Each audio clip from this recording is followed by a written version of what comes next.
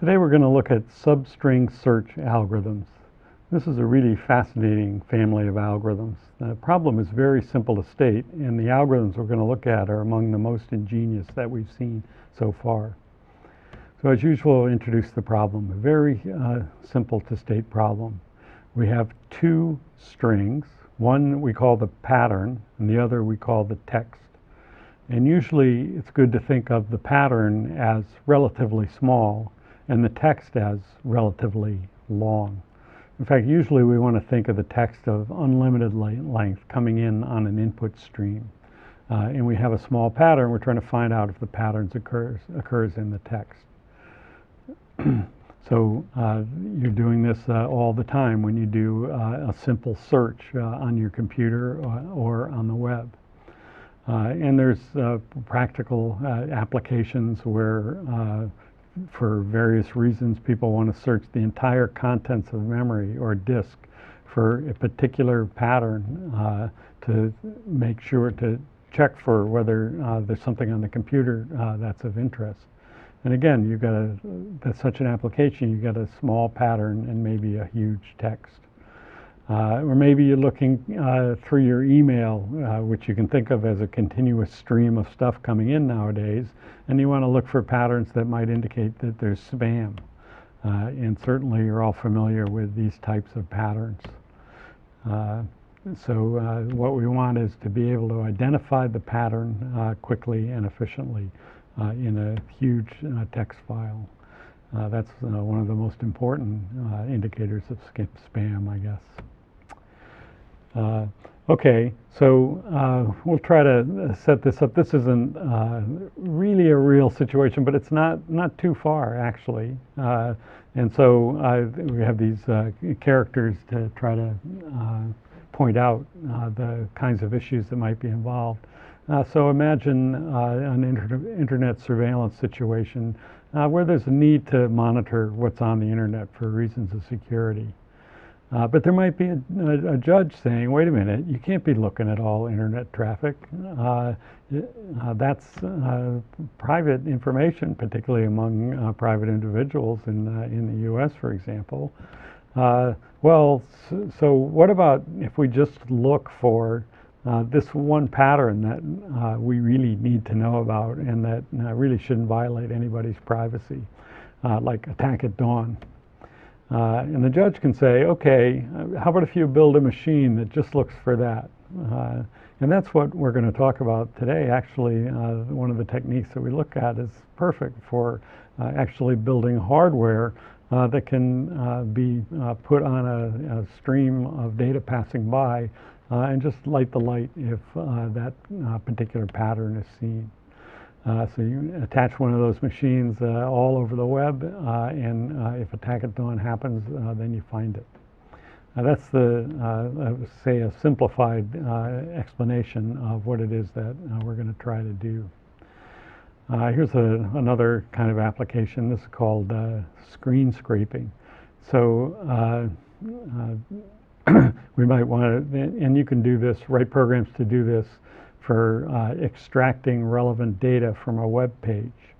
And the idea is that there's different institutions out there that are committed to providing information on the web, and they'll promise to, for example, this is Yahoo's page that gives the stock price of Google. When you look at the page, it says last trade. But if you write a program to look at the code that produces the page, it also says last trade. And since this HTML code is produced by a program, it's always going to have the same structure. So if we want to write a program to find Google's stock price at any time, what we can do is take this page, put it on an input stream, and search for the pattern last trade. And then just after last trade, there's the price in bold. So what we really want is the string between B and \B, which delimits bold, after the first occurrence of the pattern last trade. And it's simple to write a Java program that implements this. This is the program, and the key is Well, number one, our input standard input stream methods allow a web page as argument. So in this case, we provide a command line argument, which is whatever company you want the quote for, and we simply read in the whole web page. So now you have the web page in a long string, and then Java has a index of method for every string, and it tells you where that particular string occurs. And so we'll start at index of last trade, and then what we want to do is find the first B in brackets after that position, and the first B enclosed with backslash B in brackets starting from that position, and skipping over the angle bracket B closed bracket, you get the price and you can print it out. And now this is a little utility that screen scrapes from Yahoo's website. So substring searching is quite useful, and it's built in as a method in Java's string data type. So it's practically useful. That's an introduction. So now let's look at algorithms for implementing string searching.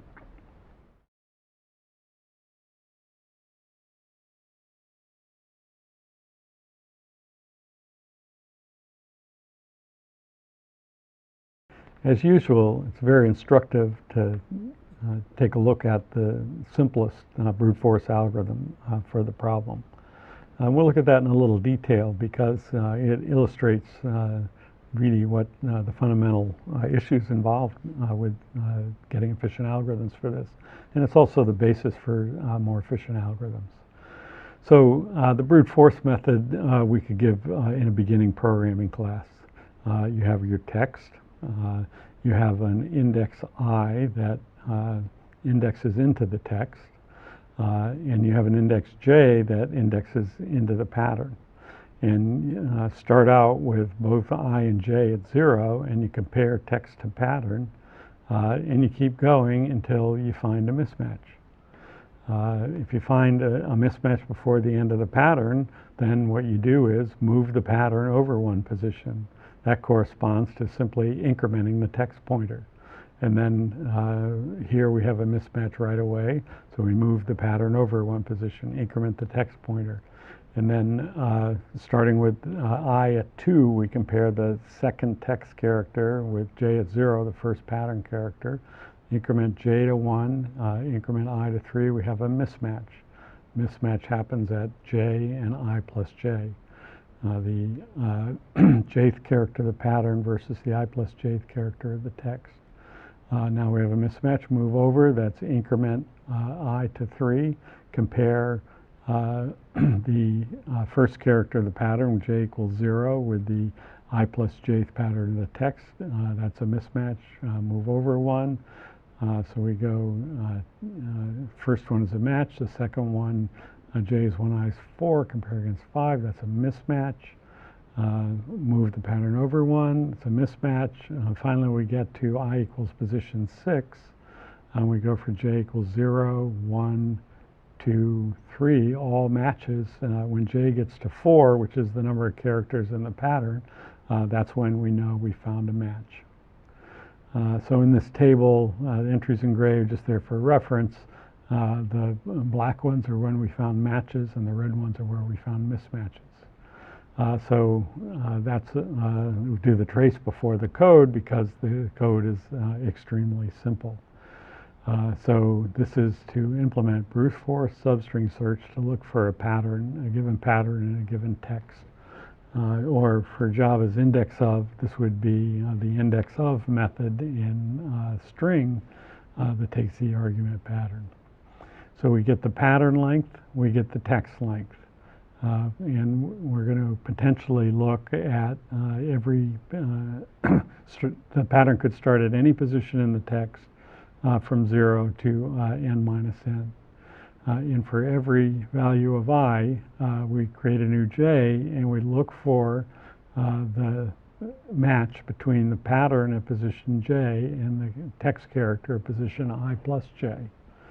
If we get all the way to j equals m, then we found a match at I. If we get a mismatch, then we get a break before j equals m, and we go and try the next value of I. And if we get all the way through there without returning, then we just return n, which is 1 past the index of the last text character, the length of the text, and that's an indication that the pattern was not found in the text. Very straightforward implementation of the pattern match algorithm. Now, the key point is that this algorithm is fine in many contexts, and actually it's the one that Java's index of uses. But the real problem is that it can be slow. Number one, just the algorithmic problem, it can be slow if there's a lot of repeat or repetitive characters in the text and the pattern. For example, suppose that the text is all A's and a B, and imagine that there's a billion A's and a B or whatever. And then the pattern also is a smaller copy of the same thing, all A's and a B. Then what happens in this case is that for every possible position matching the pattern against the text, we go through all the pattern characters and we only find the mismatch on the last one. So, and then we find the mismatch, we have to go over one, try them all, find the mismatch on the last one. And we eventually do find a match, but for every text character, we've looked at almost m-1 pattern characters. So this is the worst case that shows that the running time of the brute force algorithm can be proportional to m times n, where m is the pattern length. And the pattern could be long, say the pattern could be 100 characters, and n could be huge, like a billion, and that's going to be slow, particularly by comparison with the alternatives that we're going to look at. Now, a more important issue than just the worst case performance is the idea of backup. As I mentioned, for lots of applications, if we're going to put our machine on one of the wires of the internet and watching this input go by, or if we just take the abstract standard input model, you don't get to back up when you find a mismatch. But the brute force algorithm is always backing up. If we go through matching our pattern against our text, when we find a mismatch, we say we want to move the potential pattern over one position, but that means backing up in the text. So we would, there's ways to deal with that by saving the most recent m text characters that we've seen, but it's definitely problematic for larger patterns and certainly inconvenient. So the brute force algorithm uses backup. And so you could maintain a buffer, as I mentioned, but what we're going to look at is an ingenious way, a couple of ingenious ways to avoid having to do backup. To set up for that, we're going to look at a slightly different implementation or alternate implementation of brute force. It compares the same characters as the previous implementation, but it does things in a slightly different order without a second for loop, and it does the explicit backup. So let's look at that. So we have our I and j pointers, and we initialize them both at 0. And so it's a for loop where I gets incremented on every iteration through the loop. And so what we do is as long as we see a match, we also increment j. So that while the pattern is matching, we're incrementing both I and j. When we see a mismatch, what we do is just subtract the current value of j from the I pointer. That's the next character that we have to look at. When we find this mismatch, we want to subtract the current value of j, then increment I at the end of the for loop, and that puts us right on the next text character that we want to look at, and then we reset j to 0. So this is does the same character comparisons, but it explicitly shows that we're backing up in the text. And then if we ever get to the end of the pattern, then we return I minus m, which is the position of the first character in the text that matches the pattern, which we found there was m matches.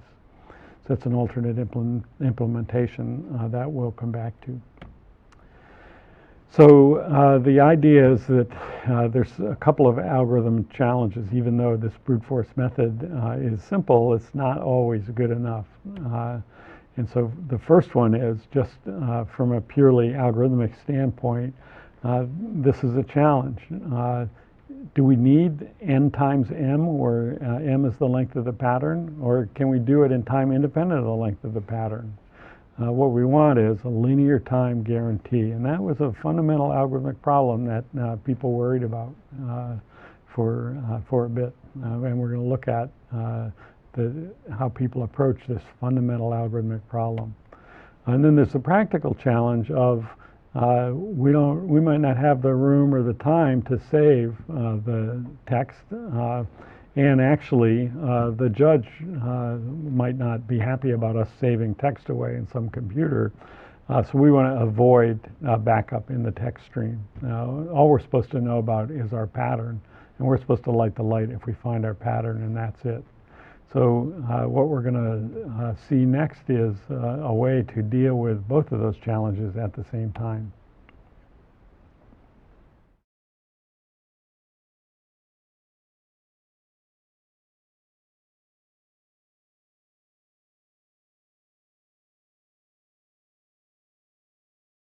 So the algorithm that we're going to look at for solving the substring search problem is called the Knuth-Morris-Pratt algorithm. It's got an interesting history that we'll get to at the end.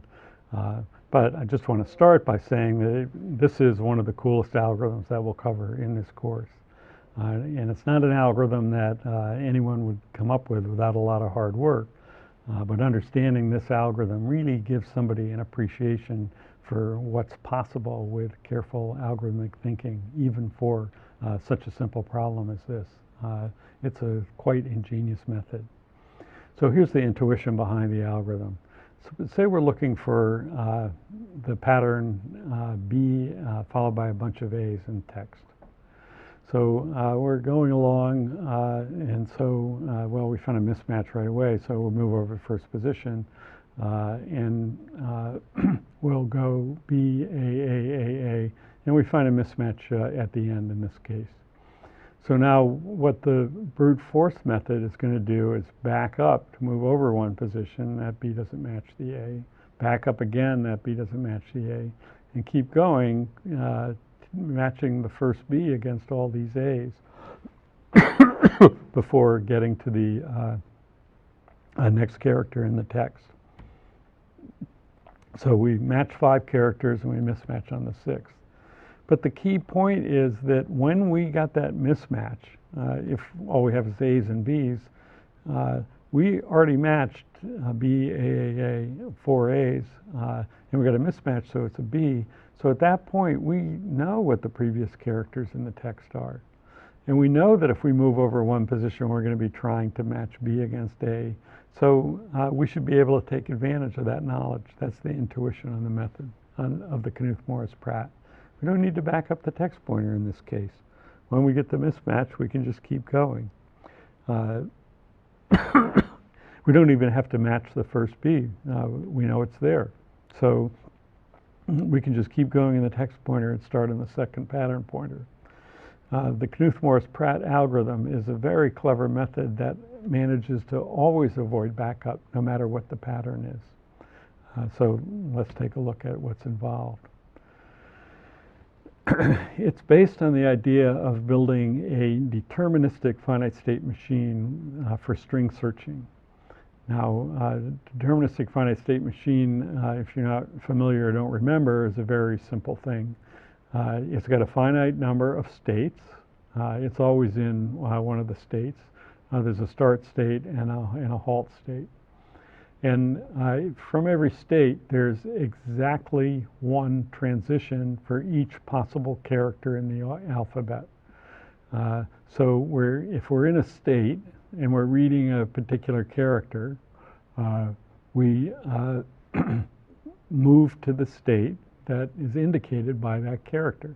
So if we're in state 2 and we're reading an A, we move to state 3. That's what this line in the table says. If we're in state 2 and we read that happens to be the pattern character is A, if we see an A, we move to state 3. If we see a B or a C, we go back to state 0. That's what this machine says. This is a tabular representation and a graphical representation. If we get to state 6, then we just say accept. We found the pattern. And you can see how that is. The pattern, if we match a pattern character, we move right through this machine until we get to the halt state. So let's first take a look at exactly how the machine works to make sure that everybody follows that.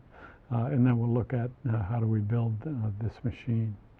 So that's our machine, and that's our text up at the top. So we start in state 0. We're reading an A. What are we supposed to do? If we're in state 0 and we read an A, this entry of the table says we're supposed to go to state 1. So we go to state 1. At every step, we consume a text character, just read a text character. Now we're in state 1 and reading an A. In the graphical representation, it says stay in state 1. Or in this representation, it says if you're in state 1 and you see an A, stay in state 1. So that's what we'll do. We'll read the A and stay in state 1. Now we're in state 1, and so you can say that in state 1, it's reading A's and looking for something that's not A. And no matter how many A's you have, you'll read them right here in state 1. So now we're in state 1 and we're reading a B, and it says go to state 2 in that case. So that's where we'll go and read the B. Now we're in state 2 and reading an A, so we go to state 3 and read the A. Now we're in state 3 and we see a C. In state 3 and we see a C, we're supposed to go back to state 0. That's a mismatch. Our pattern, the C is not until the end. So now we have to start the search all over again. Although in the finite state machine doesn't know that, it's just plotting along according to the state transitions it's supposed to do. So we read the C, now we're back in state 0.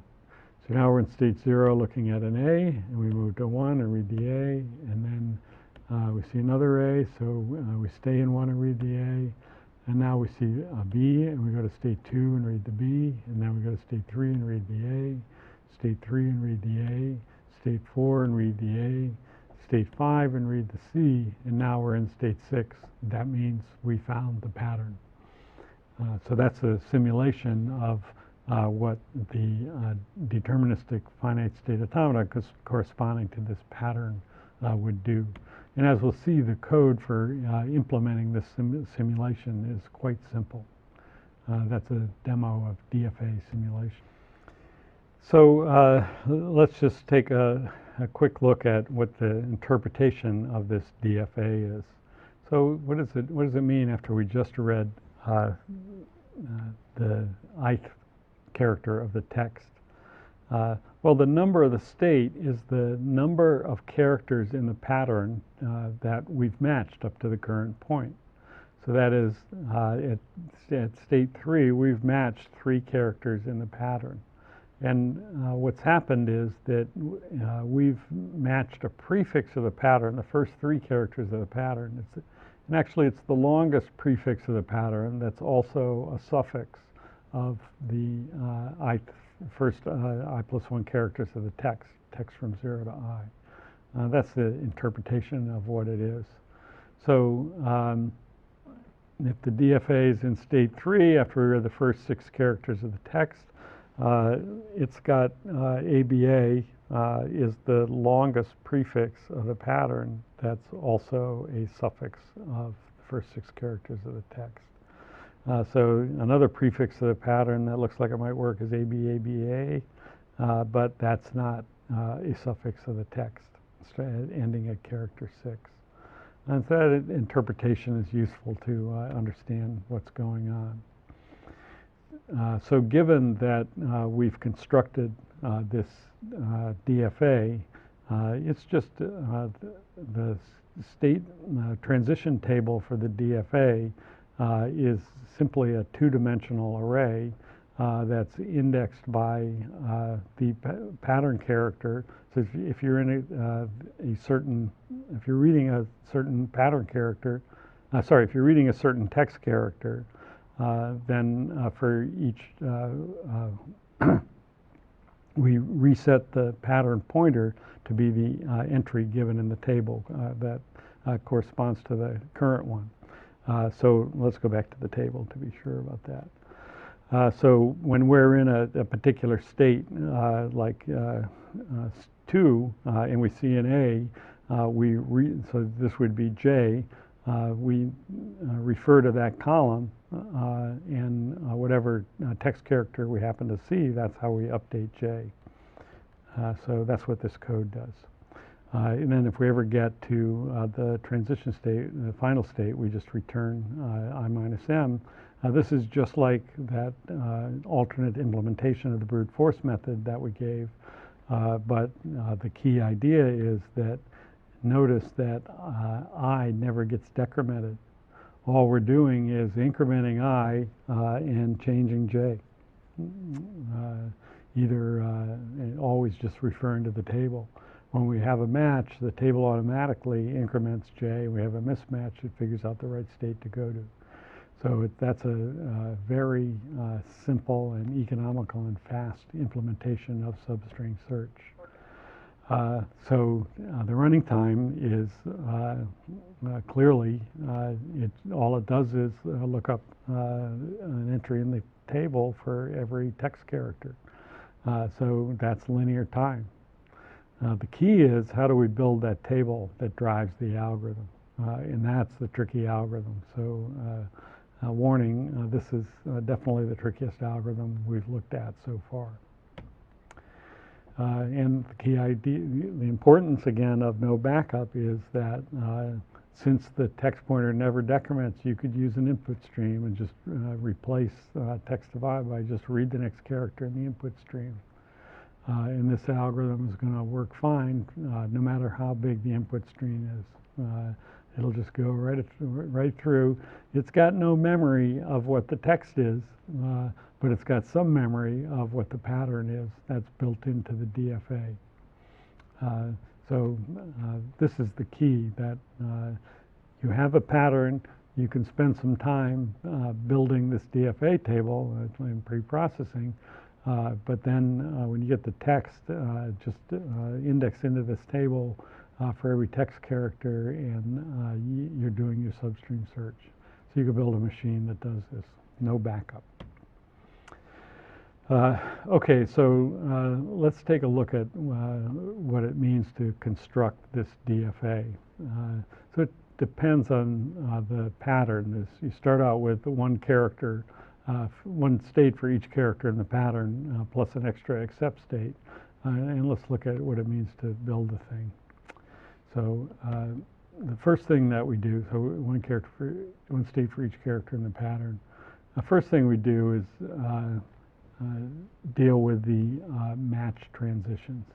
So that's when you're in state J. That means you've already matched J characters in the pattern. Then if the next character matches, so the character that you have is the character that's supposed to match, you're going to, so it's that caret J, that's the J plus first character, then you know that you've matched J plus 1 characters. So all that means is we can put in the match transitions. So we have A, B, A, B, A, C, and these guys go A, B, A, B, A, C. If you're in state 0 and you see an A, you go to state 1. If you're in state 1 and you see a B, you go to state 2, and so forth. That's how we get the match transitions to get us all the way through the pattern to the accept state. So that's the easy part. And then the hard part is the mismatch transitions. What are you supposed to do if you come against a text character that does not match the current text character? So, for example, if you're in state 0, the pattern starts with an A. If you don't see an A as the first character in the text, if you see a B or a C, then obviously you want to stay in state 0. So you can think of state 0 as scanning through the text looking for an A. It's going to stay in state 0 as long as it sees a B or C. As soon as it sees an A, it'll go to state 1. But that completes state 0. You know what to do if you have an A, you know what to do if you have a B or a C. What about state 1?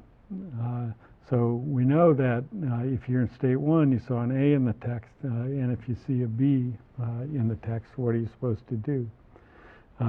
Well, there's two different cases. If you see a B, you go on to state 2. If you see a C, then that's not going to match the first character A in the pattern, so you go back to state 0. But if you see an A, it's just as if you saw an A in state 0, so you might as well stay in state 1. So that's how we fill in the DFA for state 1. If you see a B, you go on to state 2, you matched. If you see an A, well, that matches the first character, so stay in state 1. If you see a C, clearly you have to go back to state 0. Okay, what about the next one? If we're in state 2 and we see an A, we know that we go on to state 3. And what about the mismatch cases? Well, in that case, it's a B or a C. And again, if you're sitting on a B or C, you better go back to state 0 to keep looking for an A. State 3, well, now it gets to be a little more complicated. C, you state 3, if you see a B, you succeeded. If you see a C, you go back to state 0. It's not so bad. If you see an A, it's just like before. That's going to be like the first one. It seems like we're going along pretty fine. And again, if you're in state 4, you see an A, you go to 5. If you see a B or C, then you better go back and look for an A again. This one is the one that's a little more complicated. If you're in state 5 and you see a B, you go back to state 4. And that's a little more work to figure out why that's the case. And that last case is kind of the essence of the algorithm. So we'll look at a systematic way to be able to figure out what you do on a mismatch in each case. In this case, you only needed that for that one state. Otherwise, it was elementary reasoning. So that's the full DFA for Knuth-Morris-Pratt, a demo of at least thinking about how it's going to be constructed. Okay, let's look a little more carefully and systematically at the construction process for the Knuth-Morris-Pratt DFA. The start is clear. We're going to go through the pattern and systematically fill in the match transitions. If we're in state 0 and we see an A, we want to go to state 1. If we're in state 1 and we see a B, we're going to want to go to state 2.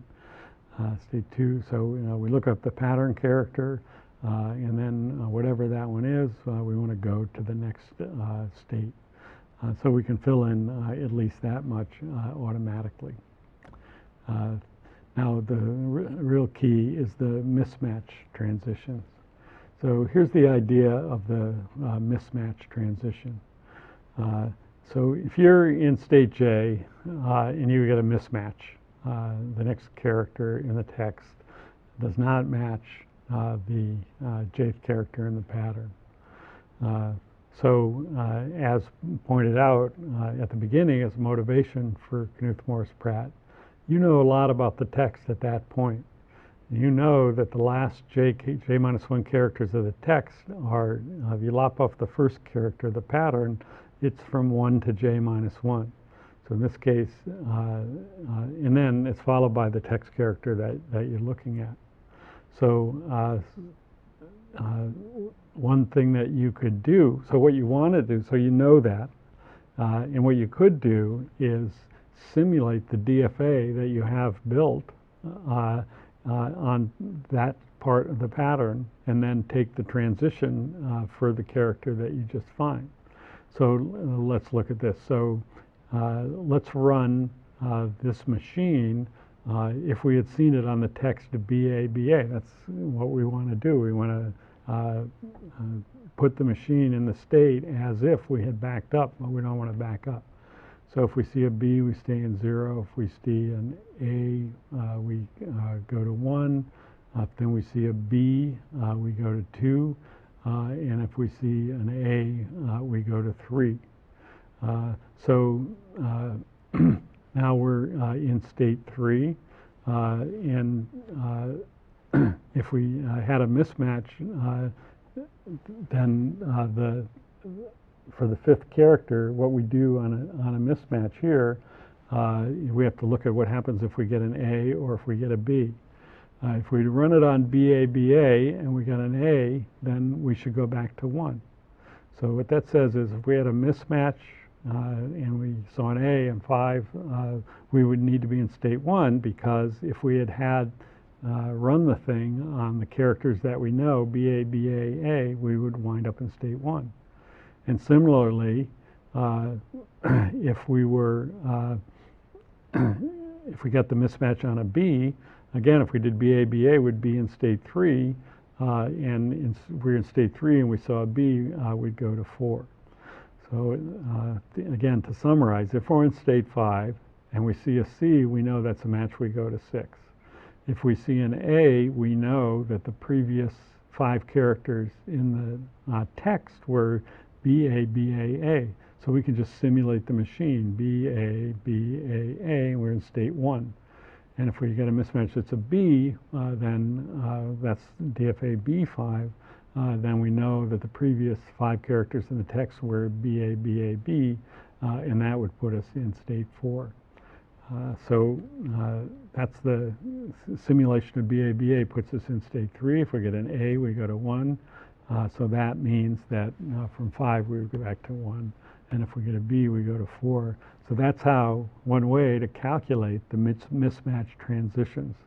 And as we noted in the simulation, this is the only non-trivial one for this example.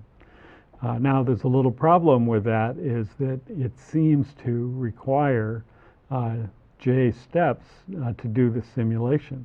In order to figure out these mismatch transitions, I had to go all the way through the pattern shifted over one to figure out this state 3. So that seems to be a bit of a problem. But actually it's no problem at all, because we can run this simulation one character at a time as we're building the machine. All we need to do is keep track of the state that we would be at if we had run the DFA on the pattern starting at position 1. Once we get going, it's pretty easy, but just let's start, let's illustrate it by saying, okay, we maintained the state X, which is where we would be if we had run the machine and the pattern shifted over 1.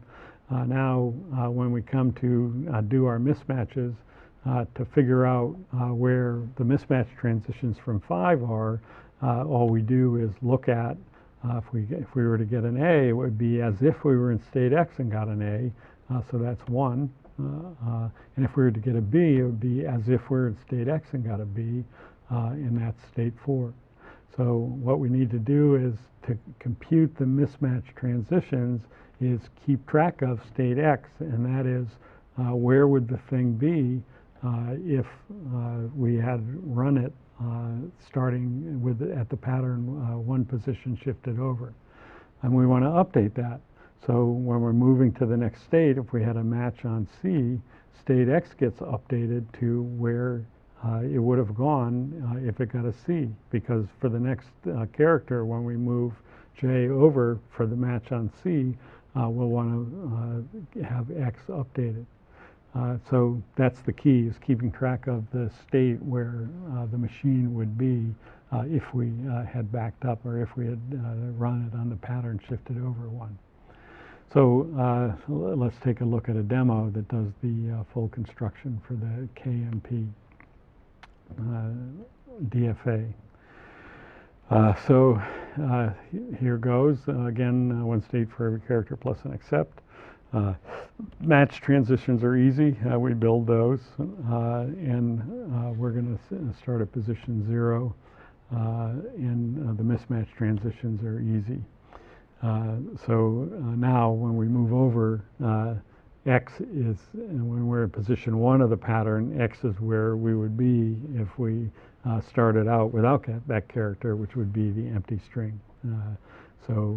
We start out with just filling in zeros. For state 0, and we can do that without any further reasoning. But now we've got X initialized. So now what we need to do is fill in the mismatch transitions for state 1. So what are they? They're what would happen if we found those characters and we were in state X. If we found an A, we'd go to state 1. If we found a C, we'd go to state 0. And maybe you notice that's just taking the entries corresponding to the entries we need from X's column and putting it in J's column. That's all it is. And then we need to update X, which is where it would be if we matched a B. So we'll stay in, X will stay in state 0. So now let's look at state 2. So we need to fill in what would happen if we got a B and what would happen if we got a C. Well, it's what would happen if we were in state X and we got a B or a C. So all we do is move those 2 zeros over to column 2. And then don't forget we have to update X, and X goes where the machine would go if we saw an A, that transition from 2 to 3. So we just move X to state 1. So now we have X in state 1 and we're doing position 3. And now you can see how really simple the algorithm is once it gets going. Now the mismatch transitions are A and C, and that's what we have to fill in for column 3. But those mismatch transitions were already computed. That's where X would go. That's where it would go if we happen to be in state 1. So we move the 1 and 0 from column 1 over to column 3. And again, we update X. And when we see a B, X goes to state 2. And again, you can check what is X supposed to be.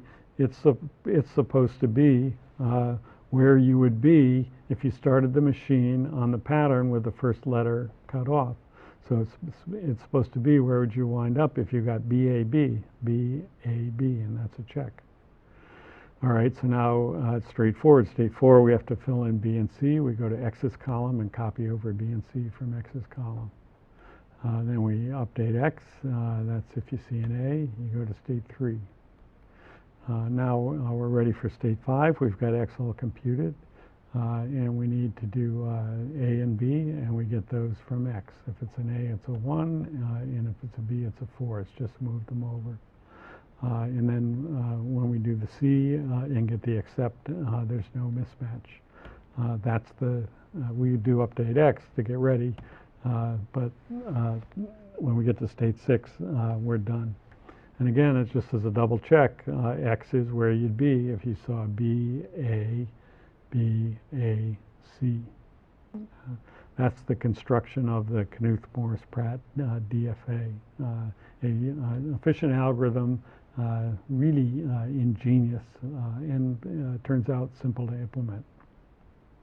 Implementation for the DFA construction for Knuth-Morris-Pratt requires remarkably little code. It just goes through what we did in the demo. So we've got X, and for every entry of the DFA in X's column that corresponds to everyone except for the match, we just copy X's column to J's column. In fact, we just copy them all, and then overwrite the one corresponding to the match case to j+1. So the entry in the column that corresponds to the pattern character, that's where do we go if we match, that's j+1. All the rest of them are copied from X. So one for loop to copy from X, then set the match case. And then the only other thing to do is to update X. And how do you update X? You take the machine to where it would go if it were in state X, and it got the current pattern character. So that's the DFA construction, amazingly little code.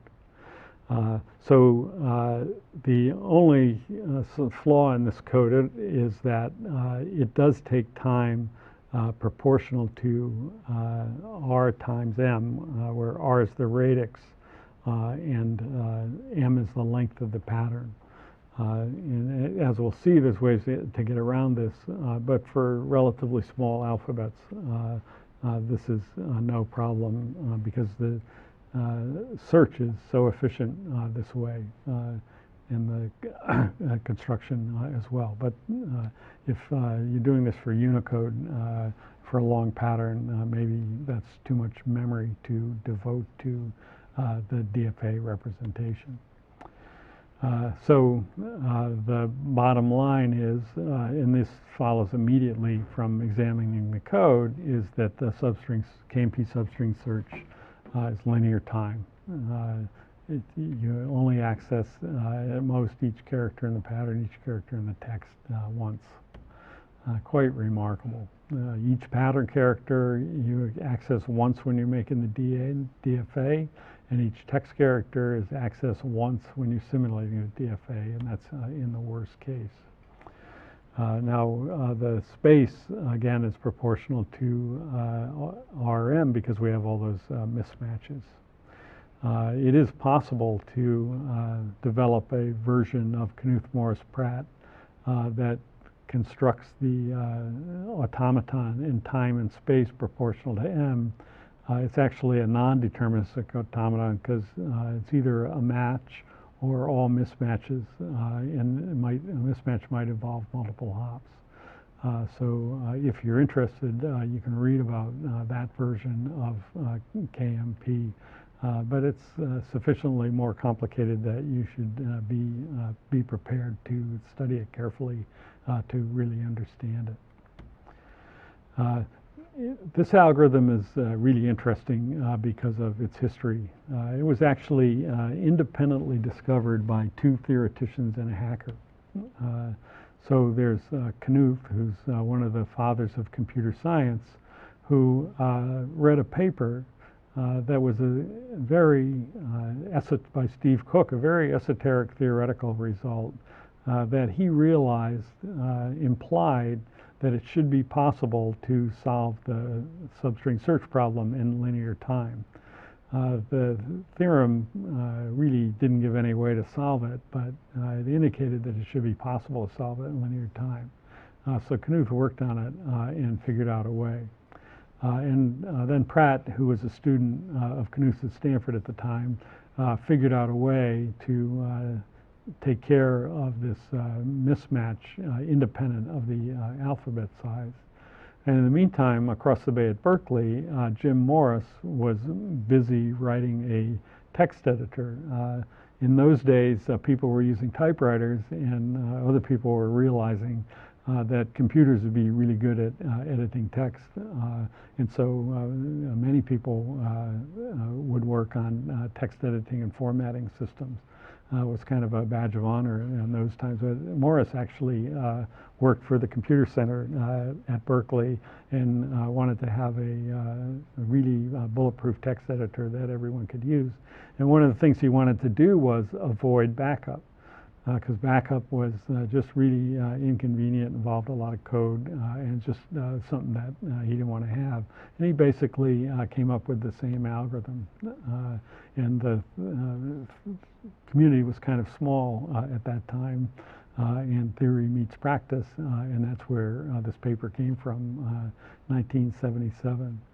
Morris then went on to get his PhD and to work at Xerox PARC, and unfortunately later on another systems programmer came and took a look at Morris's code and couldn't understand it and put the brute force algorithm back in, but that part of the story is maybe a less successful example of theory meeting practice. That's the Knuth-Morris-Pratt algorithm, one of the most ingenious algorithms that we'll see.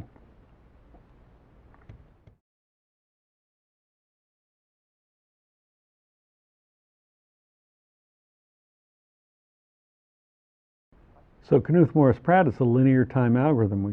Surely we can't do better than that, can we? Well, it's not the end of the story. Now we're going to look at the Boyer-Moore algorithm. And it's also a very simple idea that's extremely effective in practice.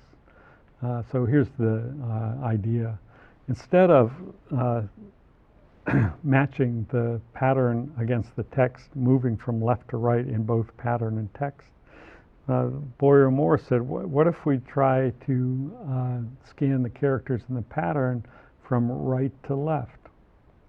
When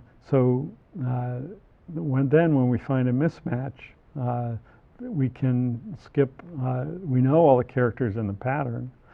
So for example, if we're looking for a needle in a haystack, if we first look at the last character in the pattern, which is an E, and we find that N in the text, then it's clear that the next possible match is when the N's lined up. Because if there's any other lineup, it'd be all these characters that we know are not N compared against N, so we might as well just move it so the N's are lined up.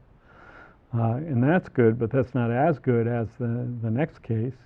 If we happen to run into a character that's not in the pattern, then we can just skip all the way over. We don't have to compare any of our pattern characters against that one. So we can just add M if we have M pattern characters.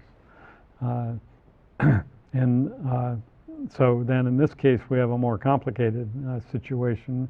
We match the E and we have a bunch of E's, and so part of the algorithm is to figure out when you do match a character that's in the pattern, what do you do? But the intuition is it's fast because you're often going to have this kind of case where you find a mismatch, and since you're going from right to left, it's you know that if there's a character in the text that's not in the pattern at all, you can shift over M characters at a time. And that's a huge win in a lot of practical situations. So how much do we skip? So the first case is clear. If there's if you run into a text character that's not in the pattern, then you just move I from wherever it was to one character beyond the current one that you're looking at. And that's an easy calculation. It's just increment it by the number of pattern characters that you've not looked at. Now, but if you have a character in the pattern, then you want to align the text N, in this case, with the rightmost pattern N, and that's pretty good. But you don't always want to do that. If you, for example, we have a mismatch on E, if you were to say, oh, let's line up on the rightmost E in the pattern, that would involve backup. So you don't want to do backup. In that case, you just move on by one. So there are times when the heuristic is no help. So what you really want to do is just increment by one in that case. So just given those basic preliminaries, it's clear that it's actually easy to go ahead and pre-compute how much you might want to skip. So you start out with -1, so this is the amount that you're going to increment the text pointer. And -1 means you just, if it's not in the patterns, you're just going to move on one. And so all you do is go through the pattern and so let's start with n.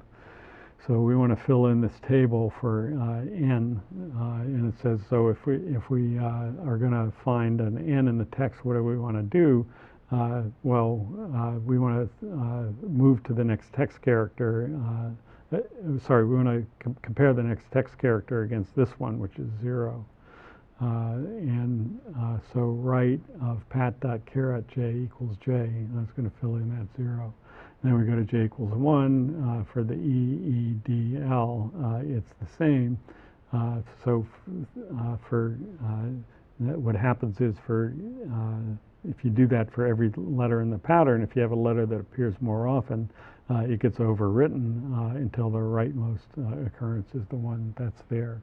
So that pre-computation is just one pass through the pattern. And then given that pre-computation, then again, we're going to implement, this is an implementation of Boyer-Moore for using a for loop, incrementing the text character. And so we are going to have the text pointer I. In the course of the algorithm, we're going to compute a value skip, which is the amount that we're going to move the text character. So we go all the way through the pattern from right to left. If we get all the way through the pattern and we find a match and we don't change the value of skip, then we found a match. If we get all the way through the pattern, we don't find a mismatch. It's all matches. We don't change the value of skip, and we found a match. If we do find a mismatch, then we're going to compute the value that we skip, which is where we are minus that table, that thing that we computed, and that's the amount that we're going to add to the text character to take care of the mismatch for the right to left mismatch. And if it's always going to be at least 1, but if this thing is negative, we're not going to back up. That's it. So it's a very simple implementation based on this idea of moving from right to left and skipping over the whole thing if we find a mismatch. And the key thing about Boyer-Moore, you can study that implementation and figure it out easily. But the key thing is that this mismatch character heuristic takes time proportional to n over m. That's kind of amazing. We had started out with a brute force, which was n times m, and then we got linear time. We're happy with n, but actually there's a lot of practical situations where you can do the search in n over m. The longer the pattern gets, the faster the search gets. It's not only sublinear, it gets better. That's kind of amazing. Now, there's a caveat there because there is a worst case that could be as bad as the brute force. So this is just an example of the worst case where you go from right to left and always get to the first character before finding the mismatch, and you can't do anything better than move over one. But actually what you can do is build something kind of like Knuth Morris Pratt to make sure that you don't do something like this with a repetitive pattern. And you can get the worst case to linear. But it's really of importance for intermediate length patterns because you're so often going to be able to get this n over m performance. And that's a widely used algorithm, the Boyer-Moore algorithm.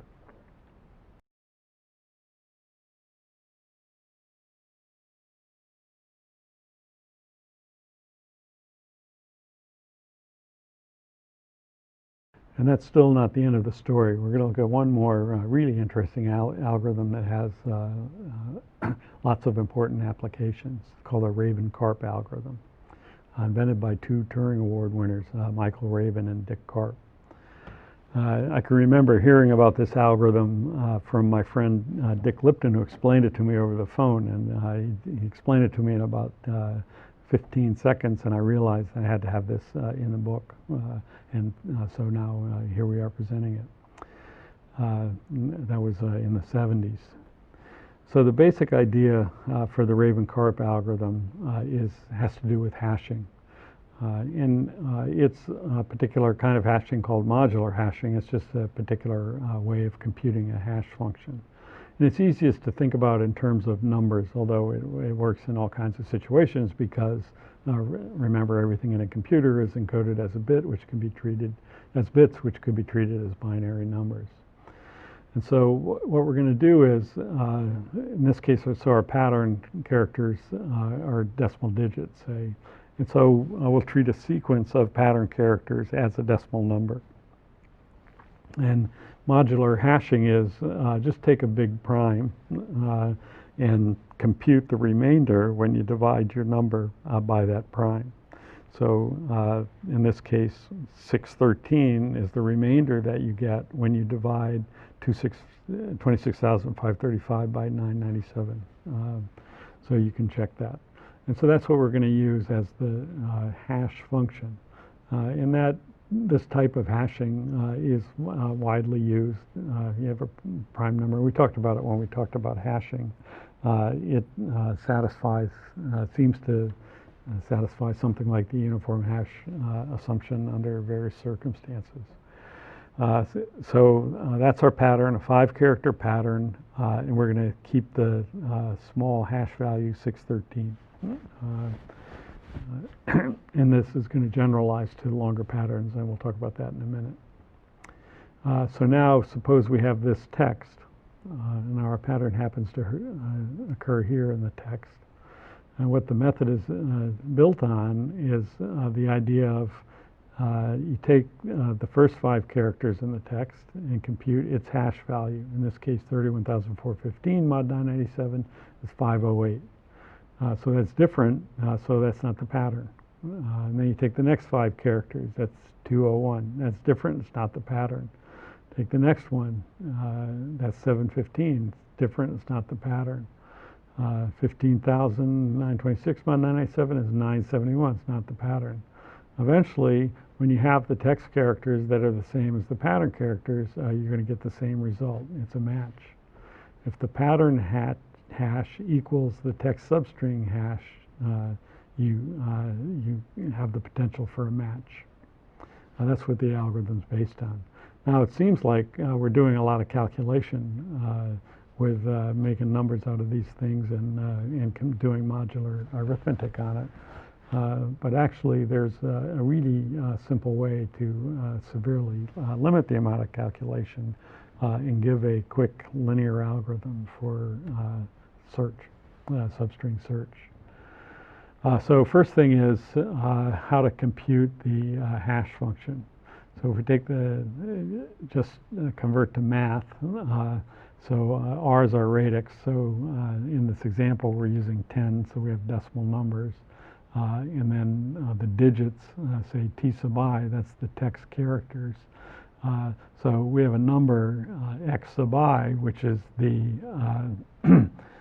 M characters starting at position I.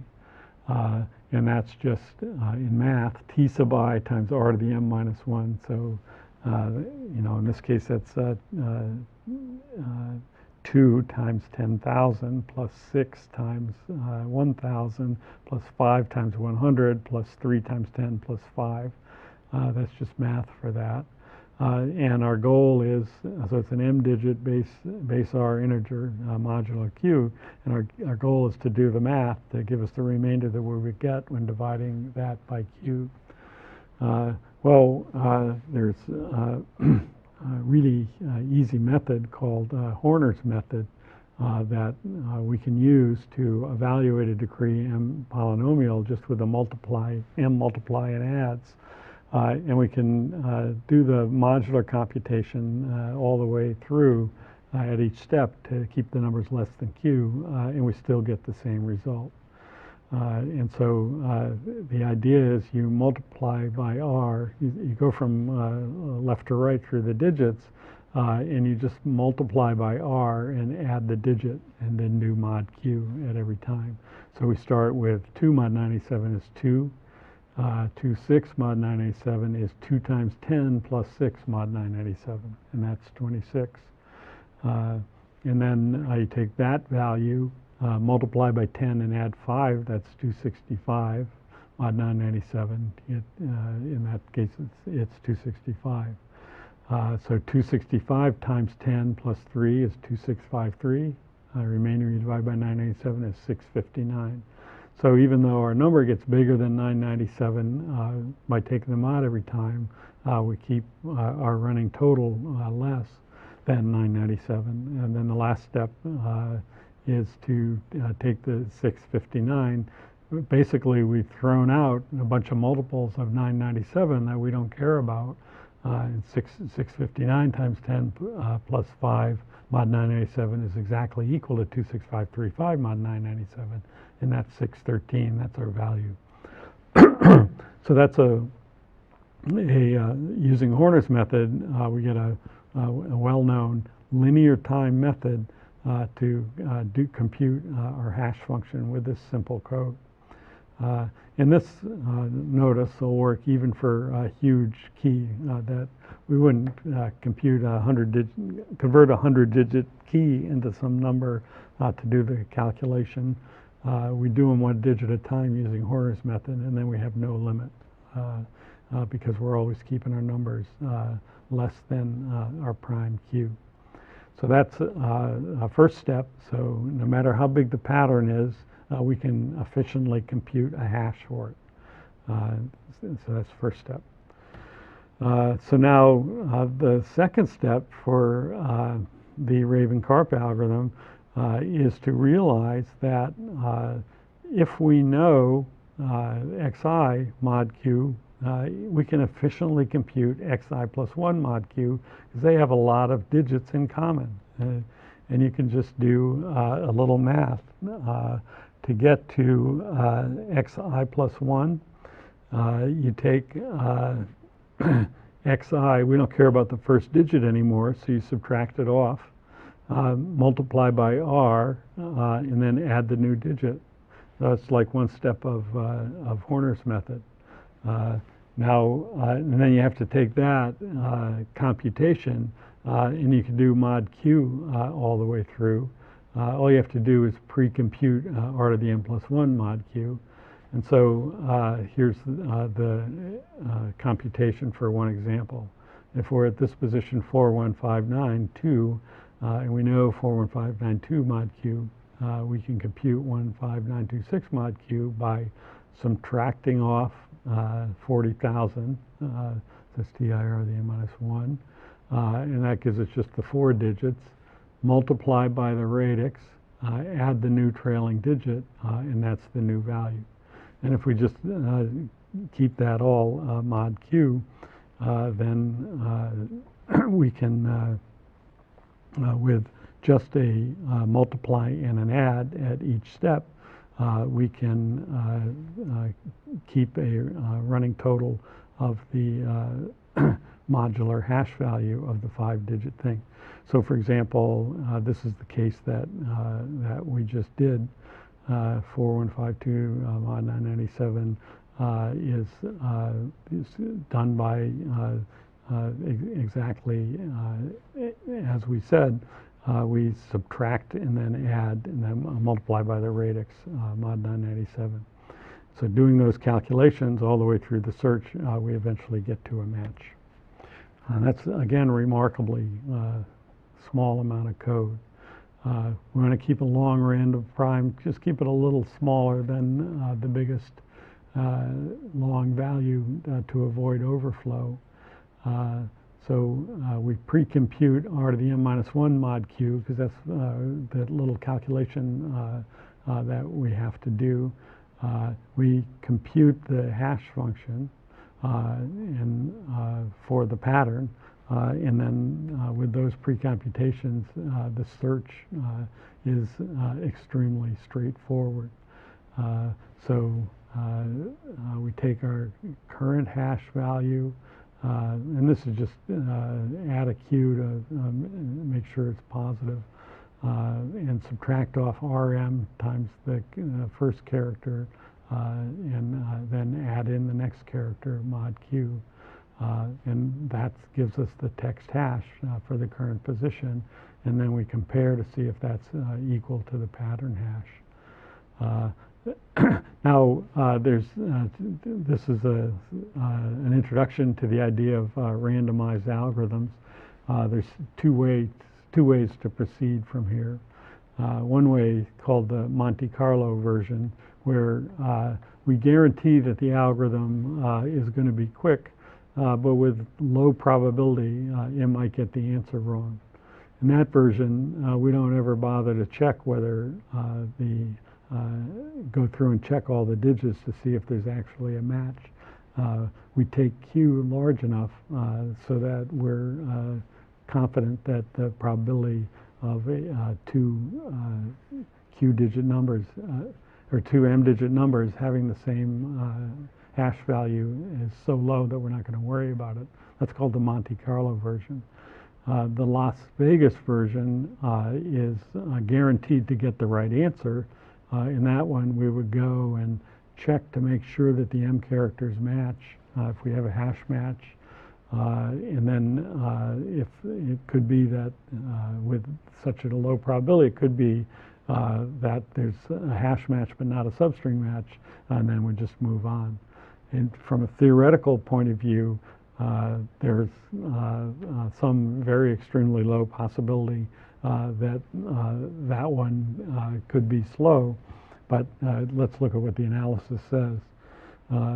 So the theory says that if you take a sufficiently large random prime, say mn squared, and so a long value, maybe you can get that. And remember, n is huge.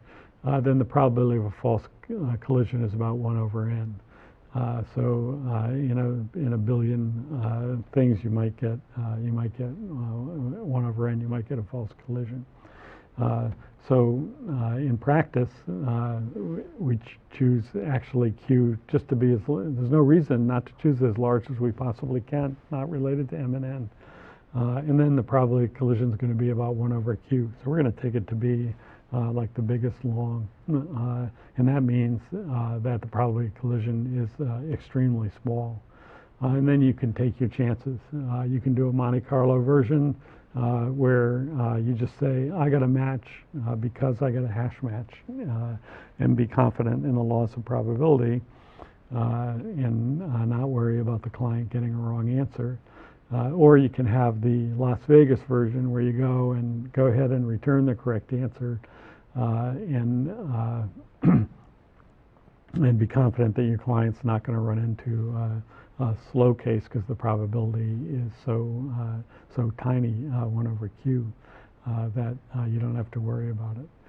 That's the Rabin-Karp algorithm. Now, why look at this algorithm? It's linear time. We have other algorithms that are linear time. One of the key reasons to be interested in Rabin-Karp is that it's easy to extend it to more complicated situations. So say you want to look for one of several different patterns. Well, you just compute the hashes for those patterns and then look for any one of them. Use a symbol table to look for them. So that's a much more general capability than we can provide with the other methods. It also can be extended to do two-dimensional search and other things like that. For straight substring search, it's going to be a little slower because there's inner loop is kind of long. The arithmetic operations are going to be a little slow. If you want to do the Las Vegas version, you'd have to back up in the text, and you have this Monte Carlo Las Vegas thing. And you should think about writing code to extend it to look for any one of P possible patterns. That's an interesting algorithmic puzzle that, as I mentioned, is not so difficult to solve. So here's our summary. We started with a brute force algorithm, and although typically you don't have this worst case thing, it works fairly well for typical cases. And then we've got the Knuth-Morris-Pratt method that can guarantee linear time and has no backup, and maybe uses extra space unless you use Pratt's version. And you get Boyer-Moore, who can get the running time down to n over m, which is quite an amazing jump and quite useful. And then the Raven Carp that's very flexible and extends to all these other situations. This is a nice microcosm of algorithmic technology where really interesting and unique and path-breaking algorithmic ideas give us good algorithms for even such a simple problem. That's an introduction to pattern matching.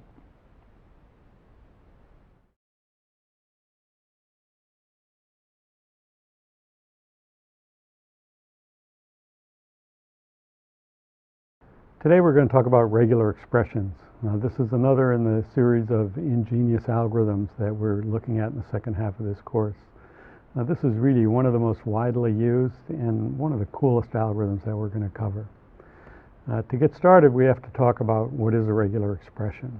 And just putting the problem in context with what we've talked about before, in the last lecture we talked about the substring search problem, which we're just trying to find one string in a text. Now we'll talk about a more general problem, the pattern matching problem, where we find one of a specified set of strings in the text. So that specified set, rather than talk about one string, we have to describe a set of strings, and that's what regular expressions are all about. Here's an example from genomics, actual example from real-life scientific data processing. So there's a thing called Fragile X syndrome, which is a common cause of mental retardation. The human genome contains is a string that consists of C, T's, A's, and G's, the way we've talked about before, and they naturally group themselves into groups of 3. And there's a way to describe a correlation with the syndrome from a property of the text string or the genome string. The actual scientific data is shown over here on the right, but we'll just work with the text strings. And in English, the description is that you've got somewhere in your genome repeats of either CGG or AGG that are bracketed by GCG at the beginning and CTG at the end. Now, the number of repeats inside is variable. So in this case, we've got GCG, that's the beginning thing, and then we've got a CGG, that's 1, AGG, that's 2, CGG, that's 3. So we got 3 repeats on one of these 2 patterns, and then we have CTG. Now, a different genome might have many more of these triplet patterns inside. The number of repeats is variable, but high repeats is correlated with Fragile X syndrome. So clearly, medical professionals want to know, given a genome, does it have a high number of repeats with this kind of pattern? Then, if so, then we want to look out for this Fragile X syndrome. And the specifying the problem in English is one thing, but specifying it in a way that's amenable to writing a program to help us find these patterns is another. And this is the way that we specify the pattern. This thing is called a regular expression. It says take a CGG and then either a CGG, GCG, and then either a CGG or an AGG any number of times followed by a CTG. That's specifying a set of strings, and we want to find if the text has one of that specified set. Here's another example where regular expressions appear in real life.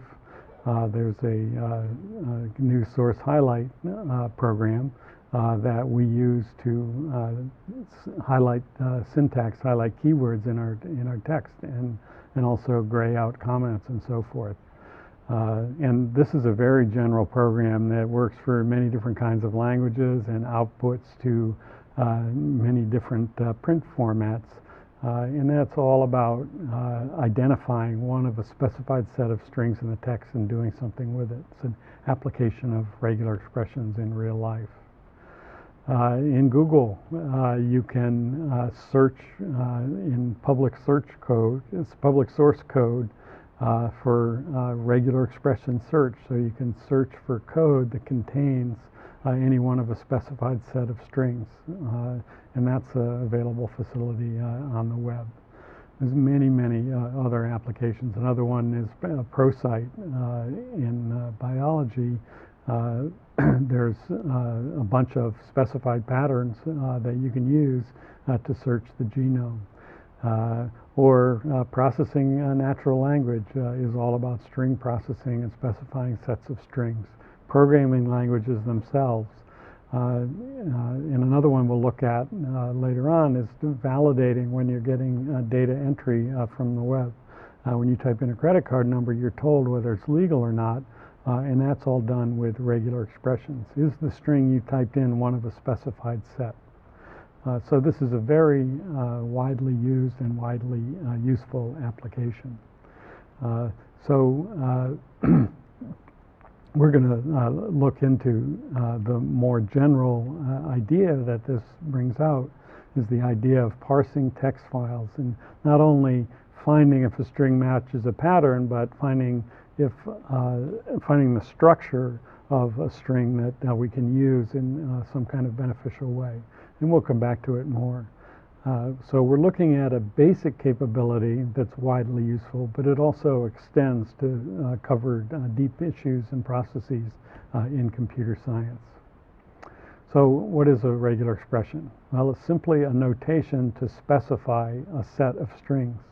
The set could be infinite. We're going to specify it with a finite pattern, but it could be infinite. And we make a regular expression up just from 4 simple operations. First one is called concatenation. So that's, we just take a bunch of letters and put them one after the other. And a regular expression made from concatenation matches exactly, precisely the sequence of characters that are specified. And it doesn't match anything else. So that's a simple one by itself. And that's what we use for substring search, for example. Then there's OR. So that one we give 2 different regular expressions and put a vertical bar between them, and that says we're specifying now a set of size 2, and we're happy to match either string in that set. There's no other string that we match. And then there's one called closure, and this is where infinite comes in. So when we put a star after a character or a regular expression, as we'll see, that's specifying 0 or more occurrences of that character. So AA matches AB star A because that's 0 occurrences of B in between. Or A with 8 B's followed by an A matches because that's got 0 or more B's in between the 2 A's. But if you don't have an A at the beginning and the end, or if you don't have all B's inside, it doesn't match. And that's an infinite number string, 0 or any number of occurrences of V. So with just 4 characters, we're specifying an infinite set of strings. And then the next operation to allow us to build regular expressions of arbitrary complexity is simply parentheses. If you include regular expressions within parentheses, then you can apply the star operator or concatenation to another regular expression. So these are examples of regular expressions using parentheses. So this says A, and then what's inside the parentheses, which is the regular expression that says either A or B, and then followed by AAB. So that matches precisely these 2 strings, either A followed by an A followed by AAB, or A followed by a B followed by AA, and it doesn't match anything else. Or if you put a more complicated regular expression inside parentheses with a star, it still means 0 or more occurrences. So just A would be 0 occurrences, and then this is 1, 2, 3, 4 occurrences of AB followed by A. And again, if it's not of that form, it doesn't match. This one doesn't have an AB, and neither does this. It has one AB, but then the next one would have to be either AB or A. There's no way to get one of these strings by including 0 more occurrences of AB. These things here are a precedence order of when we perform the operations. So the first thing is parentheses, next thing is the star, next thing is concatenation, and finally the OR operation. And this table then completely specifies what we mean by a regular expression. It's a sequence of characters, alphabet characters like A and B, and meta characters like or and star and parenthesis that we use to describe a possibly infinite set of strings. Now, in the real world, it's often worthwhile and useful to add some additional operations for convenience. For example, the wildcard operation is to have a dot, another meta character that matches any letter at all. And that's shorthand for listing all the letters separated by or, and then but that's a lot of characters, and so with one character we can match the same regular expression. And so this one you can use like to solve a crossword puzzle, for example. This one matches all the words that have alternating U's, all the 7-letter words that have alternating U's. And so there's a couple, but there's some other ones that sort of have alternating U's, but not quite, that don't match. So that's a wildcard character. And then there's classes of characters. So capital A dash Z means any capital letter. And then small a dash Z means any lowercase letter. You take any capitalized letter, any lowercase letter followed by any number of lowercase letters will match something like this, but it won't match something like that. So classes of characters. And again, this is shorthand for typing all the characters and using or. At least one. So rather than star, which says 0 or more occurrences, plus means 1 or more occurrences. That's another example of a convenient shorthand. Or exactly K, putting in braces that I want to specify. This specifies I want exactly 5 digits, followed by a dash, followed by exactly 4 digits.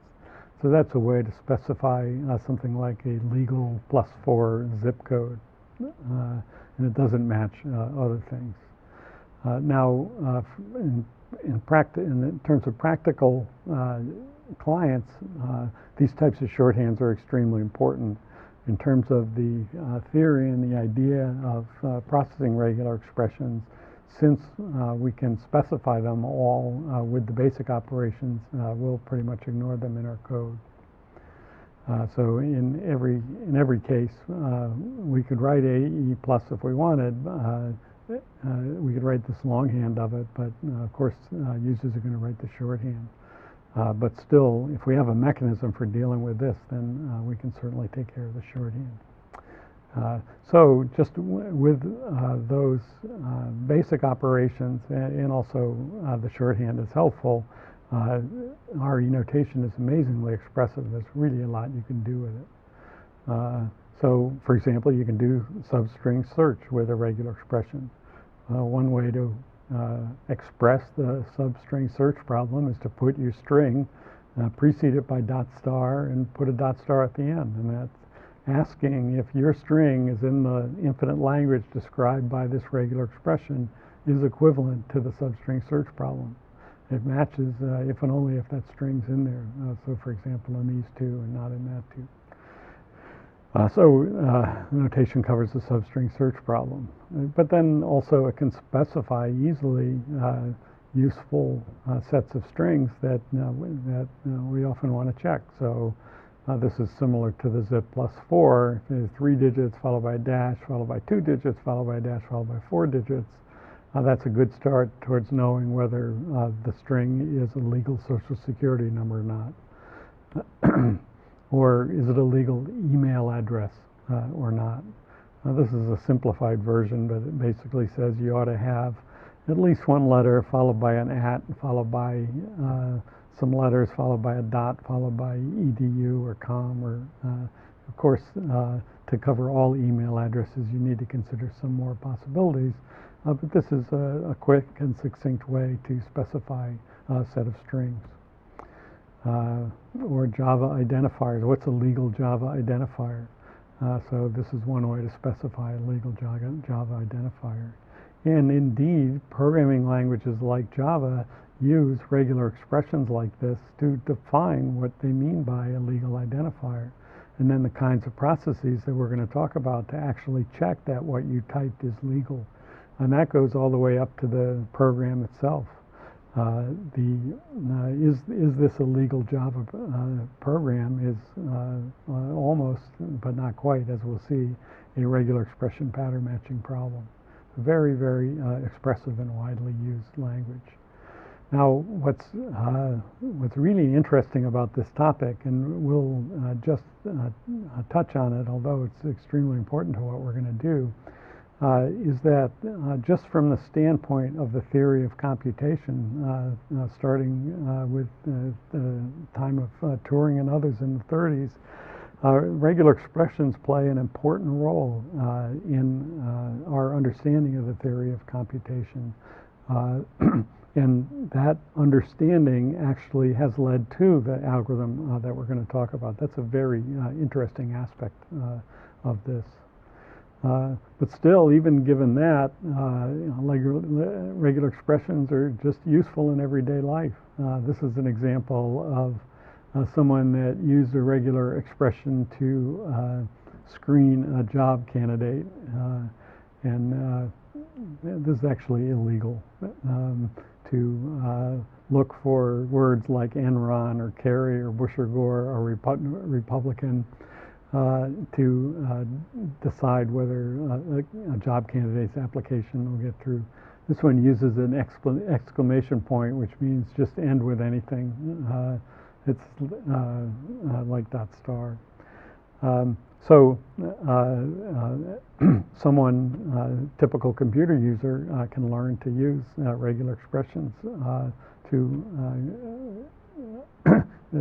with great effect. Even Google supports, a regular Google search window supports star as a full word wildcard and or for union, although not full regular expression pattern matching, although that day is surely coming.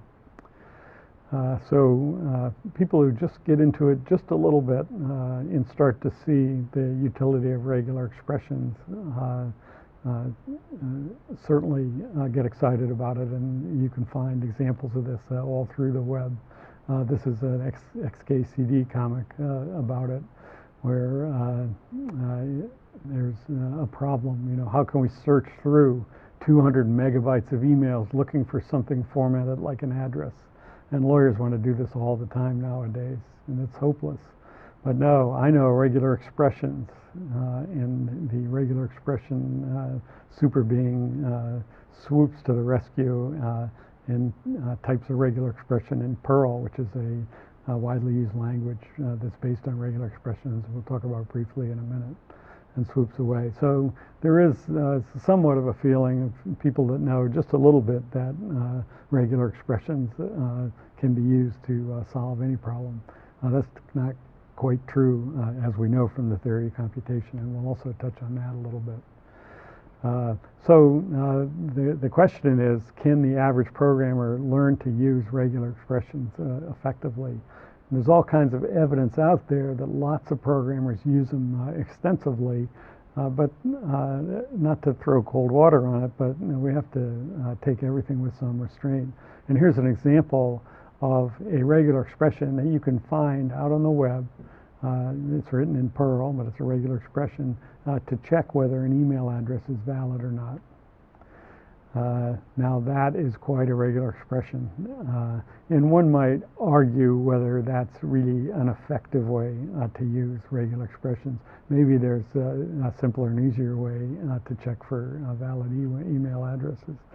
But anyway, this one's out there and is used, probably being used efficiently effectively somewhere today.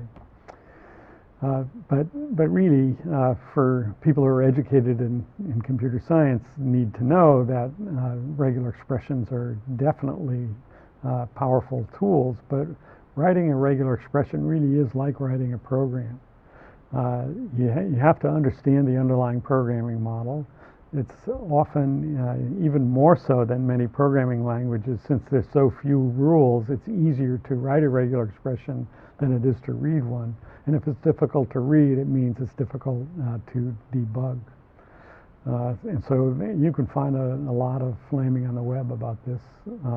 And this is a particularly apt quote. Some people, when confronted with a problem, think, I know, I'll use regular expressions. Now they have two problems. And I think that is a good way to summarize the bottom line, that regular expressions are amazingly powerful and expressive, but they can get very complex and error-prone in real applications. Still, there's plenty of real applications where they can be succinct and effective, and so we're going to look next at regular expression pattern matching algorithms.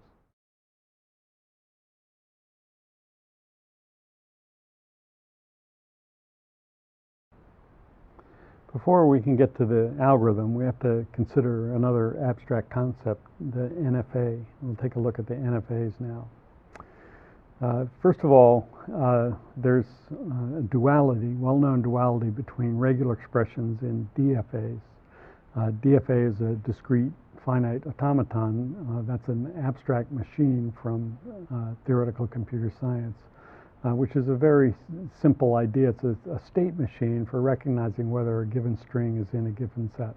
And if you're not familiar with those, they're very easy to understand, and we'll look at some examples.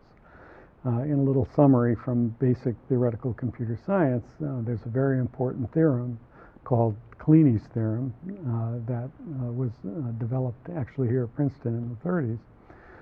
And it says that for any discrete finite state automaton, there exists a regular expression that describes the same set of strings. And equivalently, for any regular expression, there's a DFA that recognizes the same set of strings. And this is just an example. And if you have seen this, this sort of thing will be familiar. And if you haven't, you will understand better as we get into it. So a discrete finite state machine is a machine that has states that are labeled, and it has transitions from state to state that are labeled with characters. And the way that it works is, if it's in a state and it reads, for every state, it's well defined. If the next character is 0 or 1, there's another state to go to. So for example, at state 0, if you see a 0, you stay in state 0. If you see a 1, you go to state 1. In state 1, if you see a 0, you stay in state 1. If you see a 1, you go to state 2, and so forth.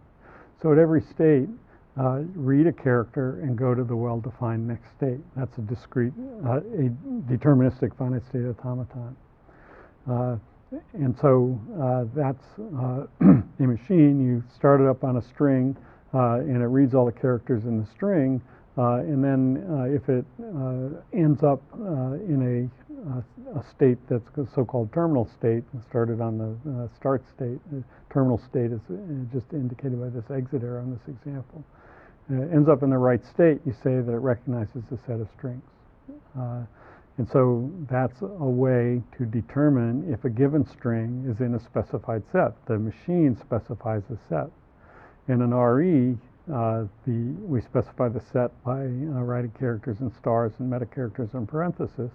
And this regular expression recognizes the same set of strings, describes the same set of strings that's recognized by this DFA. Kleine's theorem showed that it's always possible to construct such a machine. So that gives a basic plan for developing pattern matching implementation. And this is developed by Ken Thompson at Bell Labs, one of the developers of Unix, and this facility was an important part of early Unix. Developed this idea based on the well-known theorem from theoretical computer science, is let's try to build a machine the same way as we did for Knuth Morris Pratt, where we have no backup in the text input stream. So we just got a finite state machine, but Knuth Morris Pratt, we built a machine for recognizing the one string.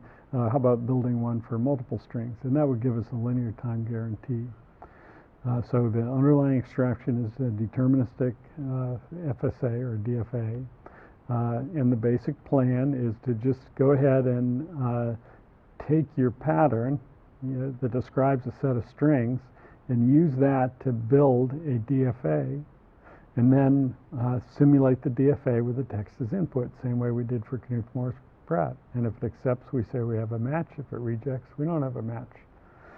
This is a fine plan, but it's got a flaw. The bad news is that the plan is infeasible because the number of states in the DFA might be exponential in the length of the RE.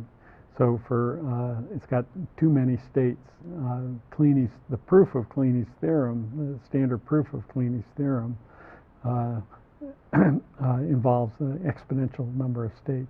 And it's not that difficult of a proof. If you're interested, be sure to look it up.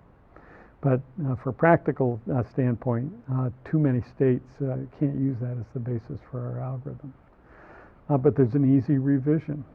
And again, this gets back, it'll give us a quadratic time guarantee, and actually in real life it's usually linear. And all we do is change the abstraction to use a non-deterministic finite state machine, an NFA, rather than a DFA. So in the same basic plan, we're going to build an NFA. It's a different kind of machine, but actually it's also the case that for any regular expression, we can build an NFA. And vice versa, Kleine's theorem can extend to this. And so we're going to simulate the NFA with the text as input. And so what do we mean by non-deterministic finite state machine? That's what we have to talk about next. And we'll just do it with this example that we'll use throughout this lecture. It's very similar to the DFA that we had before. Now we're going to put the characters in the states. And actually, the kind of NFA that we're going to build, we're going to have one state for every character in the regular expression. So this is an NFA corresponding to this regular expression. We always enclose the regular expressions in parentheses just to make everything work. And then got this regular expression here, A star B or AC D. Then we're going to show how to build this NFA and then simulate it to recognize the regular expression. And how is it different than a DFA? So there's a character in every state, and if the character is a text character, it's the same as before. We read that text character and move to the next state. But it's more general kind of machine because states also have what's called epsilon transitions. And with an epsilon transition, the machine is allowed to change the state without scanning any text. So at the beginning, the machine can go from 0 to 1 to 2, back to 1, 2 to 3, back to 2, or it could go from 0 to 1 over to 6. There's lots of places the machine could go without scanning any text character.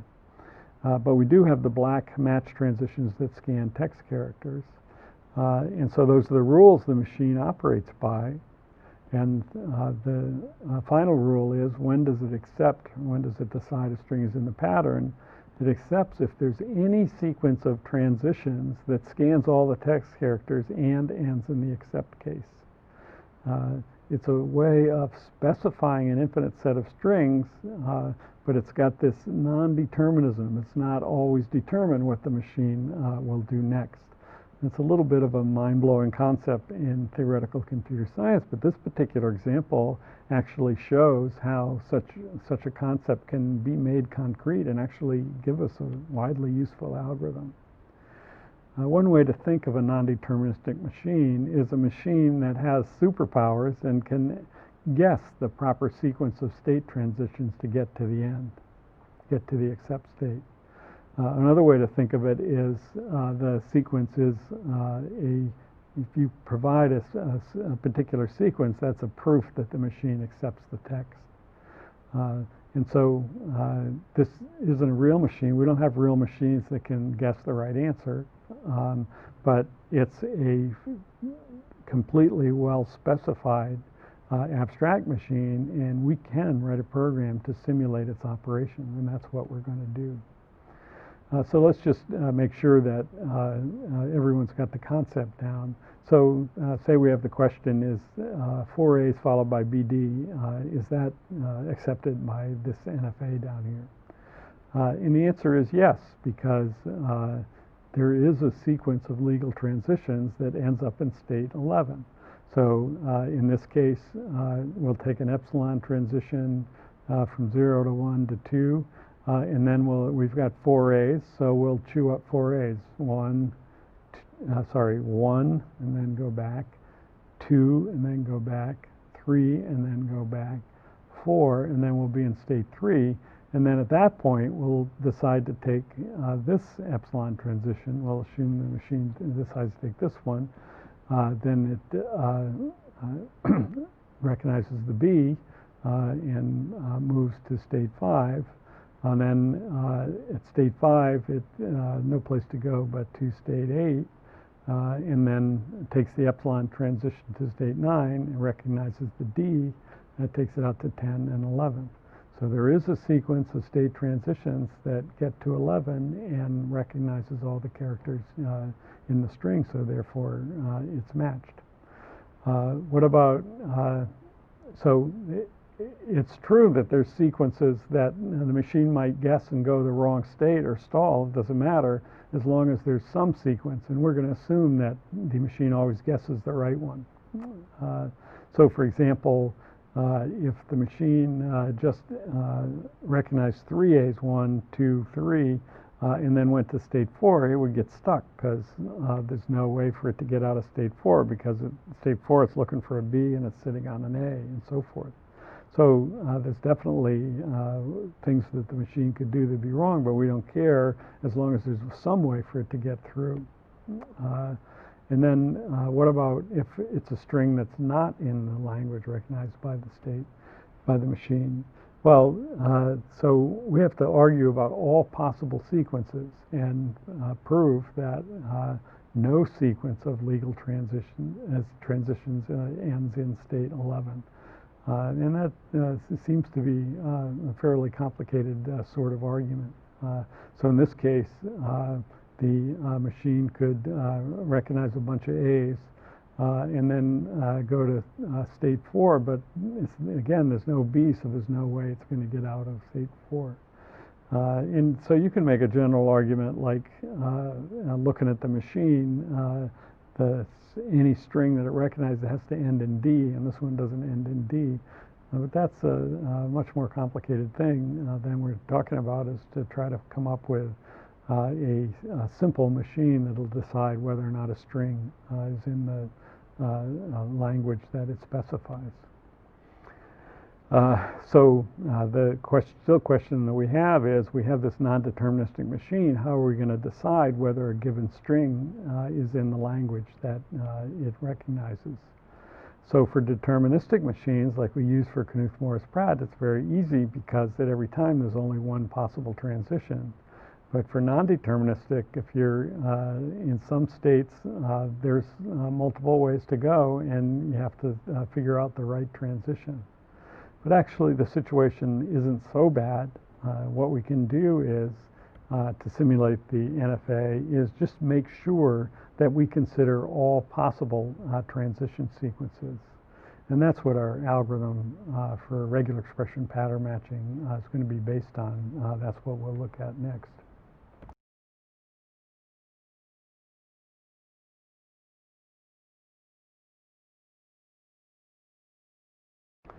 First, we're going to look at the process of simulating the operation of an NFA. And in order to do that, we have to look at the representation.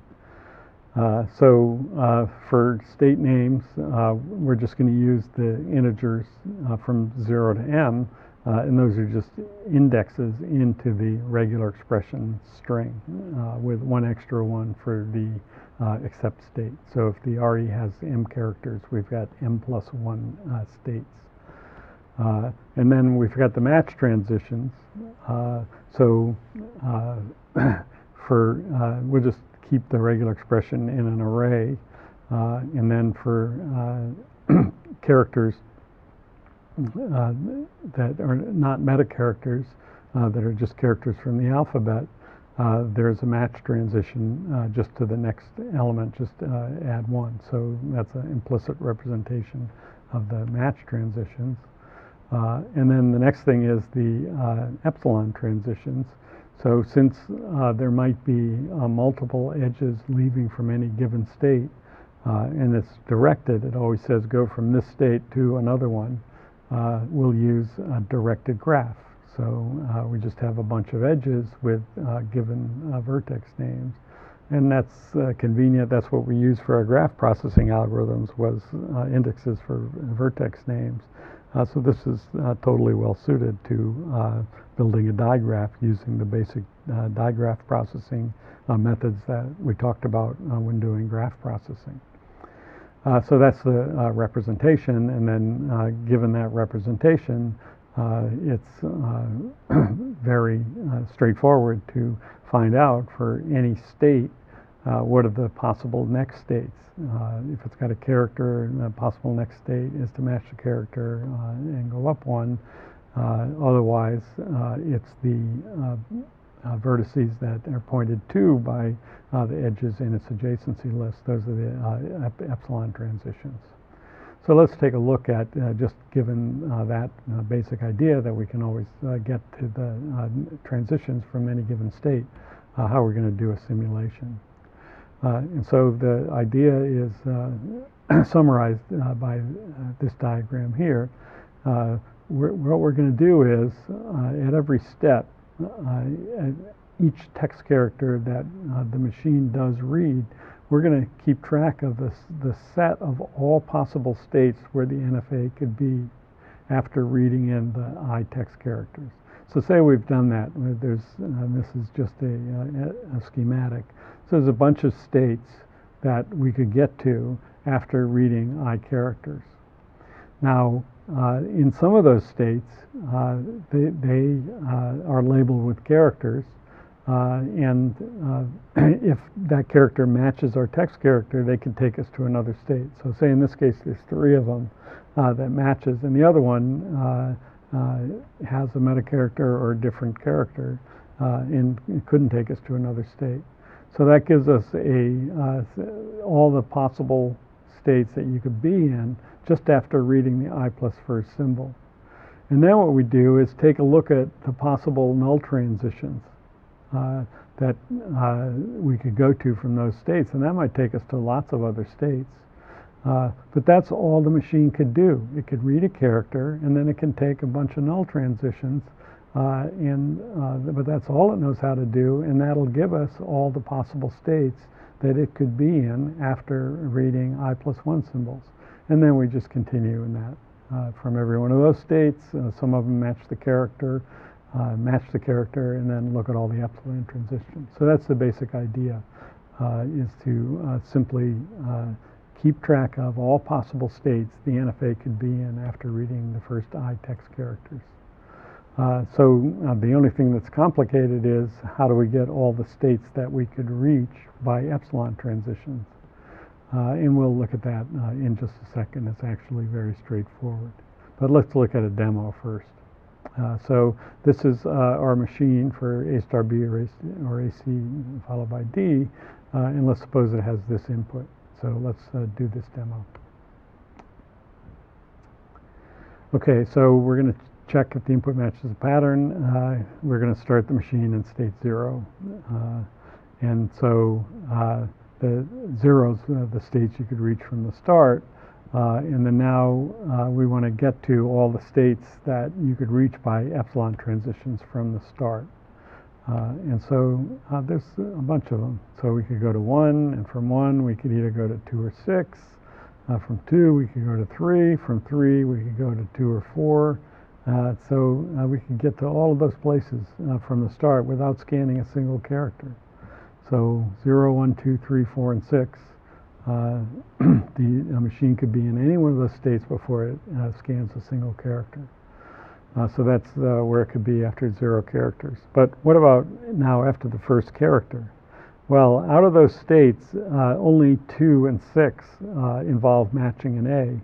So the only thing that could happen next, the machine could do next, is to read the A in either state 2 or state 6. And those are going to be match transitions. So in the first case it goes to 3, and in the second case it goes to 7. So the set of states that can be reachable just after matching the A is just 3 and 7. But now from those states, it might get somewhere with epsilon transitions. We have to look at the epsilon transition graph. And what states could it go to from epsilon transitions from these two? Well, from 7 is nowhere to go, and from 3, it can go either to 2 or 4. From 2, it could go back to 3. So the total number of states that it could be after matching A is 2, 3, 4, and 7. And so that's one step. We've matched one character, and we have kept track of all possible states the machine could be in after matching that character. Now what about the next character? You see these 4 states take us all different ways. You could have an A, a B, or a C next, and it could get somewhere. But it happens we have an A, and the only one of these states that matches an A is 2. So after matching the second A, the only place it could get to is 3. And so that now we have only one state to work with, but where could we get with via epsilon transitions from 3? And so, well, you can go from 3 to 4 or 2. Well, we did this before, and then from 2 back to 3. So we could be in 2, 3, or 4 after matching 2 A's. So that's all the possible states we could be in after matching the 2 A's. Now what's next is the B. Only state 4 matches the B, so the only place we could be right after matching the B is in state 5. And that's after matching the B. Now what about epsilon transitions? Well, state 5 has an epsilon transition to state 8. So we could take that one, and 8's got one to 9. So it could be in either 5, 8, or 9 after matching AAB and then following all the epsilon transitions. But it's really important to keep in mind there's no other state the machine could be in. It doesn't have any other way to get to, after matching AAB, it couldn't get to state 7 or 6 or 2. Those are the only possible states it could be in. And since we're each time progressing through the input, we're making progress to the end, for sure. So now to finish up this example, the only state out of those 3 that matches D is state 9, and so that's a match transition that reads the D, and the only place you could be after matching AABD is state 10, and then now we follow epsilon transitions, and that epsilon transition could take us to 11, so the only place the machine could be after matching AABD is 10 or 11. Now our condition on whether we accept a string or not is whether we could get to the accept state, and in this case we could. It is possible for the machine to get from 0 to the accept state and read all the input characters, so that simulation is a proof that the machine accepts the input AABD. We simulated its operation all possible ways, and we managed to find the accept state. Of course, if we had tried some input that the machine doesn't recognize, we'd get stuck somewhere and either not get through the input or have no possible states it could be in, and that would be a proof that it does not accept since we try all possibilities. So the only thing that's complicated in this computation is reachability, but actually from our study of digraphs, this is one of the simplest problems that we discussed. What we really discussed was single source reachability, that is, given a source, can you find all vertices that are reachable from that source? And that was depth first search. So we had very simple depth first search. But also in that API, we put vertices reachable from a set of sources, so an iterable of sources. And so can we get what we really need is all vertices reachable from a given source, from a source set of vertices. And it's easy using DFS. You just run it from each of the sources, and you don't unmark the ones that you get to.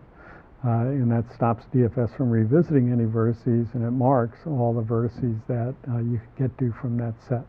So it's just a simple extension of our DFS implementation.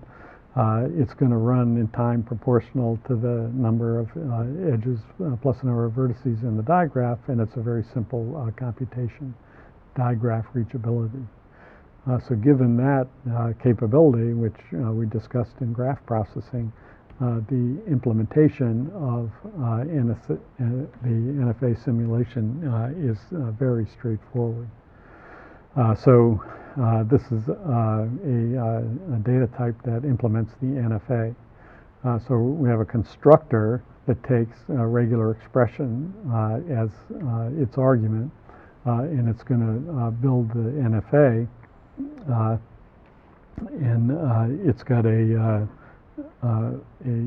method to build the digraph that we'll talk about later, but it's also got a client method recognizes where the client can, after the NFA is constructed, it can take a text string and return true or false by simulating the operation. So we'll take a look at the building the digraph in a second, but the one that we're talking about now is simulating the operation of the NFA once it's built for a given text string. And this is the complete code, and it expresses in code what we talked about in English during the demo. Is an amazingly compact implementation of this idea of simulating the operation of an NFA. So we keep a bag of integers or set of integers called PC. That's kind of like program counter. So that's the set of all possible states that the NFA could be in. And we build a DFS from our epsilon transition graph. So the first thing that we do is do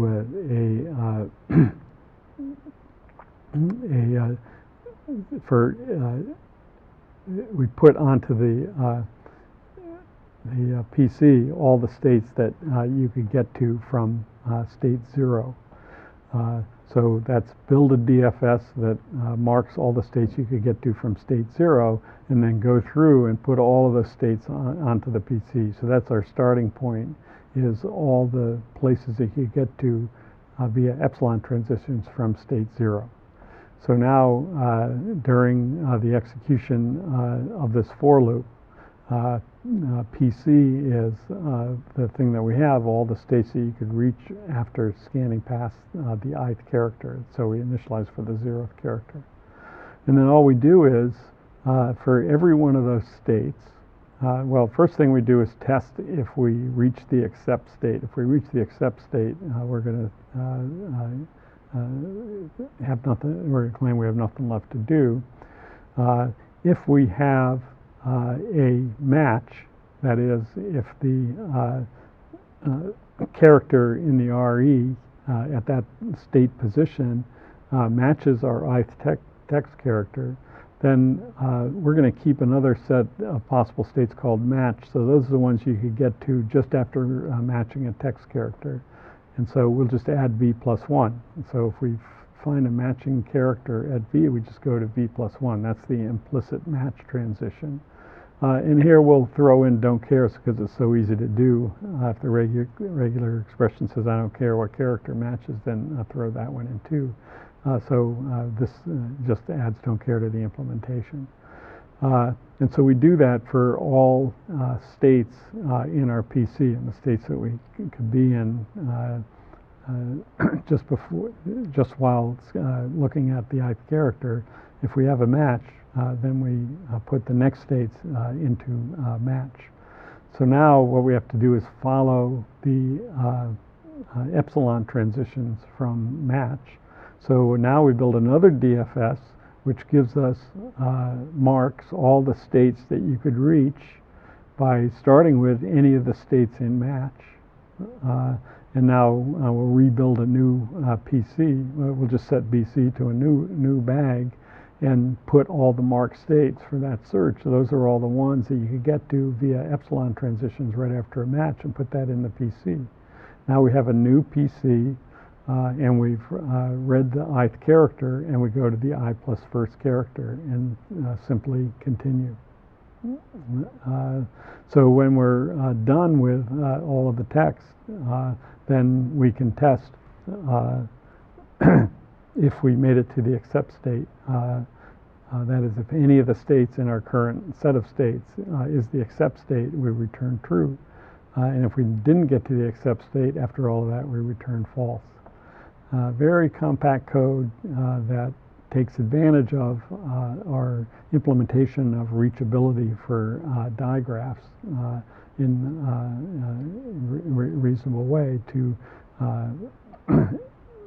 simulate the operation of an NFA by keeping track of all reachable states.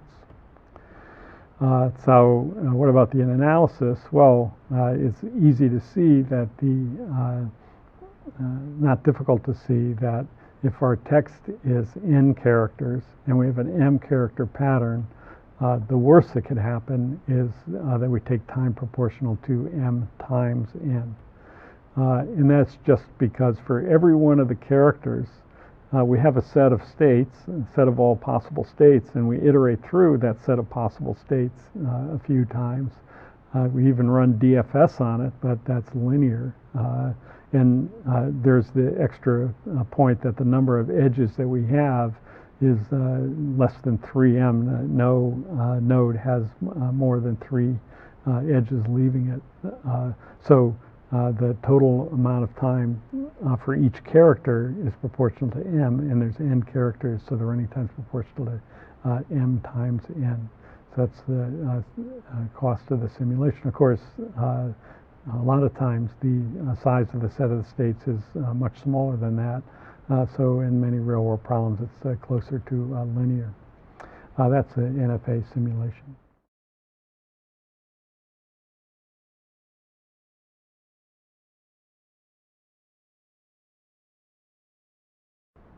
So that's a regular expression pattern matching that we implement by constructing and simulating a non-deterministic finite state machine. Really one of the most ingenious algorithms that we look at in this course. Next we'll look at some applications. So the most famous is called grep, and this is what Ken Thompson implemented in the initial Unix. And it was a very, very important tool for programmers working on the tiny, really tiny computers that were available at that time. It was really important to be able to ask questions about programs of this type, and it allowed the development of bigger and bigger computational infrastructure like the Unix operating system that's still widely used today. So grep was a simple command. What you want to do is take a regular expression as a command line argument and print the lines from standard input that have some substring that's matched by the regular expression. Programmers use that all the time to try to figure out what variables they use in what part of what program. And many programmers use grep every day, still today. And here's how we implement it using the code that we've talked about so far. So first thing is create the RE that we're going to match to make it more like substring search. We just care if the thing's in there anywhere at all. So we put a dot star before and after, and we enclose it in parentheses just because our code's simplified if the RE is enclosed in parentheses. Build an NFA from that regular expression. And then as long as there's a line in standard input, we read the line and we ask if the NFA recognizes it. So the constructor builds the NFA and recognizes is the simulation. If run the NFA on that string, if it's there, you print it out. If it doesn't recognize it, the final accept state is not in the set of states it could get to for that string, it won't print it out. And we just do that for every line in the input. It's really amazingly simple implementation, although quite elegant conceptually. It's a very elegant and efficient implementation of this basic process. That's grep. So, in the bottom line for it is, in the worst case, it's the same as for the elementary substring search algorithm that we looked at when we first started talking about string searching. It's really amazing. The brute force algorithm that you come up with of try matching the string, the single string at every character position, the worst case is time proportional to m times n. But here we have a regular expression which specifies an infinite set of patterns, and we can tell if any one of those infinite set of patterns is matched by our string in the same worst case time. It's really amazing algorithm. That's Ken Thompson's grep. Once you have grep available, then crossword puzzles become a lot easier. It's standard in Unix to have a dictionary, or if you can't find one on your system, we have one on the book site that simply has all the words in the dictionary, all in lowercase, one per line.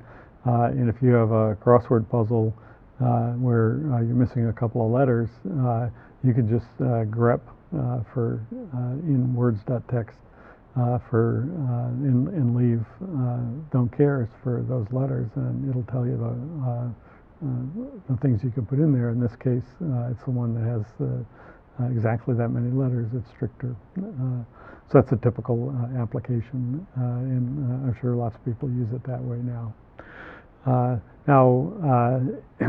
For industrial strength nowadays, there's lots of things that people expect when using regular expressions.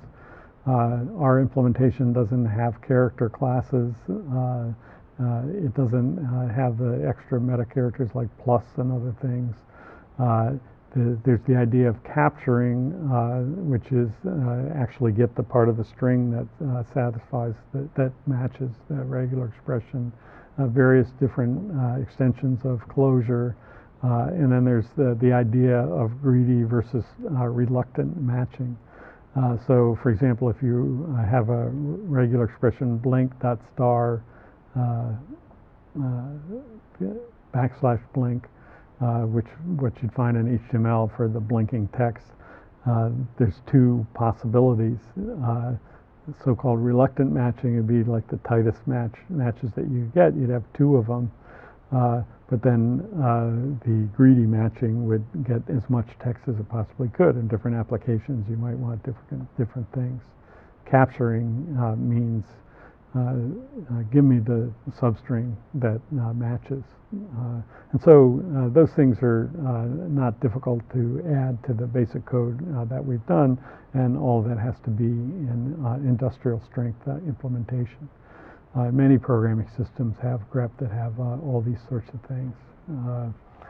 Again, grep originated in Unix in the 1970s, and nowadays every language has to have some kind of extended regular expression facility. There's language Unix commands like grep and awk, and old programmers tools like Emacs. There's modern programmers tools like Perl or PHP, Python and JavaScript. All of these things have regular expression processing. And so programmers demand this facility nowadays. In fact, Perl is an example of an entire language that's built on regular expressions. And again, there's various command line options. You can say run it for each line, and you have replacement facilities and many other things. That is certainly a worthwhile facility for any programmer to use nowadays, and many programmers use these things. Now, to go back to the slide that was filled up with a regular expression, you want to use these things wisely. There are definitely computational tasks where it might be better to just write a Java program, not try to use a regular expression. So every tool has its place, and try not to do everything with a regular expression language. In Java, various facilities are built in to different parts of the Java library, and so understanding how the implementation works, you can understand how to use these. So one simple implementation is in the Java string library. So if there's you have a string called input and another string called regex, then the matches method in the string library it returns a Boolean that says if the strings in the language described by the regular expression. So this is just a simple stub called validate that takes a regular expression and an input from the command line and lets you know if the string is in the language described by the regular expression. So like is ident123 a legal Java identifier, giving that regex for legal Java identifiers that we looked at earlier, and so forth. So that's one thing that's built into Java. So in Java programs, you can use regular expression pattern matching in that simple way. Another kind of task that is better handled with that's handled with the Java implementation is the idea of harvesting. So we want to print all the substrings of the input that match a given RE. So say this is the Fragile X syndrome. We want to harvest all the patterns from the DNA that have this property of it starts with GCG and ends with CTG and has any number of these triple CGG or AGG triples inside. Or maybe you want to harvest the same program harvests all email addresses from a web page. It's kind of amazing that the same program can work for two such diverse tasks. That's a testimony to the utility of this abstraction. So how do we do harvesting within Java? It's got Java has two classes called pattern and matcher that implement regular expression pattern matching, basically by, as we did, separating the construction of the machine from the simulation. So this is what the code looks like for harvester. We take our regular expression as the first command line argument, and we set up an input stream from the second command line argument. Can be a file or a web page, and then we read the input string. Then we use Java's pattern class to build a pattern, which essentially is an NFA that is constructed from the regular expression. And the pattern class has a method called matcher, and that essentially creates an NFA simulator from that NFA for that text.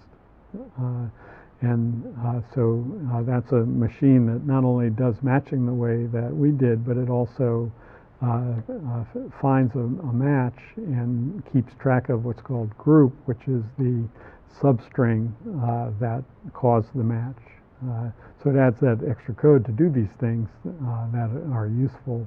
And this illustrates one line of code for each one of those facilities. That is, create the NFA, create the simulator, find the next match, and get the substring that caused the match.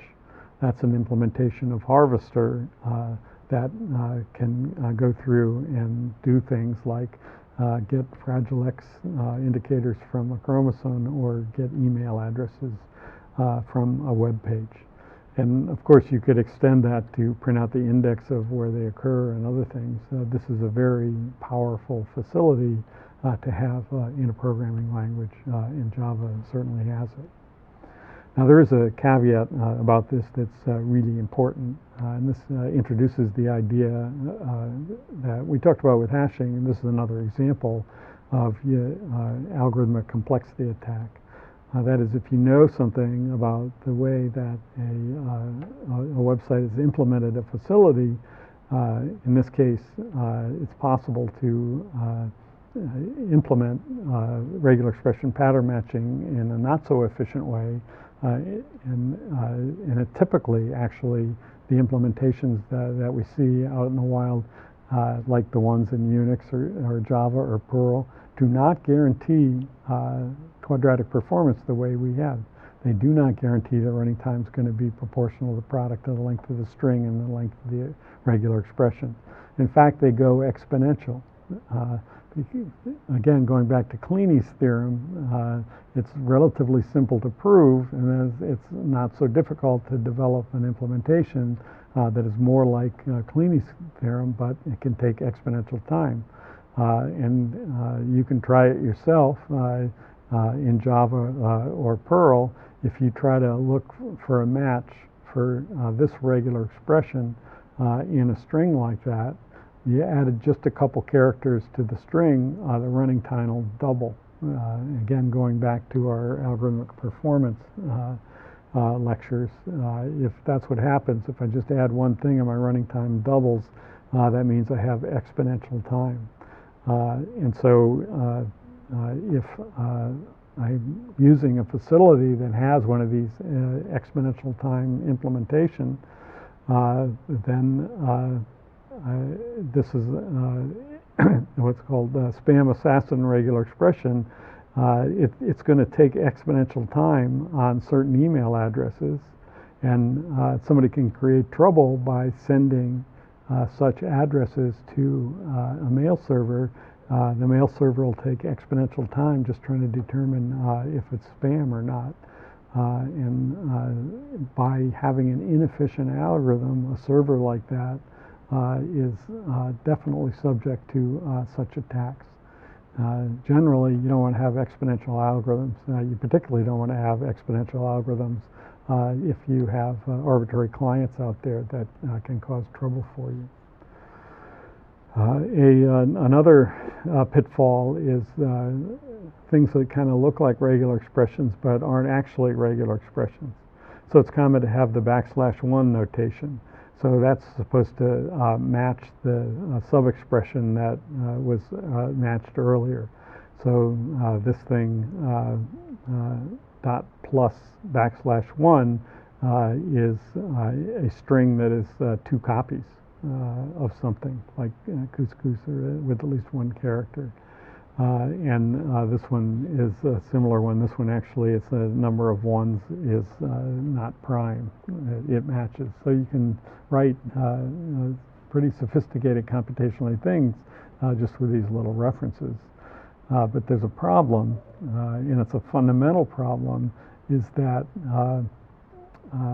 the kinds of languages or the sets of strings that you specify with such notations are not regular. That is, I guess that's the point. You can't write a regular expression to specify them. And so these are examples, like strings of the form WW for some W. You can't write a regular expression that will recognize, that will describe all such strings. There are even scientific applications like complemented palindromes. So that's like a palindrome, but also complement A's to T's and C's to G's. So that's another example. And if they're not regular, then Kleine's theorem doesn't hold. There's no NFA that corresponds to them. And in fact, we'll talk in a couple of lectures about intractability. In fact, nobody knows an efficient method for guaranteeing performance when you have back references. So if you're allowing back references, you're pretty much subject to performance attacks like the one just mentioned. And that's where we'll finish up this lecture. This is an amazingly elegant and efficient and ingenious algorithm, and it's based on the theory of computation that has been studied since the 1930s, and it's the basis for much of the programming languages that we do. It's really worth understanding this theory, and grep is a wonderful example of why it's important to understand a theory like this. And really, it takes us to the next level of algorithms, and that's writing programs that translate a program to machine code. Actually, what we've looked at, both for KMP and for grep, are examples of compilers. They're simple examples of compiler. For KMP, we took a string and we built a DFA. For grep, we took an RE and we built an NFA. And all Java-C does is take Java language code and translate it to a bytecode. Now it uses more complicated theorems and laws from theory of computation to get the job done, because a Java program is also not regular. But it really is worthwhile thinking about the progression from KMP to a Java compiler. Whereas in a Java compiler, you have a program, you want to compile it and know if it's legal, you want to get bytecode, and then you've got a Java simulator, and that's not so substantially different from what we just did for grep in a stage along the way. That's quite interesting to see this kind of context to get us such a practically useful and important algorithm. So the summary is we did from the standpoint of a program, we implemented substring search by simulating a DFA, and we implemented regular expression pattern matching by simulating an NFA. From theoretician, what's interesting about these abstractions is that NFAs and DFAs and RE are equivalent in power. If you can describe a set of strings with one of them, you can describe a set of strings with any of them. So that's interesting. And also interesting is that there's limitations. There's sets of strings like palindromes and so forth that you can't specify with a DFA or an NFA.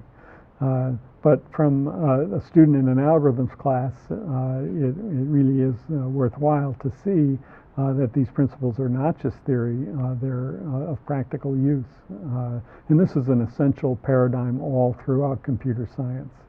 We want to find an intermediate abstraction that we can understand, and we make sure we pick the right one, and then we pick clients that can use it, and we build implementations that can implement it. And by building the right intermediate abstraction, we can solve some important practical problems.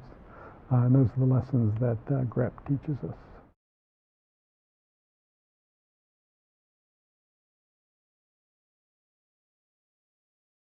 So the final step in our regular expression pattern matching algorithm is to construct the non-deterministic finite automaton. So how do we go ahead and do that? And this is an integral part of the algorithm, but we've pretty much got all the pieces. But really what makes it intricate is that it's an illustration of what a programming language has to do when trying to understand your programming, what your program does. What we need to do is somehow understand what's in the regular expression and then take that information and use it to build the machine. Now that's what's parsing, that's called parsing, to try to figure out the structure of your program or regular expression and then do something with it. And this is a simple example of that, but useful as well.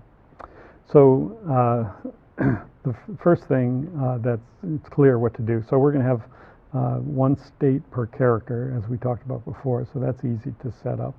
And then the match transition edges, if a state contains a character in the alphabet, we just put in a match transition to the next state. And actually that's implicit in our algorithm. So now what about other things? Well, if we have, for any parenthesis we find, we'll just put in an epsilon transition to the next state.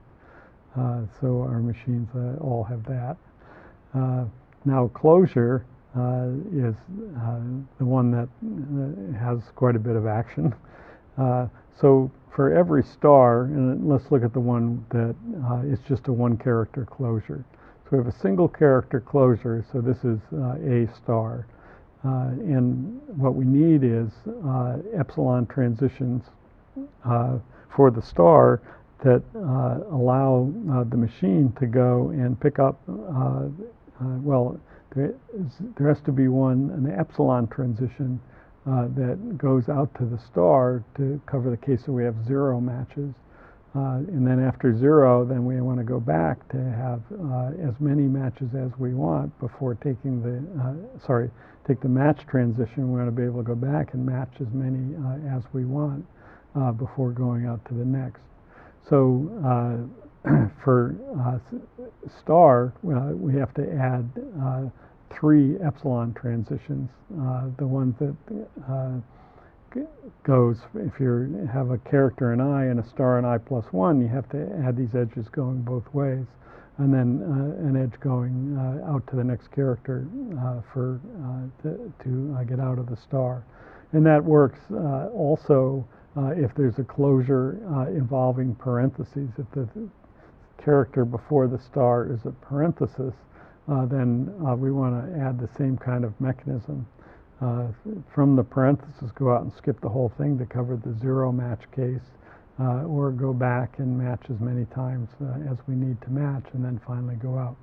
So there's 3 edges that have to be added for each star when you find it, and it's well defined what they are. And then OR, there's 2 epsilon transition edges that we have to add, and that is to allow the machine to skip the first part of the expression and do the second, or to do the first part of the expression and skip the second.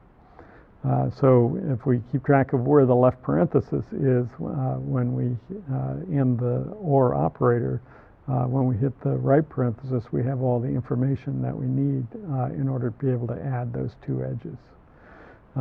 So those are the edges that we have to put together to build the NFA, and the trick is keeping track of the information of where the previous operators are, particularly since parentheses can be nested. But this is not that difficult to do because we have a mechanism for doing that, how to remember where the left parentheses are in the OR, and that's to maintain a push-down stack.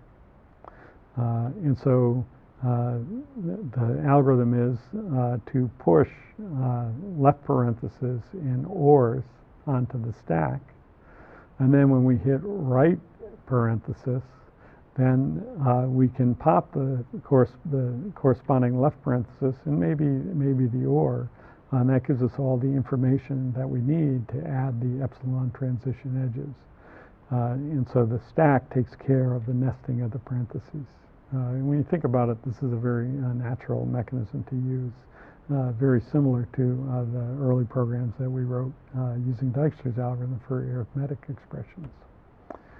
So let's look at a demo, and you'll see how that works. So we're going to build the machine corresponding to this regular expression, and it's the one that we've been working with.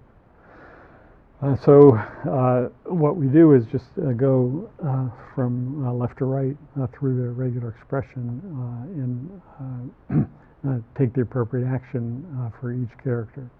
So for left parenthesis, there's always an epsilon transition from left parenthesis to the next state. And then the other thing is we remember that left parenthesis on the pushdown stack. So we put the index 0 onto the stack. So now we got another left parenthesis. Again, we put the epsilon transition on, and we push that 1 onto the stack.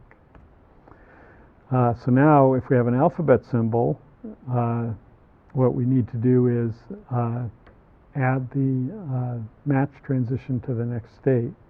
And then there's a couple of ways to do this, but one easy way in this case is to just look for the star. And if you see that the next one is a star, then you've got everything you need for the epsilon transitions. So in this case, the next one is a star. So we'll add those epsilon transitions from A to from 2 to 3 and from 3 to 2. And adding epsilon transitions, that's just adding edges to the digraph. Then we closure, that just takes us to the next state, and we took care of the other two earlier. Now we have an alphabet symbol, that's the B, so we just put in the transition to the next state. Now we have an OR. All we do for an OR is put it on the stack. And now we've got, for A, we got the match transition. For C, we have the match transition. And now we have the first right parenthesis. This right parenthesis, first thing we do is add an epsilon transition over to the next state. But then we go to the pushdown stack and we pop. And if the thing at the top of the stack is an OR, then that's one piece of information that we need. The other piece of information we need is the position of the corresponding left parenthesis, and that'll be the next thing on the stack. So we add the transition, we pop the OR off the stack, and we pop the 1 off the stack, and that gives us the information that we need to put in the epsilon transitions. We're at stage 8. We put 1 from the OR to 8, and then we put 1 from the 1 to the OR plus 1. That's what we need to do. And look for a star, same way as we did for one character. Now in this case, we have no star, so we just do find an alphabet symbol. We add the match transition, and now we have the right parenthesis, and so we pop the corresponding left parenthesis, and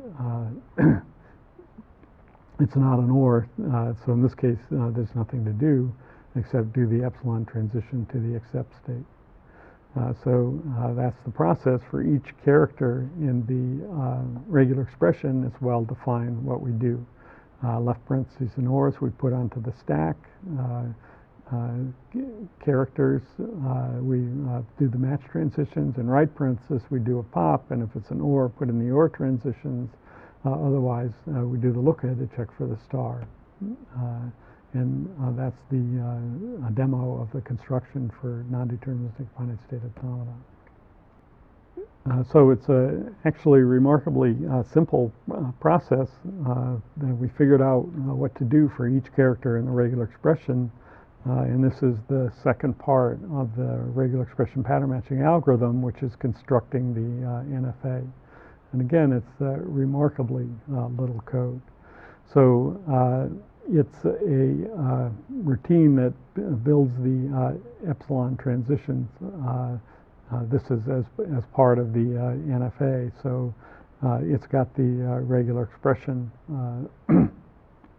as an instance variable to refer to, and it's going to build a new digraph with one extra state, the accept state, m plus 1 if the regular expression has m characters. And then we maintain a stack, which is just integers. And for every character in a regular expression, we do the processing that we just described. If it's a left parenthesis or an OR, we just put it onto the stack, and that's it. If it's a right parenthesis, then we pop. If that pop is an OR, then we put in the 2 edges to skip the OR, and otherwise we look ahead and do the closure exactly as described. And if it's any one of the metal symbols, we just put in an epsilon transition to the next edge. Again, remarkably little code to go ahead and construct the NFA for a given regular expression.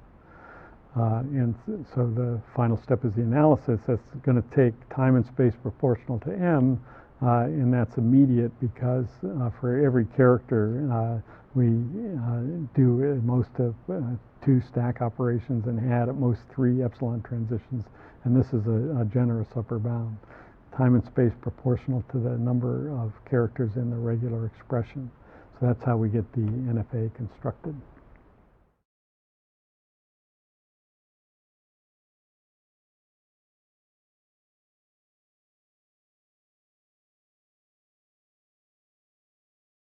Today we're going to talk about data compression.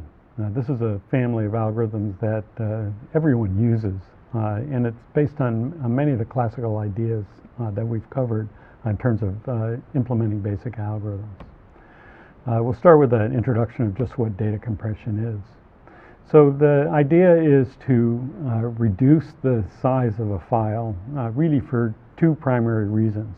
One is to save some space when storing it, and the other is to save some time with transmitting it. And often having significant savings is not too difficult because most files have plenty of redundancy. But of course we're interested in efficient algorithms that can get the best savings possible.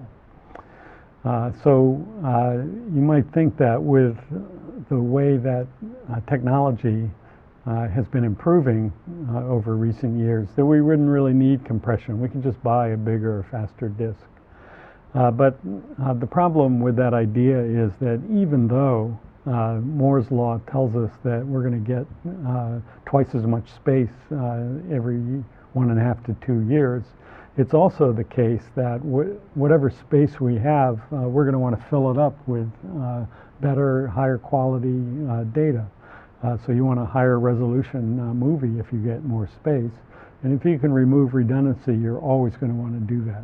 So it's a cheap way to save space that allows us to do more with the space that we have available. This is a report last year on big data. Every day we could create 2.5 quintillion bytes of data, so much that 90% of the data in the world today has been created in the last 2 years alone. If we can use data compression to cut that amount of data in half, then that's all the data in the world created in a year. So this is a very interesting topic to consider from an algorithmic point of view, because the basic concepts, some of them date back to the 1950s, when it was extremely important to save time when transmitting information or space because it was so costly. But some of the best technology, algorithmic technology, has been developed recently, and much of it uses the data structures that we've considered for other applications, and we'll see that as we get into the topic.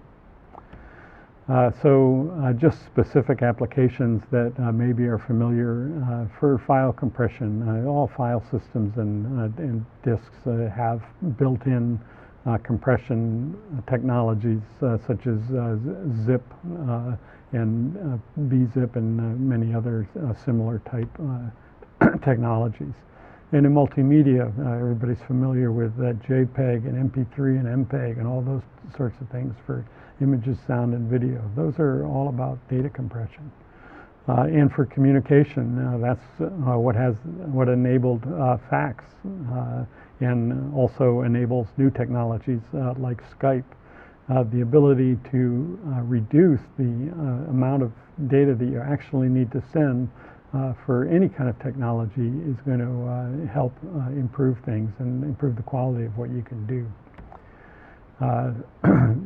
Also, the types of massive amounts of data that people are saving nowadays, Google and Facebook and other web giants saving lots of data, and they're going to be able to save more because of data compression.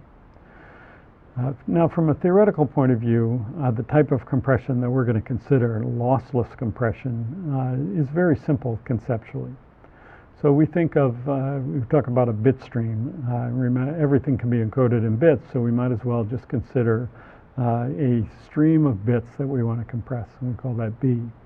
And a data compression algorithm is going to be a black box that goes ahead and takes those bits and produces a compressed version, which is many fewer bits, and that we'll call that C of B. But we hope that it's many fewer bits. And so that's what we save or we send. But then we need a companion algorithm, an expansion algorithm, that takes C of B and produces B back. That's lossless compression. We want to get back precisely the same bits that we put in. And that's very important in many applications. It's not so important in some applications like images and video where you're happy with an approximation of the original bit stream.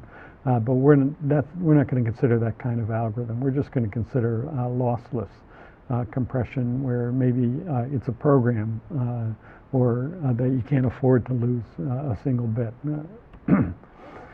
Now it turns out that what we talk about in terms of evaluating our algorithms is what's the compression ratio. We also care about efficiency. We don't want to spend a lot of time creating CFB. But the compression ratio is the measure that we use to compare algorithms, and we're interested in knowing the percentage of bits, percentage of the size of B that we're able to save. And surprisingly, even for natural language text, we can get 50 to 75% or even better compression ratios. Now, just in the larger context, data compression has been with us since antiquity. It's always better to try to express what you're doing concisely. Mathematical notation is an example of that, or number systems, or even natural languages. Communications technology has evolved. It definitely has to do with data compression, from Braille to Morse code to the telephone system. Those are all ways of trying to, or they depend on trying to achieve good data compression. And in modern life, everybody's trying to get more pictures or movies on their devices, and it's definitely enabled by good data compression. It's something to think about what role data compression is going to play in the future, but it's really hard to see it going away.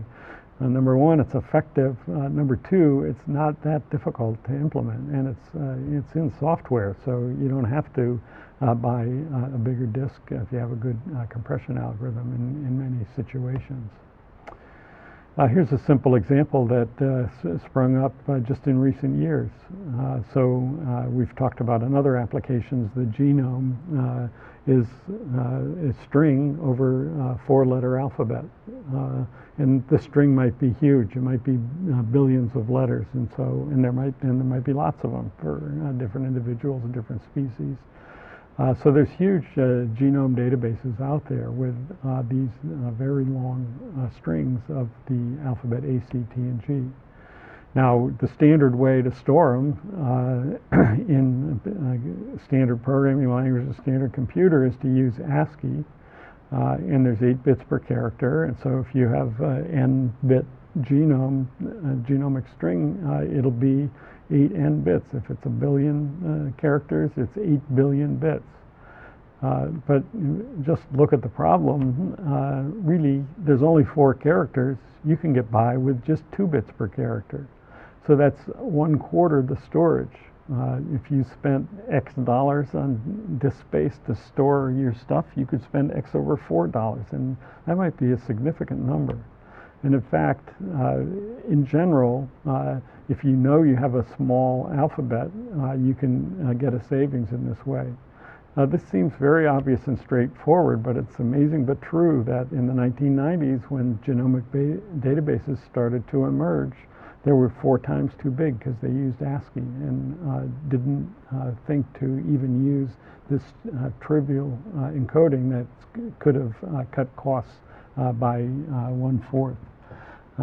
So again, it's so easy to do. Why not do it if you can cut your costs by a factor of 4? Now, where else in modern life would you give up reducing costs by a factor of 4 so easily? So that's why we're interested in data compression. Now, we're going to need some tools that are slightly different from the tools that we've been using in order to write effective data compression algorithms. And so we've got extensions to our standard in and standard out libraries that work with bits. These are what we want to, the methods that we're going to use to write bits to standard output and standard input. So these bit streams are different than standard in, standard out. They're binary standard in, binary standard out. And so what we can do is read Boolean, which is just read 1 bit. Or to save some processing, we can read 8 bits of data and put it in a char. Or in general, R bits, where R is less than 8, and put it into a char value. And we can also, if we want, put them into int values, long and double, similar methods. And we don't have to read all the bits if we've got some scheme where we only want to use a certain number of them. But the idea is that we can read a variable number of bits and get them ready for processing easily by putting them in one of Java's primitive types. And conversely, we have binary standard out where we can write a bit, or we can write 8 bits, or we can write any number of bits from a char value or from an int value or any others. So this allows us to take in bit streams and to write out bit streams, and takes care of all the encoding between Java primitive types and bit streams. And it's not too difficult to use, and it's very intuitive. And you'll see when we come to code. Just to give an example of how just having this can save space, this is just a simple example of representing a date. So if you represent the date 12/31/1999 as an ASCII character string in Java, then when you write out the string, you've got 1, 2, 3, 4, 5, 6, 7, 8, 9, 10 characters. And each one of the characters is 8 bits, so that's a total of 80 bits. So the standard ASCII encoding is to just look up the ASCII of the 1, and that's the 0011, 0001, and then the 2, and so forth. So in the slash 31, and so forth. So for each character, we've got 8 bits, and we put them out, that's 80 bits. If it was Unicode, it'd be even more bits. So that's one way that you might consider representing a date with bits. Now, if we represent it as 3 int values, that's not so effective a way to do it. The month is an int, the day is an int, and the year is an int, and each one of those is going to be 32 bits, and that's a total of 96 bits. So that's actually even worse. But the month and all of these things are within small ranges. So with binary standard out, we can say, well, we'll only write out the rightmost 4 bits of the month int, because that gives us a number between 0 and 16, and our months are between 1 and 12. And the 5 bits of the day int, and that again, that's between 0 and 31, and that's going to cover any possible day, and then 12 bits for the year. And if we do that, then we have a total of 21 bits. And there's a little bit of extra at the end because our byte streams, our bits really are implemented reasonably in most situations as byte streams. So they're going to get carved into chunks of size 8 by hardware or drivers. And so we always round up to the nearest multiple of 8 to get the proper alignment on bytes. But that's still a pretty significant savings from 80 to 24 just by having the ability to write out portions of int values. And if we had a billion dates, then that'd be a huge cost savings that would translate to dollars as well. The other thing that we do to give some visual impression of our effectiveness of our compression algorithms, particularly in the text, is to look at different ways to examine the contents of a bit stream. So we have on the book site binary dump program that prints out the bits, 16 bits at a time, in rows of 16 bits at a time, and then the total number of bits. So this file abra.txt is a standard character stream. So everything's encoded with 8 bits, and so there's 12 characters and it's 96 bits, and you can see what all the bits are. Or sometimes it's convenient to use a hex dump where we just write the hex digits considering the bits 4 bits at a time. And so those 96 bits are 12 bytes or 24 hex digits and we print them out so that we can see them. Another thing that's useful sometimes for big files is to look at the bits as a picture, where we just do we give the width and the height of a pixel window and just map the bits to white squares and black squares. So this is the same abra.txt, it's just that you can see that they all start with 0, 1 much more easily. This visual representation sometimes gives interesting perspective into what a compressed or what a bunch of bits looks like. So this is just the hex to ASCII conversion table that if you're not familiar with it, is a quick way to find the hexadecimal corresponding to an ASCII character. So you look up, say, R in the table, and that's in row 5 in column 2, so it's 52. So this is a 52 for the R in abracadabra. So those are the basic tools that we're going to use to talk about compression algorithms. Now there's one thing that's really important to think about, and that's the idea that you cannot have a compression algorithm that can compress every file, despite the fact that somebody has patented that. And there's a claim that methods for data compression is capable of compressing all files.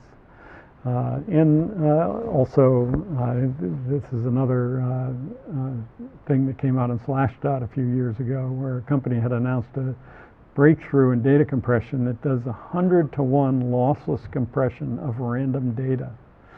And unfortunately, they do say, if this is true, our bandwidth problems got a lot smaller, because there's no way that it's true. And let's look at why that's the case. The proposition is no algorithm can compress every bit string. Here's one easy way to prove it by contradiction. So let's suppose that we have an algorithm U that can go ahead and compress every possible bit string. So we take a bit string and we use our algorithm to compress it to get a smaller bit string. But since our algorithm can compress every bit string, why not use it on that one? We use it on that one, we get a smaller one. And we keep going. Since it can compress every bit string, eventually we get down to a bit string of size 1, and since it can compress that one, it gets down to 0. So if you can have an algorithm that compresses every bit string, it means that you can compress all bit strings to 0 bits, and that's absurd. So that's a proof by contradiction. Or another way to see the same thing is just by counting. So let's say you've got an algorithm that can compress all 1,000-bit strings, just to pick a number. Now, there's a lot of 1,000-bit strings. There's 2 to the 1,000th of them. But how many of those can be encoded with 999 bits or fewer? Well, just 1 plus 2 plus 4, the powers of 2 up to 2 to the 2 to the 999. Or like less than 500 bits.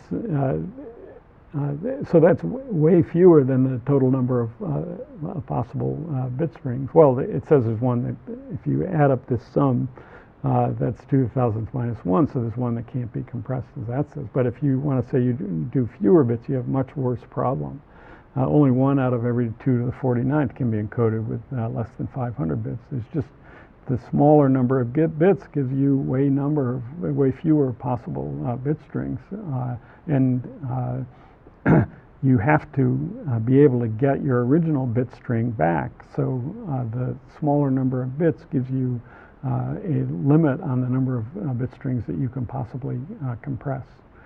So you can't have universal data compression. And if you want to convince yourself of that, just try running your favorite compression algorithm on the result of what it produces, say for a photo. Most good compression algorithms will figure out that you're doing that and just give you the same file back. So at least it won't make it get larger. But there's plenty of methods out there that will make your file larger. There's another kind of basic idea, and that is that there's no way to find the best way to compress a file.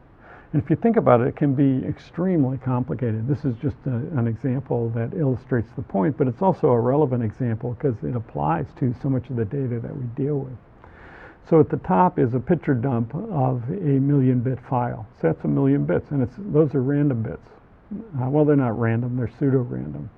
What do I mean pseudo-random? Well, we talked about that. They're generated by a program. And this is a Java program that uses a pseudo-random number generator to generate bits. And that's where those bits came from. But if you think about it, this program is a representation of those 1,000,000 bits. It's only a couple dozen characters. So, if you wanted to find the optimal way to compress those bits, one of the things you'd have to consider is this program. That's a pretty compact way to represent 1,000,000 bits. And when you think about it, so much of the data that's out there actually was created by a program. Compression amounts to finding the program that created the data. And that's obviously a pretty difficult problem. In fact, it's known that it's undecidable. So let's not think that we can find the best possible compression algorithm.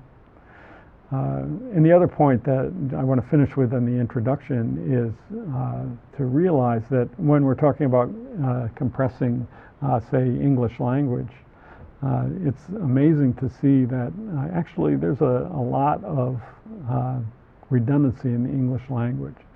And so this is a perturbed version of an English language paragraph that shows that you can change letters and even delete letters and still figure out what it says.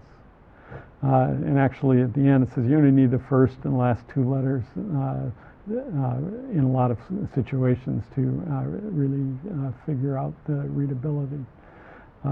There is a lot of freedom because there's so much redundancy, and since there's so much redundancy, we can actually do really well on compressing English language text, for example.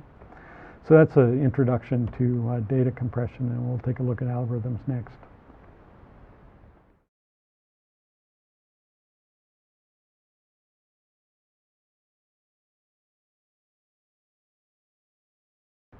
As a warm-up, we're going to look at run length encoding, which is actually an effective method in many applications. Simple method that's very effective. And it's based on the idea that it's very often the case in a bit string that you have long runs of repeated bits. So in this case, there's a long run of zeros followed by a medium length run of ones, and another medium length run of zeros, and then more ones. So there's 40 bits, but it only switches from 0 to 1 3 places. And so what you can do is, rather than write out all the bits, we can write counts to represent alternating runs of zeros and ones. Very simple method. So in this case, there's 15 zeros, 7 ones, 7 zeros, and 11 ones. And with 4 bits to represent each one of these counts, we can just write 15, 7, 7, and 11 to get, instead of 40 bits, get down to 16 bits. That's effective when there's long runs of zeros and ones in a bit string. Now, you have to decide how many bits to use to store the counts. It's not necessarily a good idea to use, say, 32 bits, and maybe 4 is too small. So in our code, we use 8 bits, so that'll handle runs up to 256 bits. We use 4 in the example above, but in a realistic thing, it's fine to use 8. And then if we have longer runs, then we have to figure out what to do. If the run length's bigger than the max count, well, we can just intersperse runs of length 0, and there's one way to handle it. There's other ways to handle it too. But this is a very simple scheme that covers all the bases and can be very effective. For example, consider a bitmap representation of this slide. There's huge long runs. Say if it was black and white, there's huge long runs of white that, depending on the resolution, might be hundreds or 1,000 bits, but could be represented with just a few counts. And so many applications of bitmaps of text and other things like that, this is very effective, and it's used in all kinds of technologies like JPEG and FAX and others. And it's very simple to implement. So this is our warm-up data compression algorithm that implements run length encoding. Actually, we left the compress for the book. This is just the expand. So I'm given a bunch of counts.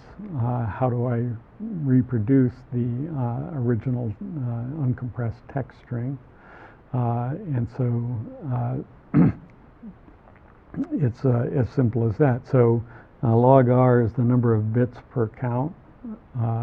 And so basically what we do is read log R bits at a time into an int, whatever the value is, and we put that in the int run. So that's a number between 0 and 256, which is the maximum you can get in 8 bits. And then starting with 0, the first count, that's the number of zeros we need to write, so we just write them out 1 bit at a time, zeros 1 bit at a time, and then we flip the bit to make it 1 and read the next count, and now we write out that many ones and so forth. So this is a 10-line program that does expansion for run length encoding. And you can think about or look at the book for how to do compression. It's just as simple.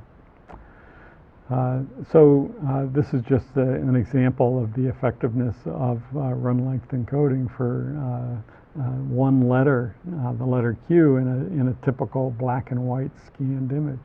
Even for a single letter, there's lots of redundancy, lots of runs of zeros. So with a relatively small number of counts, we can represent a bitmap. And this is the hard case. Actually, most of a printed page is all this blank space, as I said. Typically, if you just don't compress at all, and you have an 8.5 by 11 piece of paper with 300 pixels per inch, that'd be 8 million bits. But most of those are white, and typically with run length encoding, you can get substantial savings simply by basically counting the white bits. And even when there's letters involved, you can get savings. Maybe there's only 3,000 characters.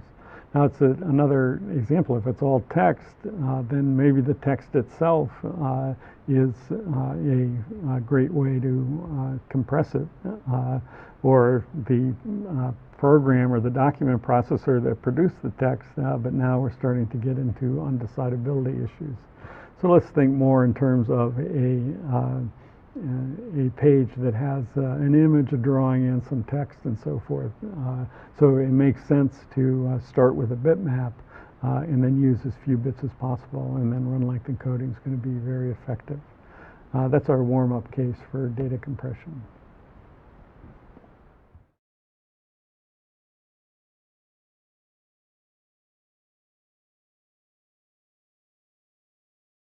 Next, we'll look at Huffman encoding. This is a classic algorithm that is still widely used and effectively used today. It's definitely on the list of algorithms that everyone should know because it's quite ingenious.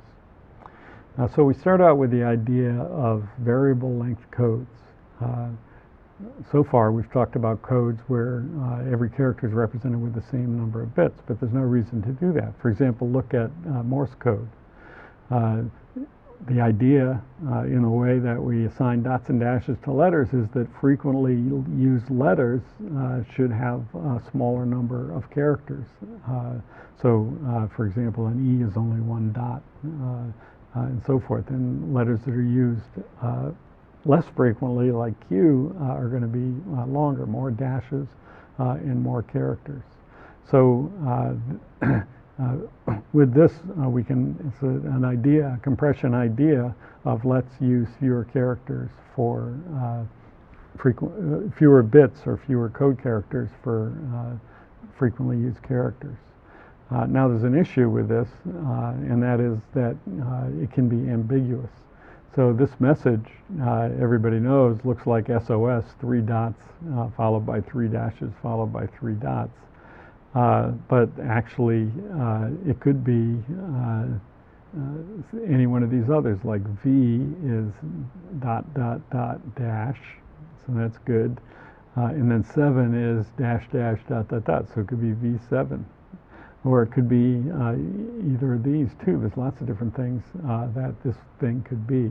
So Morse code is actually, it's not just dots and dashes. It actually has a little space between the code words to avoid this problem that there's ambiguity caused by the fact that one code word can be prefix of another, and there's no way to tell that it's not without separating the code words. So now that's the way it's solved in Morse code, and that's not necessarily the most efficient way to solve it, and that's what Huffman codes addresses.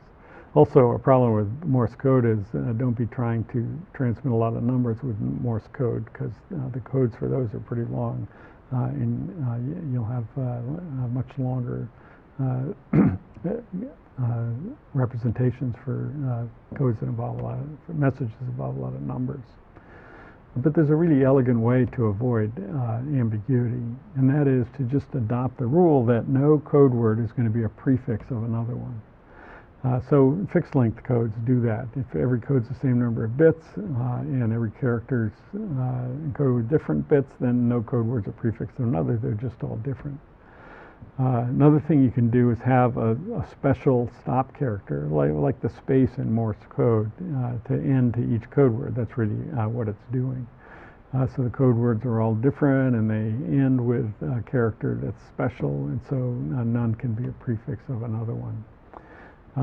But there's also just an easy way to just make sure that you use a code that has this prefix-free property. So for example, this code here, no code word is a prefix of another, and it means when you have bits, there's a unique way to decode. So here the compressed bit string starts with 0. The only way that can happen is if the first letter is A. Then when you're done with the A, you've got 4 ones, and that means it's got to be a B. And then you get rid of the B and so forth. Then it's 3 ones and a 0, it's got to be an R, and so forth. Since no code word's a prefix of another, you can just read off the code from the bit string without having any special stop character or any inefficiency caused by that. All we have is the bits, and we're able to uniquely decode it. And there's numerous prefix-free codes. For example, here's another prefix-free code that for the same 5 characters, and it actually uses fewer bits. So the idea of Huffman encoding within these rules, where we must have a prefix-free code and we've got a particular message, what's amazing about Huffman encoding is that it finds the code that uses the fewest bits for that message, and that's why it's so effective. So the interesting thing, or one interesting thing about prefix-free codes is that they're really easy to represent with tries. And the idea is very simple. We put characters in the leaves, and we imagine that this is binary tries, so we imagine that there's only 2 links per node, and we imagine that every left link is labeled 0 and every right link is labeled 1. And then just following the path from the root to a leaf, so say we go right, so that's 1, 0, 0, that's D. Those bits are not stored in the try. We just implicitly keep track of them. If we go left, we keep 0, and if we go right, we keep 1. And so a try for prefix-free code uniquely determines the code. And that means that just working with the trie, we can decompress a bit string just by starting at the root, reading the bits, take them where they take us, and when we get to a leaf, we've got a character. So that's the trie corresponding to that code, that's the trie corresponding to that code. This one starts out with 1, 1, so starting at the root we go 1, 1, and the first letter's A. And then the next letters are 0, 0, and so we go 0, 0, and we come to B and so forth. A simple representation of a prefix-free code that actually makes for easy decoding. Given the bit string and the trie, it's pretty easy to decode. You could also keep a symbol table of pairs, but sorry, for the compression, how do we do compression? That was expansion. So for compression, we could just keep a table and use it. You could also use the trie to figure out the code by following the path up to the root. And for expansion, as I just said, you start it to the root, go left of 0, right of 1, and it's very easy. For expansion, so we'll look at the code for both of these. The question is how to construct, the first question is how to construct the trie. Let's start with the data type. This is similar to other tree structures that we built before, where we have a character that we don't use for internal nodes, just for leaves. We've got the frequency that we use while we're building the trie, but not when we're expanding. And then every node has a left and a right. And this is the constructor to just fill in all the fields. We need a method to tell us if current node's a leaf, and that's when, so that's if both its links are null. And we need a compare to compare nodes by frequency, and we'll see why that's needed later on.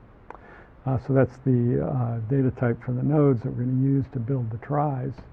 And so now let's look at expansion. So this is in code, what I just talked about.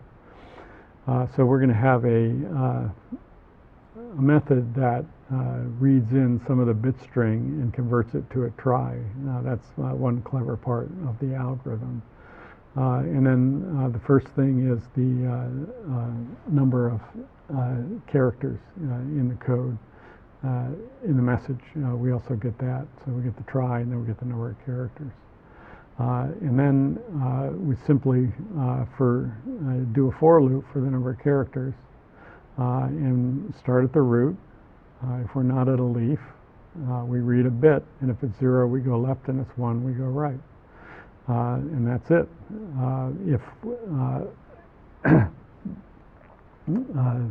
As soon as we get to a leaf, we just write out the character that we get, and then go back to the root and keep going. We're not in a leaf. If we read a bit, 0 go to the left, 1 go to the right. When we get to a leaf, we write out the character. Extremely compact code for expanding. Given a bit string, first thing is the trie. We have to talk about how to get the trie in from a bit string. Number of characters, and then this simple loop that expands according to the trie representation. So that works for any prefix-free code, not just the Huffman code.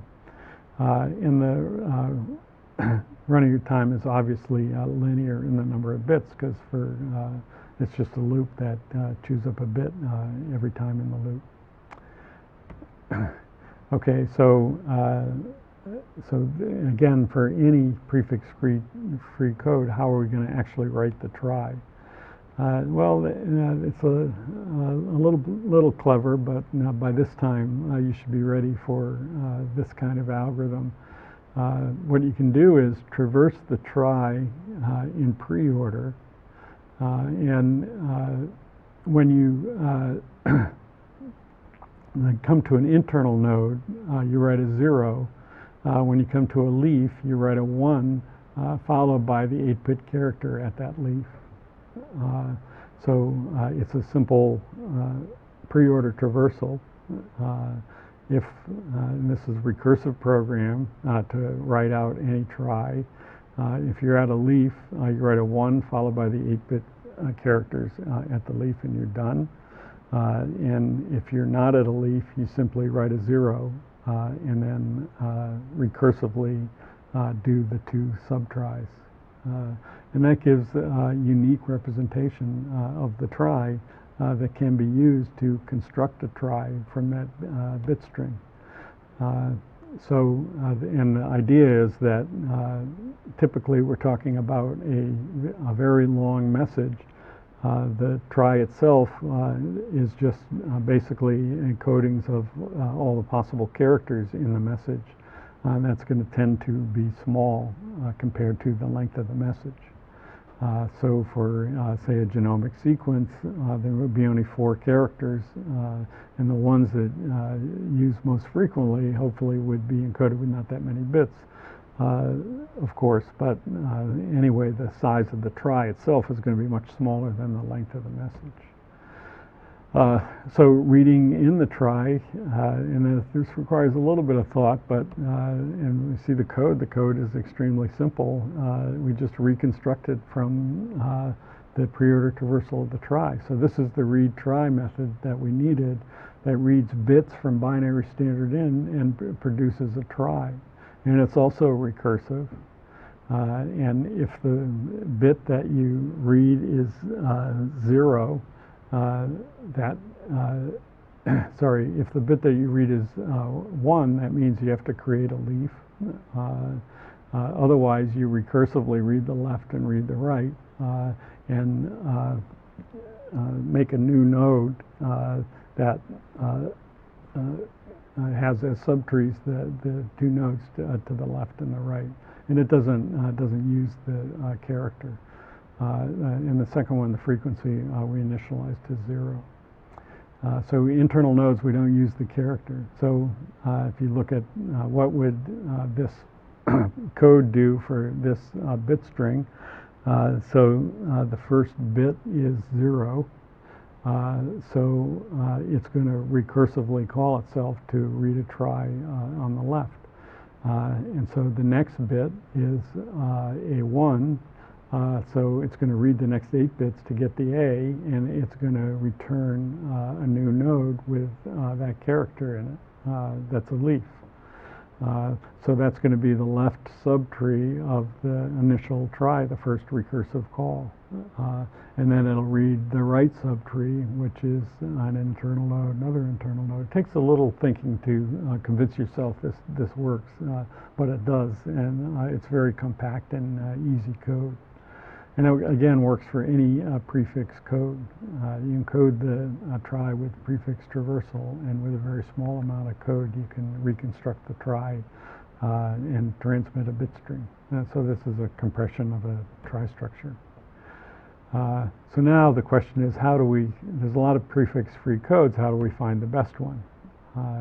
Well, and there's an idea called the Shannon-Fano algorithm, which says, the key idea is that you've got characters that appear with different frequency, and you want to get the ones that appear very frequent to use fewer bits. And so it's of interest to find the ones that are very frequent. And so the Shannon-Fano algorithm says just divide all the symbols into 2 roughly equal frequency, and start the ones in the first one with 0 and the ones in the second one with 1. It's kind of a balanced code, and then kind of recur. If you have A appearing 5 times and C appearing 1 time, that's 6 for those, and then you get 6 for all the others, and then you try to encode those with, you try to use 0s for roughly half the character and 1 for roughly half the character. In order to deal with that, you have to figure out how to divide up the symbols, and you can imagine an algorithm for doing that. But the real problem with this method is that it's not optimal. And so that's the kind of situation that Huffman was faced with way back when coming up with the algorithm. And the best way to explain the Huffman algorithm is through a demo, and so that's what we'll do next. So here's a demo of the Huffman algorithm. So the first thing that we do is count the frequency of each character in the input. And so that's what the algorithm is based on. So in this case, there's 5 A's, 2 B's, 1 C, 1 D, and so forth. Our goal is to use fewer bits to encode A and more bits to include C, D, and exclamation point, for example. And we want a prefix-free code. So it's a kind of a bottom-up method. So what we do is we build one node for each character, and we keep in the node corresponding to each character a weight that's equal to the frequency. And then we imagine keeping them in sorted order. So that's how the method starts out. And remember, our node representation had an instance variable that allowed for storing these frequencies. And then the idea is to, given these are subtries of size 1, the idea is to combine 2 of them and merge into a single trie with a cumulative weight. And so we're going to find the ones that are the 2 that have the smallest weight and create a new internal node for them. And the weight of that node is going to be the sum of the 2 weights. So that's the frequency of all the code characters below it. And then just put that into the mix. So now we have 5 subtries to deal with. And that's the algorithm. Select the 2 tries with minimum weight. In this case, since we're keeping them sorted, it's always going to be the ones on the left. Combine them and add their 2 weights. So make a parent node. And it doesn't matter which goes on the left, which goes right, really. And then add the weights to get the frequency of the parent node, and then put it into the list. Now, if you look up at the table at the right, what we're doing when we're doing this combination is building up the code corresponding to the characters moving from left to right. So far we know that the code for D is going to end in 0, and the code for C is going to end in 1, 1, and the code for exclamation point is going to end in 1, 0. So now continue the rule. Now the B and R get combined. And again, we're figuring out how those code words end. And so now we have just 3 to choose from. Now we're going to combine the 2 big ones. And now we have new prefix bits for all of them. And notice that our letter that appears with highest frequency gets added in late, which means it's going to be nearer the root. So now we have just the 2. And we finish the algorithm. There's only 2 left now, so we combine them and merge into a single trie. And that corresponds to prepending a 1 to the codes for all the other letters and just having a 1-bit code for A. And that winds up with a single trie. That's a demo of Huffman's algorithm in operation. So the Huffman code is an answer to the question of how to find the best prefix code. That's really very simple to describe. Count a frequency for each character in the input. And you start with one node corresponding to each character with weight given by its frequency.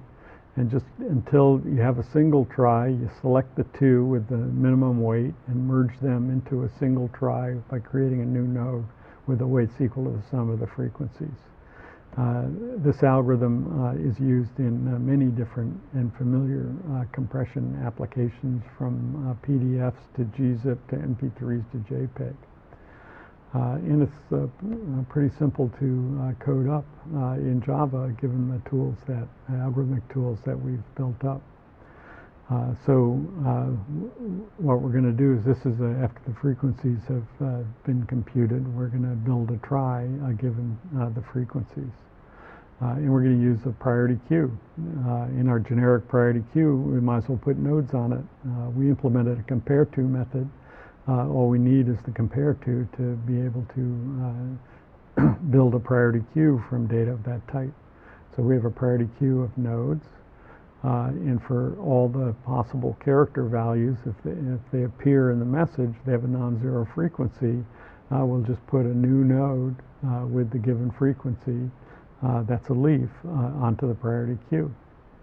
And then the Huffman algorithm is just as long as there's more than one node in the priority queue, we pull off the smallest two nodes, we create a new node that's a parent, its character value is not used, we compute the total frequency, the sum of the two children, and we make those children of that node, and then we put that back on the priority queue, and that's it. Take two off, put one on, it reduces in size by one, so this while loop's eventually going to terminate. When it's done, there's only one node on the priority queue, and that's the root of the trie. Extremely simple implementation of Huffman's algorithm using our generic priority queue. You can also implement it by pre-sorting the nodes as well, but this is a particularly nice way to do it. Now, you do have to prove that it produces an optimal code. That's in the sense that no code uses fewer bits. And that proof is in the book. It's not terribly difficult, but we're not going to do it in lecture. And that's Huffman proved that in the 1950s. So there's no point in looking for a better prefix-free code. And prefix-free codes are so convenient because you don't need to worry about the ambiguity. It's a fine method that's pretty easy to do. So now what we have to do, one disadvantage of Huffman that some other methods don't have is we have to have two passes through the data. We have to go through and read all the character frequencies and then build the trie. And then we have to go back through the data and encode the file, either traversing the trie from bottom up or using just a symbol table to look up the code for each symbol in the message. And the running time is pretty clear from the use of the trie number of characters in the number of nodes in the trie is just the alphabet size, and so it's going to be alphabet size log r, because each trie operation might involve depth of log if we use a heap implementation, and then you have to have the for each character you have to do some kind of lookup to encode. And actually the question is, can we do better in terms of running time? Well, stay tuned, we'll look at a different method. That's Huffman compression.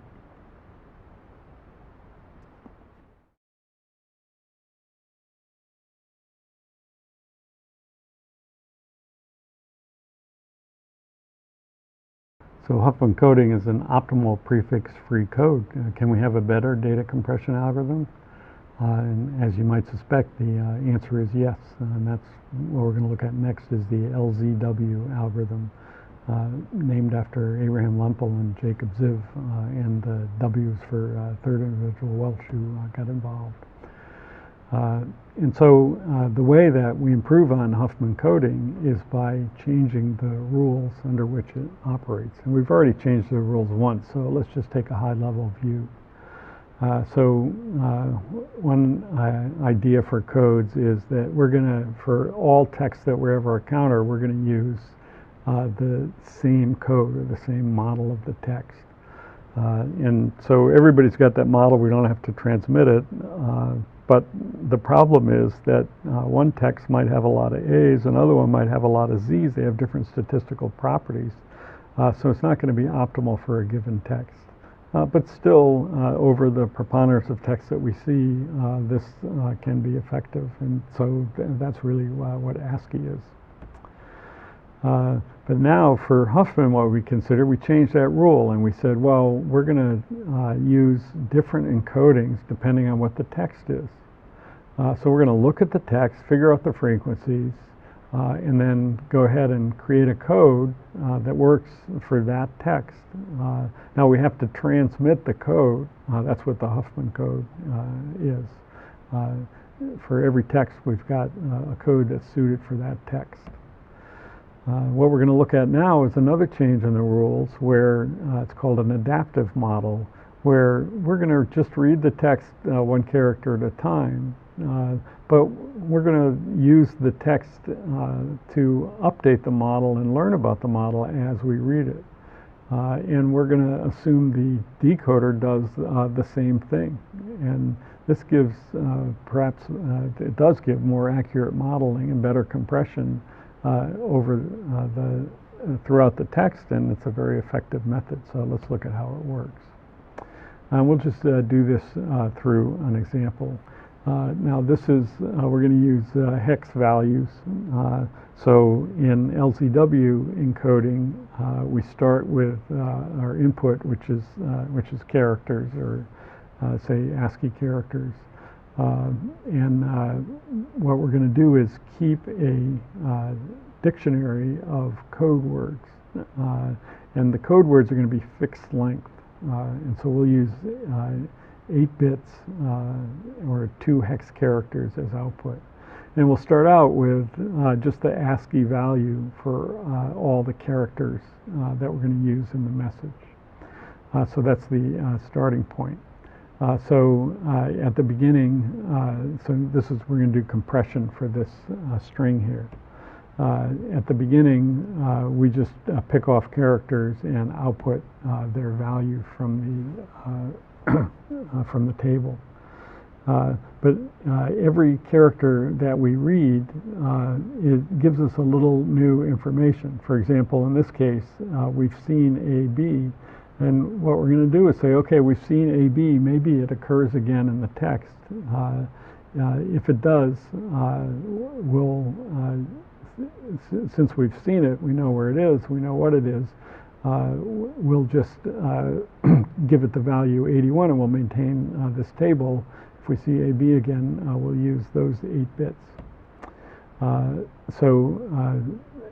We put out the B, but we remember the fact that we saw AB. And similarly, when we see BR, then that'll be an 8-bit code word that we can put out. And the idea is that the decoder, or the expander, can do the same thing. We don't actually have to transmit this table. We can know that the expander is going to do the same thing, and we'll have the same table. So now we see the R, so it says BR, and that's going to be encoded with 82. But the R's, the ASCII for R is 52, so we put that out. Now we see the A, and so that's going to be 83 if we see it again. But the A is just 41, and then AC is going to be 84. The C is a 43. CA is going to be 85, and again 41. And so what we're doing is building up a table that is a model for what the string has, and it'll allow us to get better compression as we get later into the message. So now we're reading the A after the D, and so DA is going to be 87. But now we see that the next letter is B, and we look in our table for AB, and it's there. So we can put out 81 instead of just putting that A out.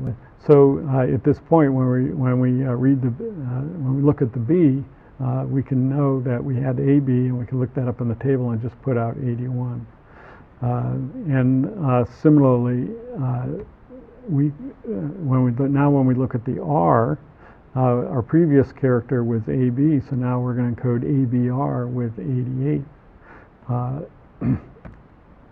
And again, RA, we looked that up in the table, and we can put out 83. And now we can remember RAB is going to be 89.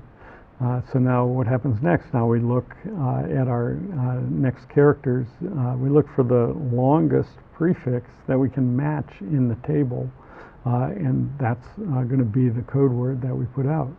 So in this case we have BR is in there. That's 82. The next character is A, so I'm going to put BRA in there.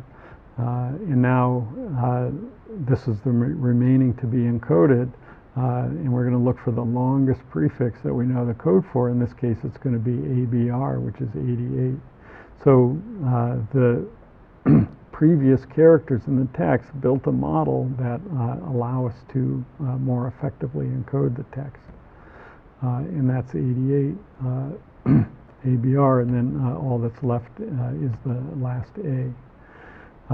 So for this small example, the compression is not great, but the idea is still there's definitely some savings in there, because these code words, the input was 8-bit ASCII code words, and these code words are also 8 bits. And the key thing is we don't have to transmit the table, because we can assume that the expander is going to rebuild the table the same way that we built it. So that's the basic idea behind LZW compression. We also have a stop character at the end that says it's the end of the message. So this is the summary of LZW compression. We create a symbol table that associates fixed length code words with string keys.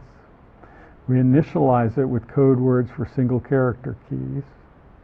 Now, when it's time to encode part of the input, we look for the longest string in the symbol table that's a prefix of the part of the input we haven't seen. And that string, that's the longest one, that's the best we can do, we're going to have a fixed length code word for that string. And then we look ahead to the next character in the input and add a new entry to the symbol table with that one extra character. That's LZW compression. So one question that comes up is, how do we represent that code table in code? And actually the answer is really simple. We're going to use a try, because what a try can do for us is, if you remember when we looked at tries, or if you don't, when we looked at tries, what we did was support longest prefix match operation.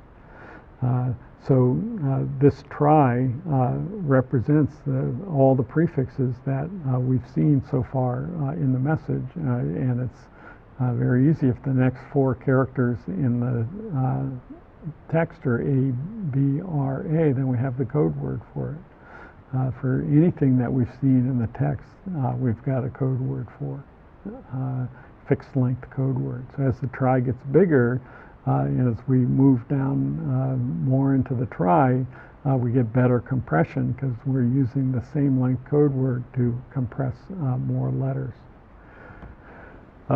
So here's the implementation of LZW compression. Again, very simple implementation for such a sophisticated algorithm, really.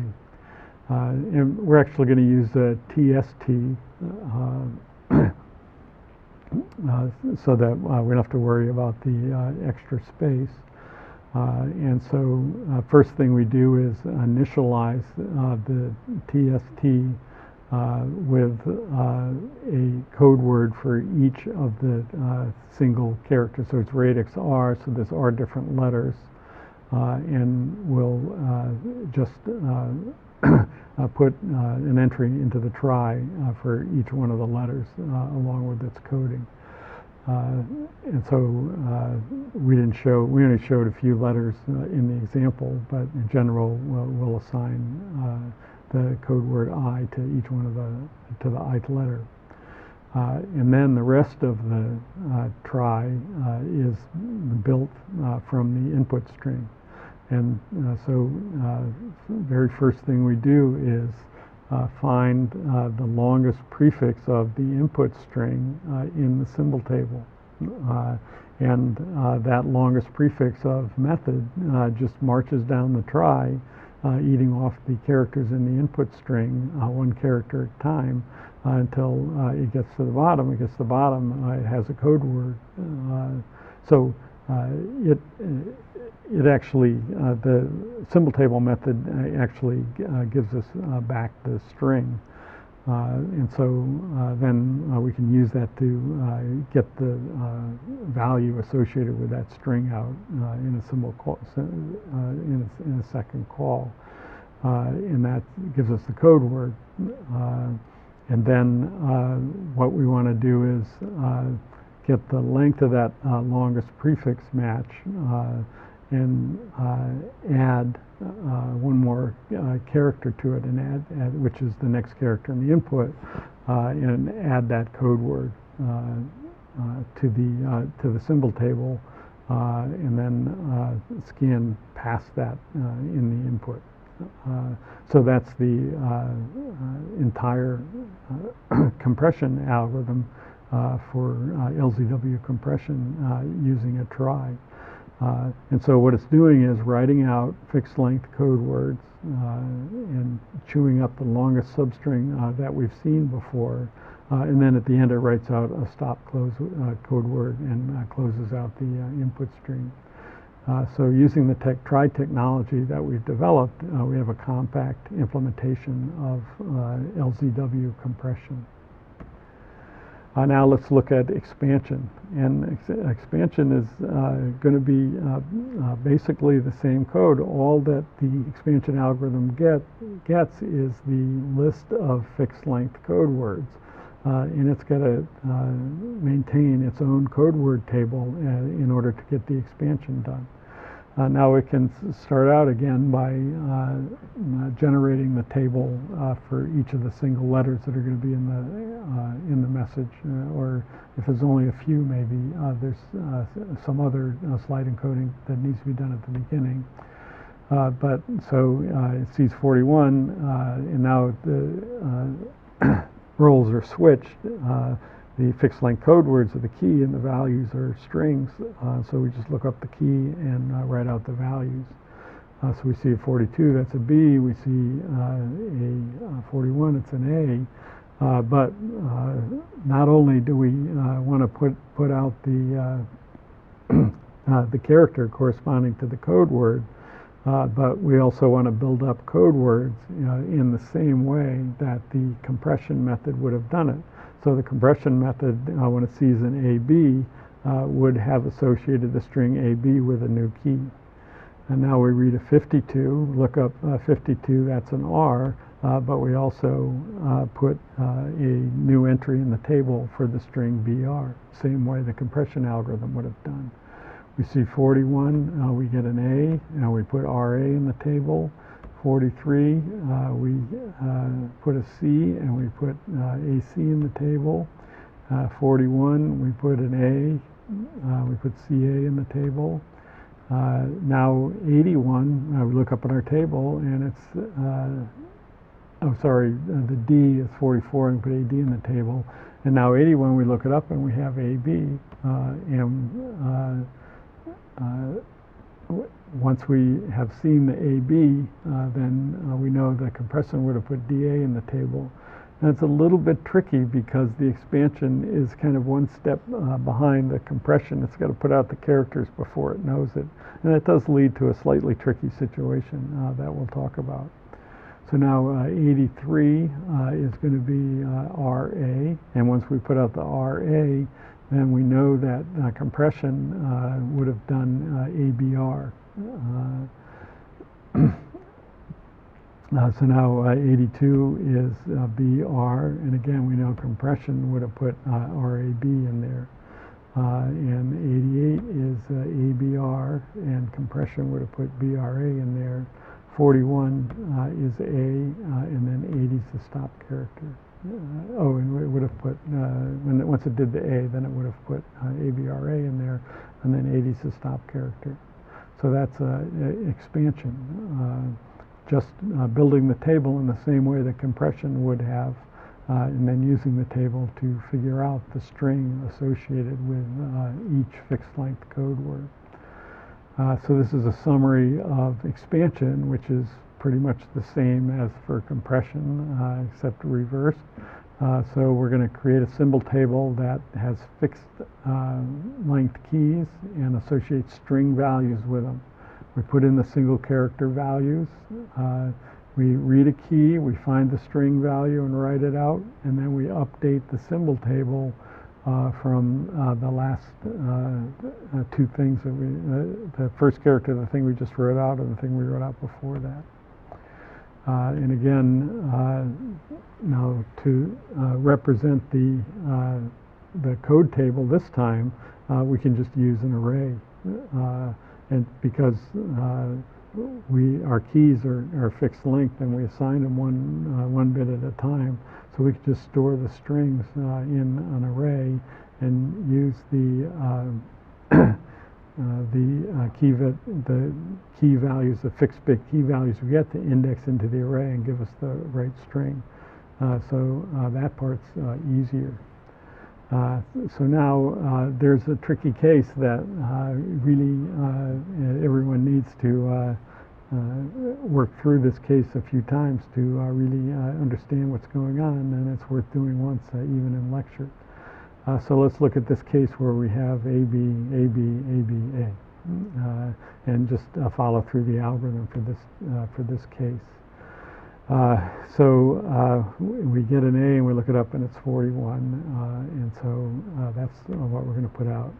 And then we look at the next character and it's AB, so we're going to remember 81 in our code word table. Then we read a B, we look it up and it's 42, and next character is A, so we're going to say BA is going to be 82. Then next character is B, and we look up AB, and we have 81. And so we can put out the 81. And now the next, look ahead, the next character is A, so we're going to do a code for ABA, that's going to be 83. Now we have the rest of our string to be encoded as ABA, and our longest prefix match is ABA. So we're going to put out 83, and that's the end of the string, so we do the 80, which is the end of the string. So that's compression for that string, working the same way as for the other example. Now let's look at expansion for this case. So we start out the same way. So now we see a 41, and we look it up in our table, and again, this can be just an indexed array, so it's going to be A. So that's a starting point, and now 42 is going to be a B, and then we look back, we just put out an A and a B, so our compression algorithm would have encoded AB as 81, we know that. So now we can, when we see 81, we've got AB, so we can put out AB, and so now we look at the we put out the AB, and the next entry in our table is going to be BA, because that's what our compression algorithm would have put out. But now we've got a problem. The next character that we see that we need to expand is 83, but we need to know what key has value 83, but it's not in the symbol table yet. So that's definitely a tricky case for the expansion. Now, it is possible to, let me go through that one again. So at the time that we read the 83, we need to know which key has value 83 before it gets into the symbol table. And while its first character is going to be A, so that means ABA has to be in there. So the code in the book, which you can examine, has a way to test for this case. And it's definitely a tricky case that needs to be considered for LZW expansion. We expand 83 at the same time that we put it in the symbol table in this example. Okay, so there are all different kinds of details for LZW. We've just given one version. Sometimes people find it effective to clear out the symbol table after a while. Maybe how big do we make the symbol table? How big do we let it get? Maybe it's not worthwhile to keep older parts of the message. It should adapt to pieces of the message. There's many other variations like that that have been developed. So for example, what GIF does is when the symbol table is full, we just throw it away and start over. Unix compress keeps a measure of how well it's doing and throws it away when it's not being effective. And there's many other variations. Why not put even longer substrings? Why just one character at a time? Why not the double ones and so forth? And there have been many variations like that have been developed. And actually, in the real world, the development of this technology was influenced by patent law. There's a version called LZ77 and another version called LZW because these guys worked for a company in the summer. And it was patented, and for a while you couldn't use LZW unless you paid the patent holder, but that expired in 2003. And then things started to go up again. So there's lots and lots of different effective methods that are variants of LZW. And really, to do a good job, you might also need to include Huffman coding for the characters or run length encoding.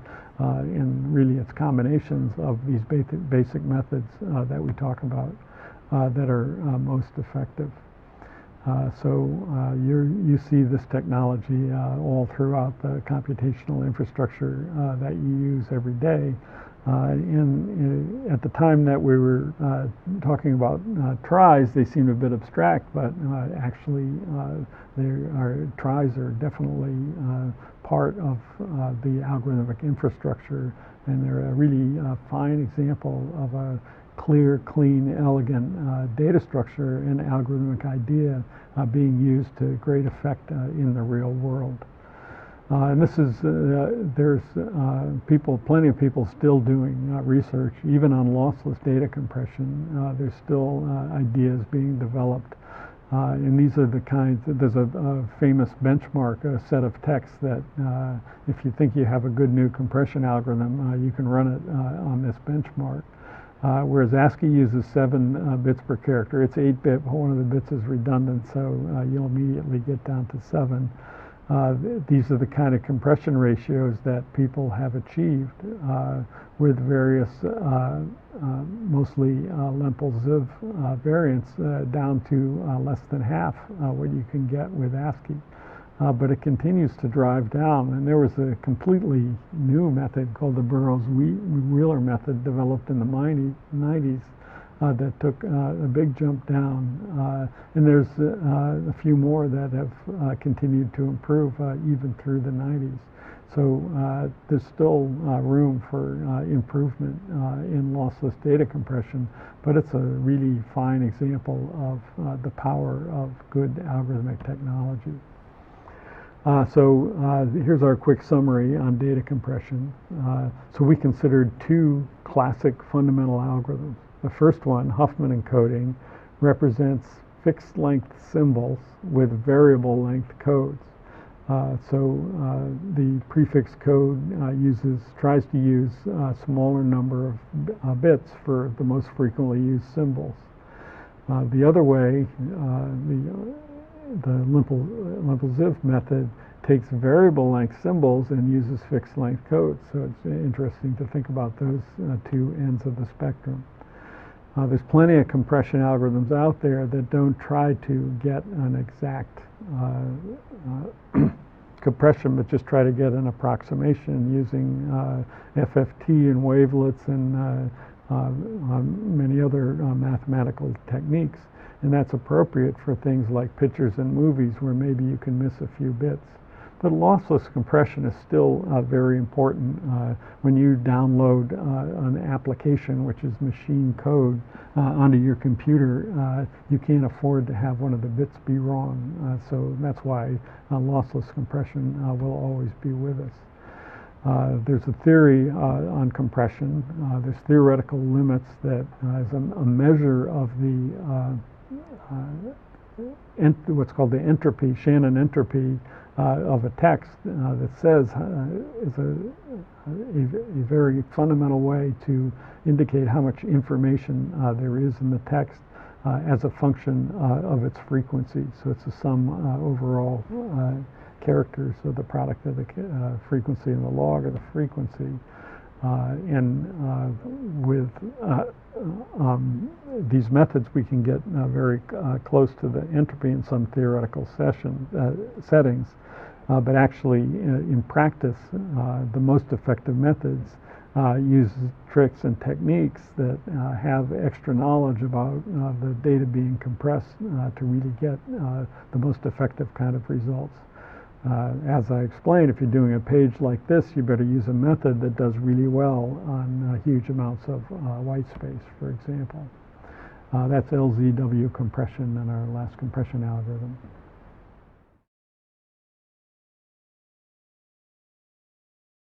Today we're going to talk about reductions.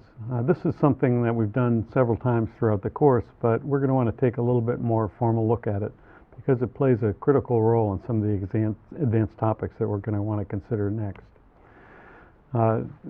Just a quick overview of the next few lectures. These are advanced topics related to algorithms, and you can take more advanced courses that go into all of these things in depth. But it's important to talk about them in the context of the algorithms that we've seen to put everything into perspective. So what we're going to talk about in this lecture is called reduction. And it's a technique that we use to take the good algorithms that we know and use them effectively to build more complicated algorithms. And as I said, we've done that before. But it brings up some interesting ideas that are bigger than any particular algorithm. And one idea that we've talked about is the idea of a problem-solving model. We saw that we could use shortest paths and max flow to solve problems that didn't seem to be related at all. And there's a particularly important problem-solving model called linear programming that we'll talk about in the next lecture. But then there's a limit, and that brings us to the topic of intractability that we'll talk about in the last lecture. So we're shifting gears from individual problems to thinking about problem-solving models that are more general than a particular individual problem.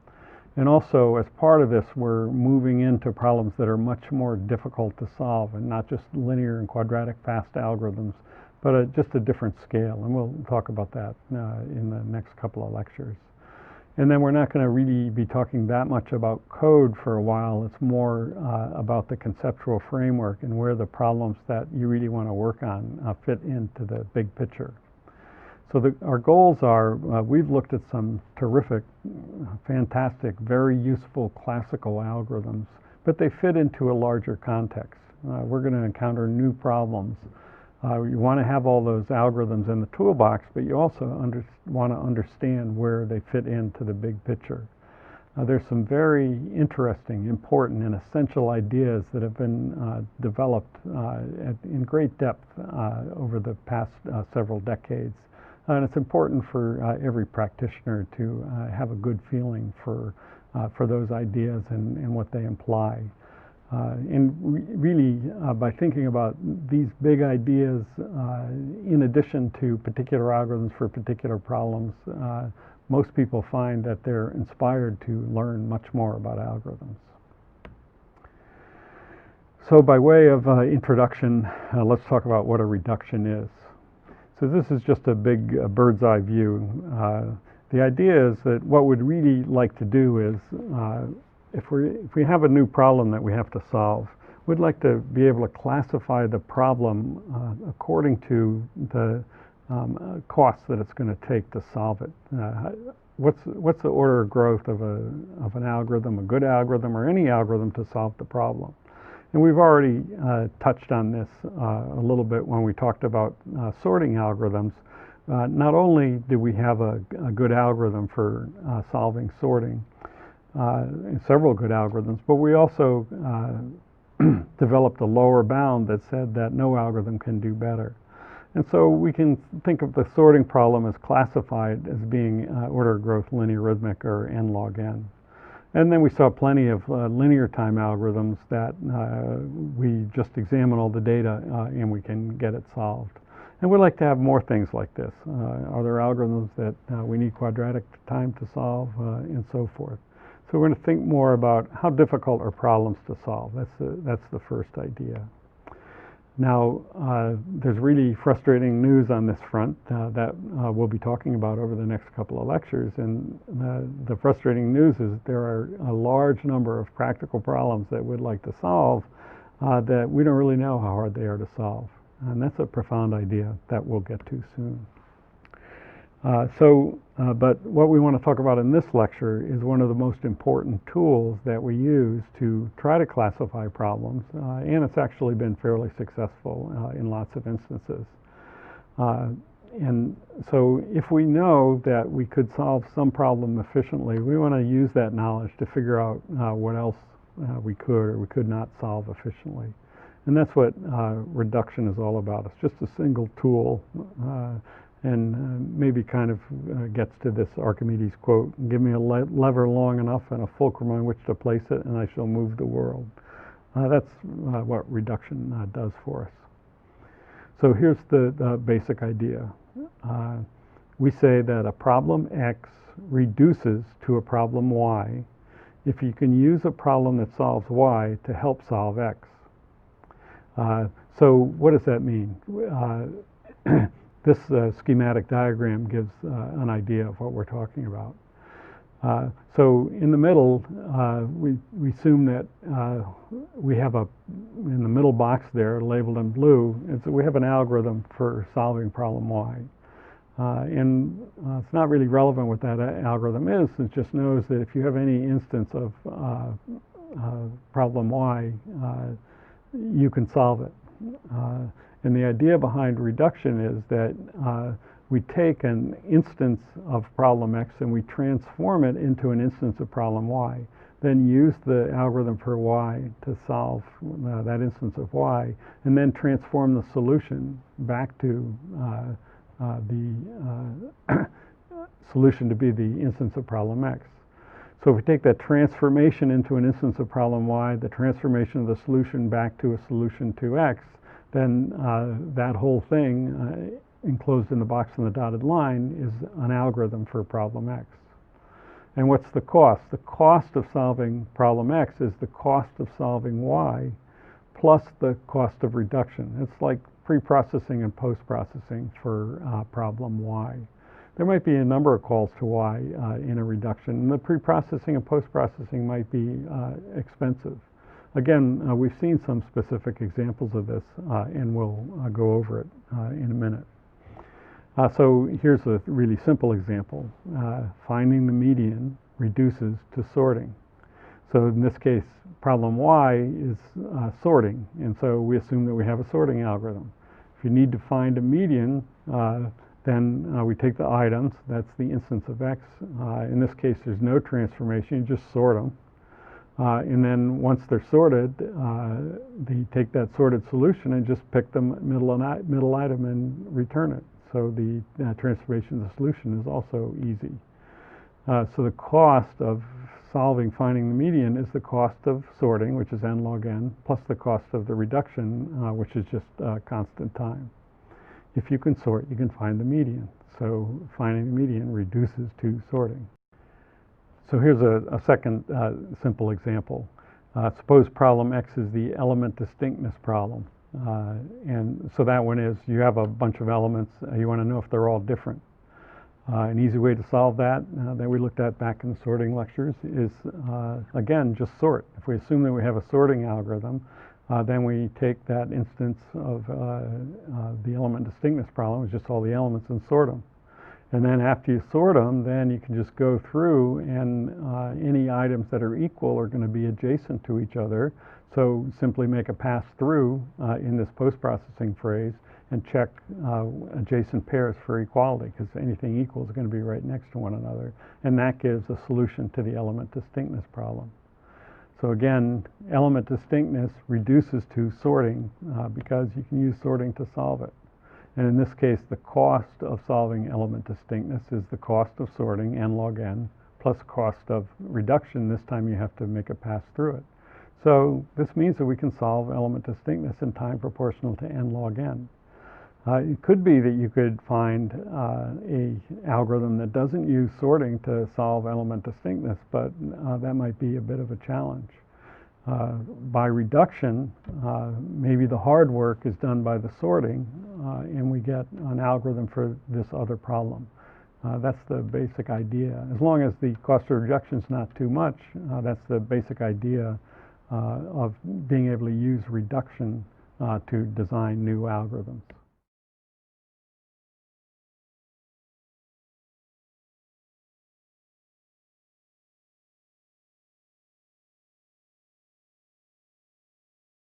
Now we'll look at a couple of more interesting examples that show how useful reductions are for designing new algorithms. So again, that's the basic definition, and the implication of the definition is that in order to design an algorithm for a problem X, we can go ahead and use some existing algorithm for Y. And here's some of the many examples that we've already seen in this course. Finding the median and element distinctness, I just talked about. The scheduling problem reduces to topological sort. We saw that in the shortest path lecture. Also, the arbitrage problem of involves building a digraph for currency exchange. We reduce that to shortest paths. And there's several other examples. So it's an important and useful technique. So just the general mentality is, if I know how to solve Y and I have a new problem, can I use that to solve X? And every programmer does that, saying, well, I've got some code that solves Y, or I've got a library function that does Y. Can I use that to solve X? That's reduction. So our first example is the convex hull problem that we looked at briefly back in the sorting lecture. And that's where you're given endpoints in the plane, and what you want to do is identify the points on the periphery. That's called the extreme points of the convex hull. You can imagine a bunch of points on a big range, and a rancher wants to use the cheapest amount of fence to surround them all. So it's the minimum perimeter way to draw a line that surrounds all the points. That's the convex hull. And there's many other ways to define it. So that doesn't seem to be all that closely related to sorting, but it's actually true that convex hull reduces to sorting. That is, if you can sort, you can compute the convex hull, and that's an algorithm known as the Gram-Scan algorithm that we'll look at in the next slide. The cost of a convex hull is the cost of the sort, n log n, plus the cost of the reduction, and that Gram-Scan algorithm just uses linear time. So with sorting, we get an n log n algorithm for convex hull, which is a nice algorithm design technique.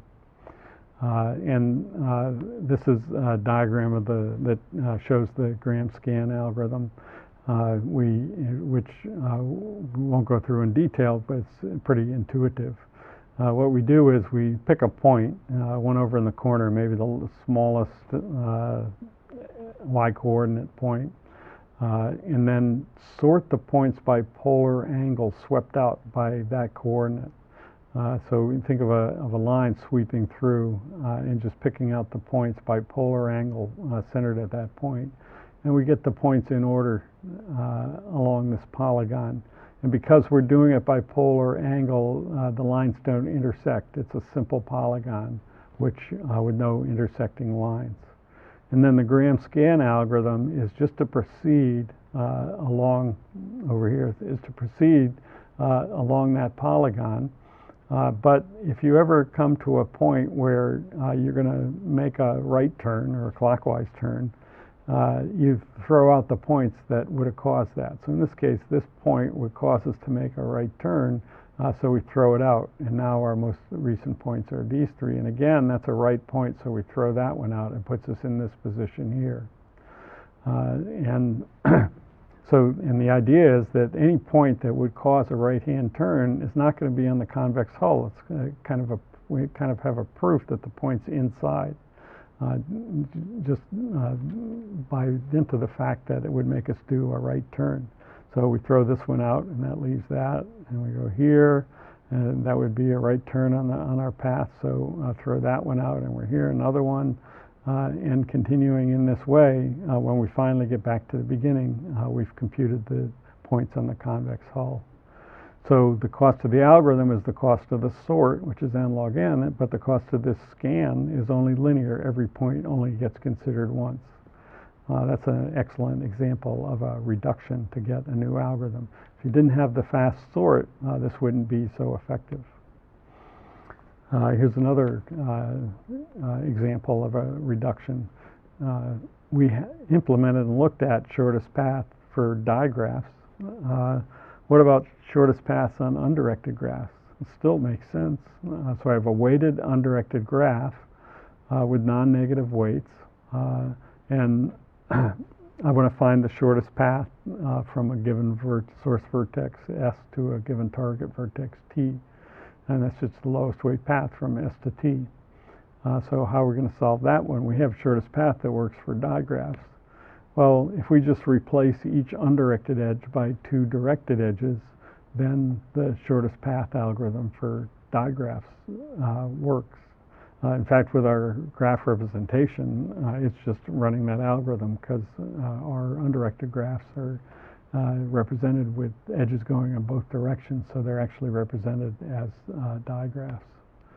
And again, what's the cost? The cost this time is the cost of pre-processing to just take the graph in its undirected form and convert it to directed form, and then the cost of shortest path in the digraph is E log V. So that gives us an algorithm for shortest paths in undirected graphs. Notice that it doesn't work if there's negative weights in the undirected graph because the reduction creates a negative cycle. It is possible to find shortest paths in these graphs, but you need a much more sophisticated algorithm to do it. Just continuing in this way, we've considered quite a few problems that involve reductions. So I just talked about finding median and element distinctness and convex hull, reducing to sorting, and there were a bunch of other problems that we considered as exercises when we talked about applications to applications of sorting. So application of sorting really means problem reduces to sorting. So shortest processing time scheduling and lots of other problems that are reduced to sorting. And in the graph world, we looked at some pretty complicated problems, arbitrage. We looked at a parallel scheduling or CPM method, and I just talked about shortest paths and undirected graphs, and those all reduced to shortest paths and digraphs. We looked at problems that reduce to max flow. Bipartite matching reduces to max flow. And the linear programming problem that we'll talk about next time, actually both max flow and shortest paths and digraphs reduce to linear programming. So this is a pretty diverse set of problems that all through the set of reduction we found ways to solve them using some core kinds of problem-solving models. And so reduction is an extremely important algorithm design technique.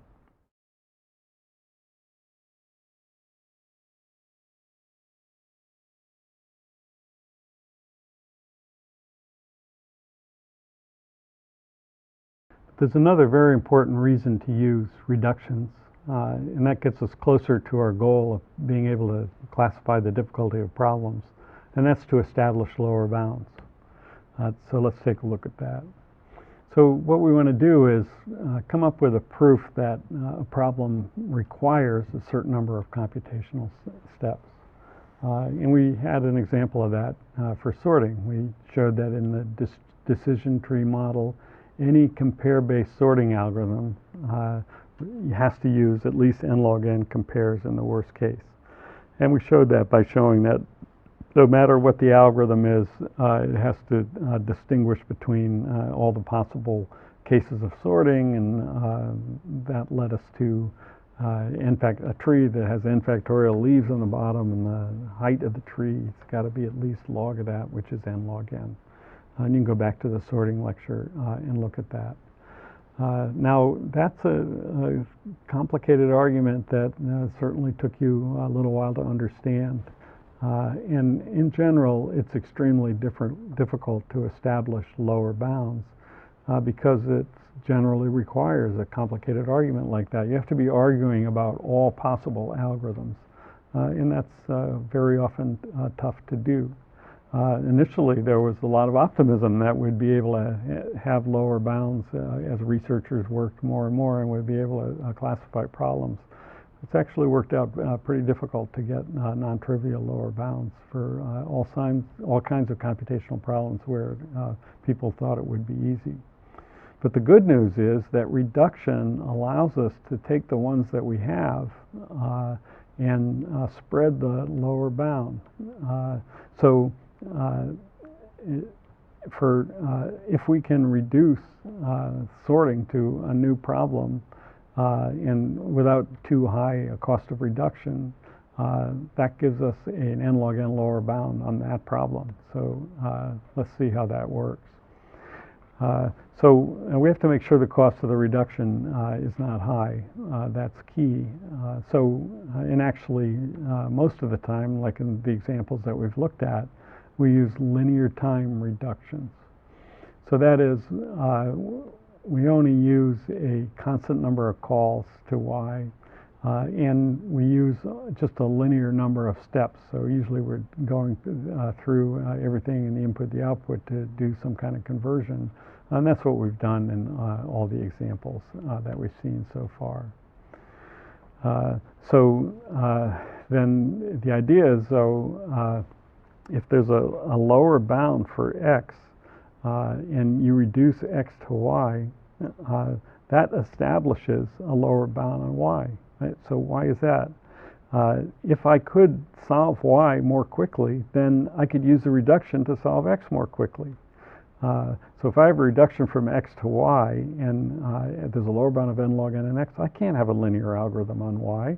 Because if I did and I have a linear time reduction, that would give me a linear time algorithm for x.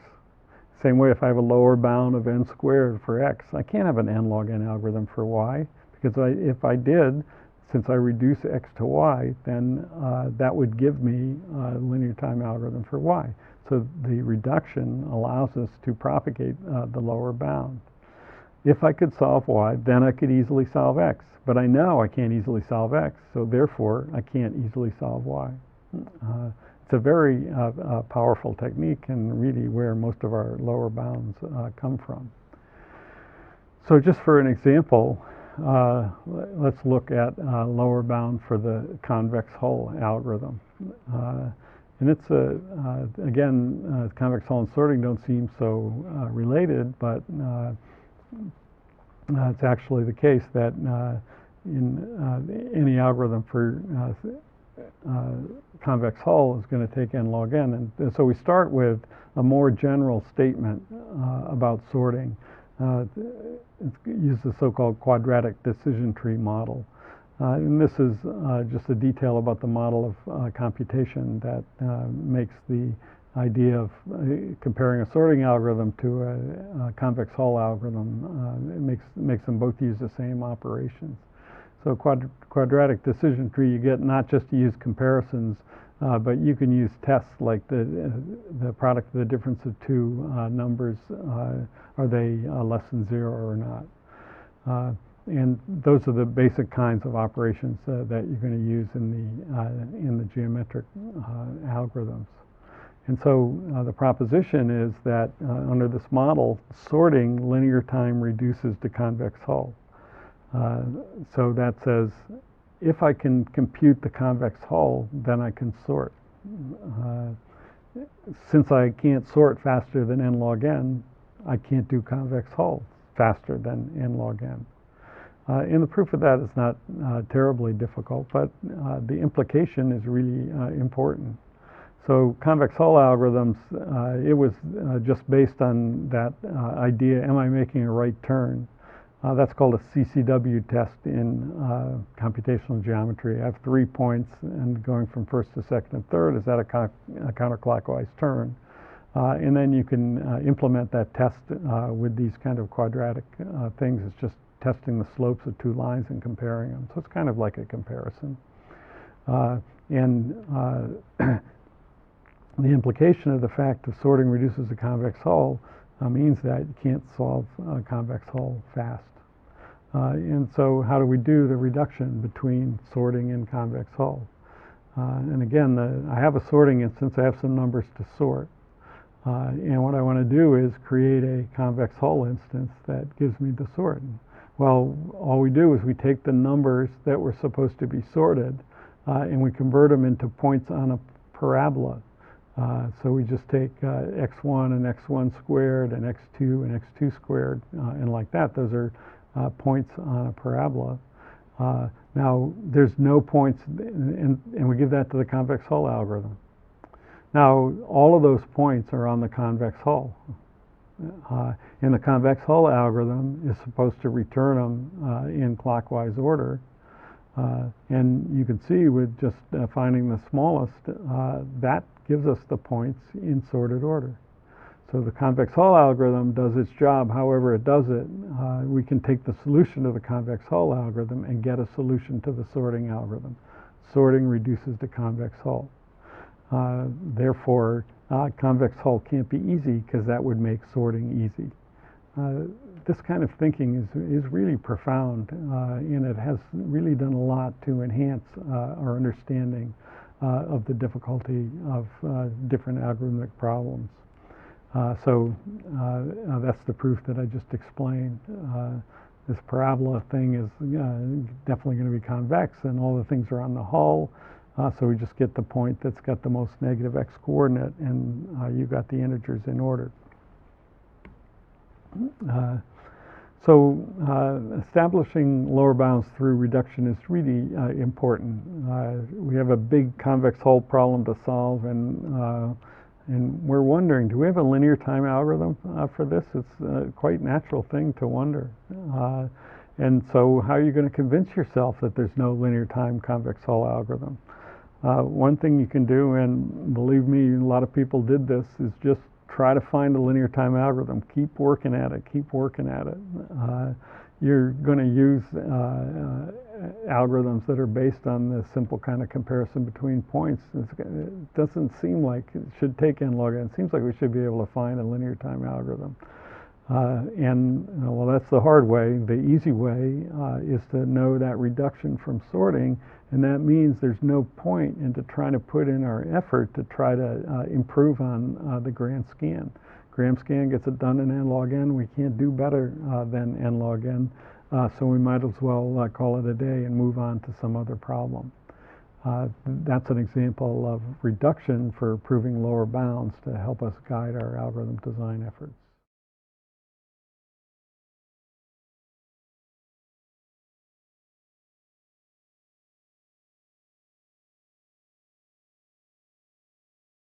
Now, if we put the last two sections together, it gives us a way to start to think about how to classify problems according to their difficulty. Let's look at how that works.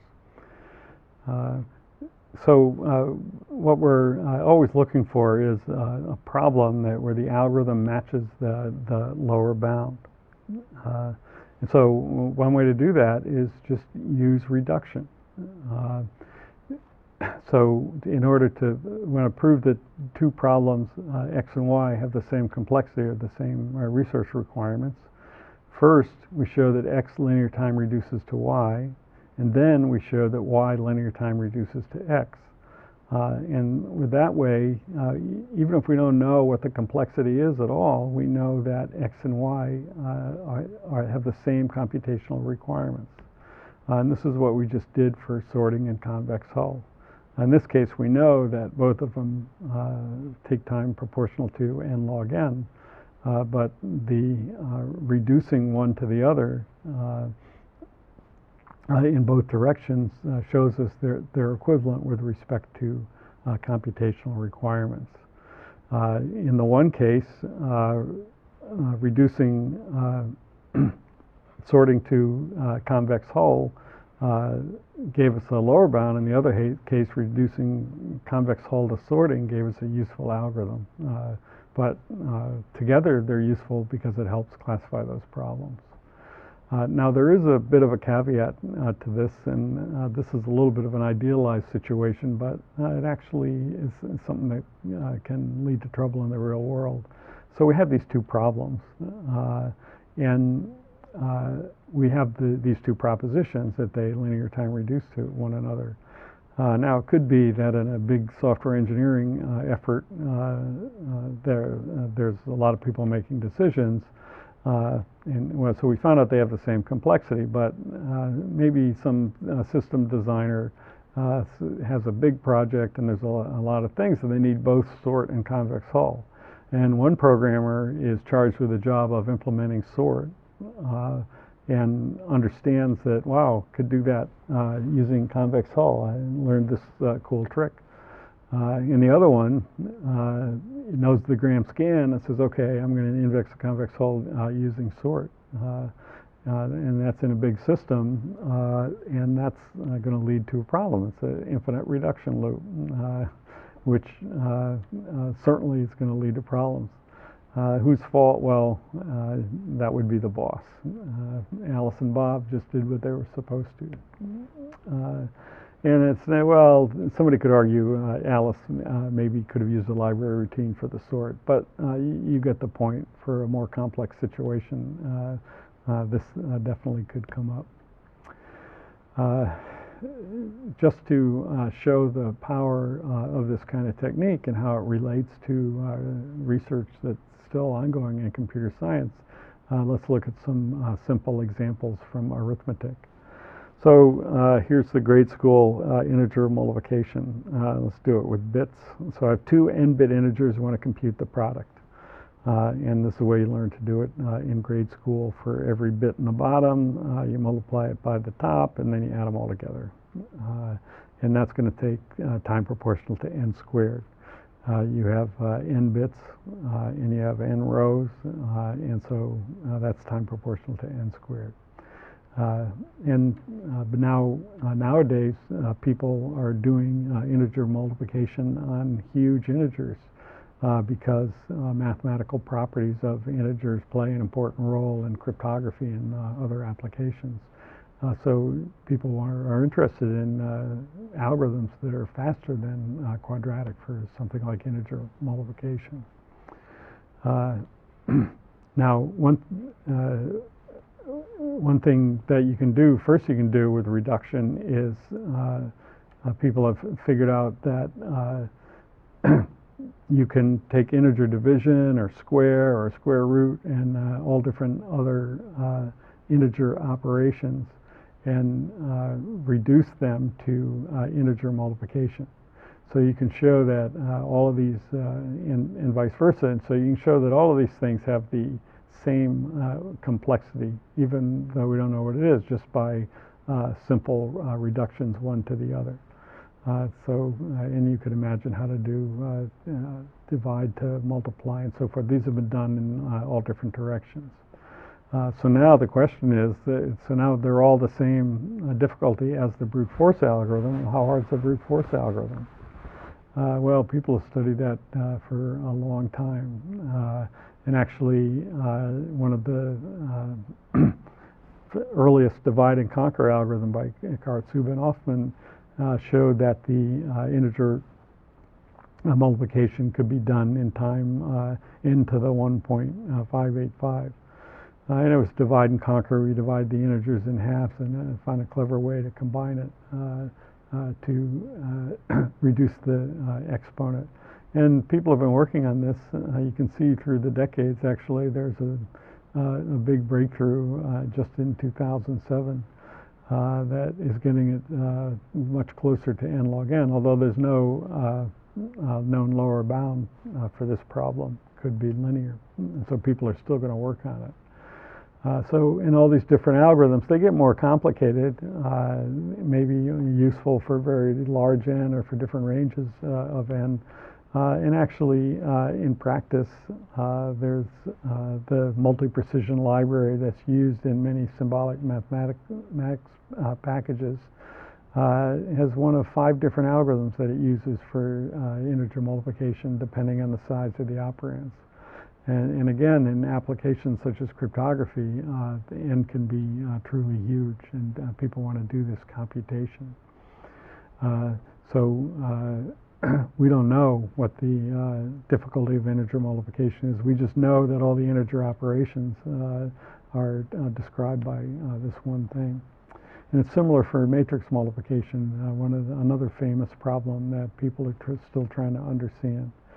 And again, the secondary school algorithm to compute the entry in row I and column J, you compute the dot product of the ith row of one argument and the jth column of the other. And the dot product of that fills that entry. You do that for every entry. So that's going to be time proportional to n cubed because you have to do n multiplications for each of the n squared entries in the result matrix. And again, there's all different kinds of matrix operations that can be proven to be equivalent in difficulty to matrix multiplication through reduction. And so that's however difficult matrix multiplication is, all these other things like solving systems of linear equations and determinant and other things, but how difficult is it to multiply 2 matrices?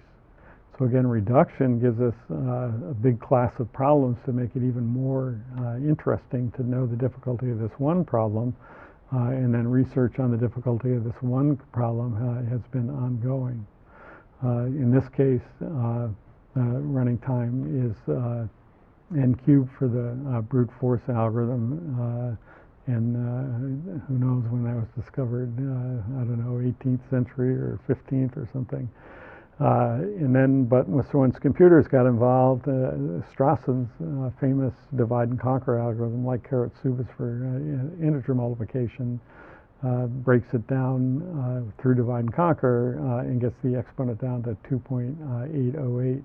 And people have been working through the years to find successive improvements to this. The last one went from 2.3737 to 2.3727, which doesn't seem like much, but maybe one of these research results will be a breakthrough that will give us an efficient new algorithm for all of these problems involving matrices.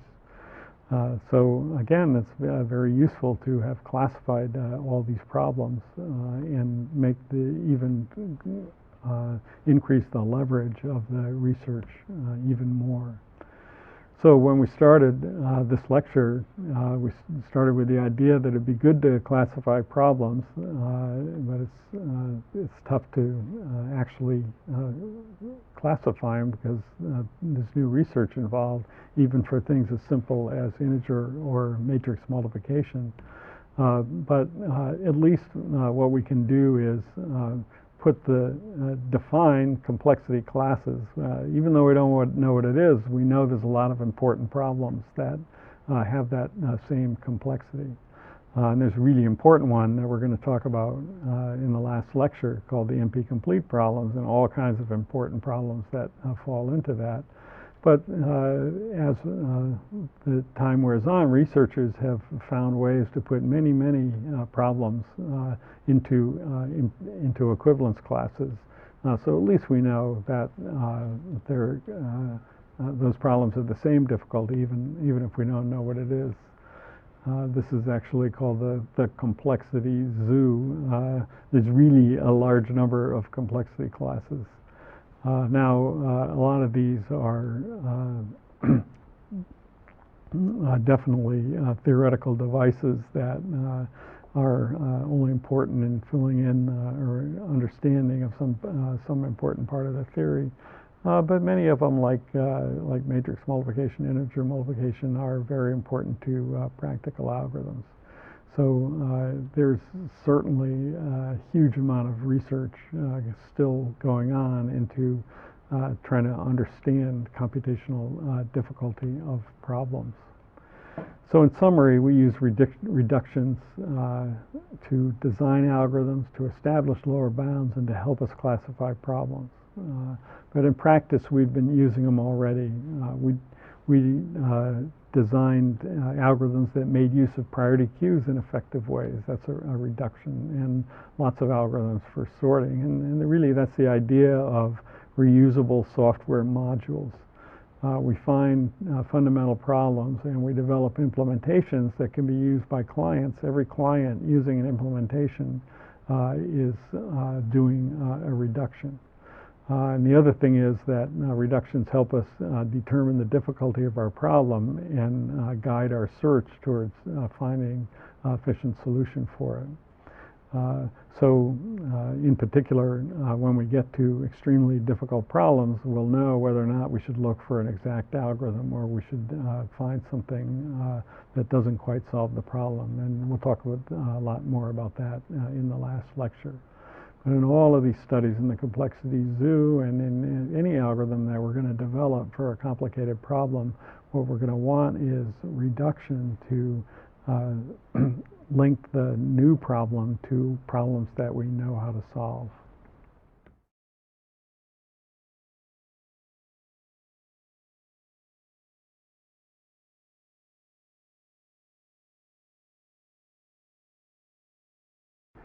Today we're going to talk about linear programming, including the simplex algorithm, which ranks as one of the most important algorithms of the 20th century, so certainly has to be included in any course on algorithms.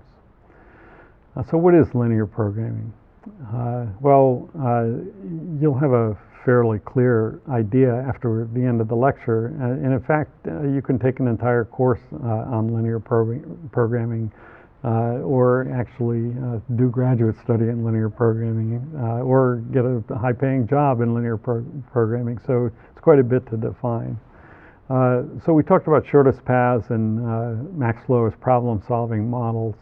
In linear programming is a general problem-solving model that works in a lot of contexts. So shortest path, Max-Flow, that's finding the minimum, the maximum of some kind of quantity. And a good way to think of linear programming, where it's most often used in practice, is you want to allocate scarce resources among a number of competing activities, and you want to do it in a way that minimizes costs or maximizes something. That's the basic idea. And it encompasses a huge number of problems that we've considered, and even plenty of problems that we haven't considered. So this is an example of a linear program that we're going to use throughout this lecture.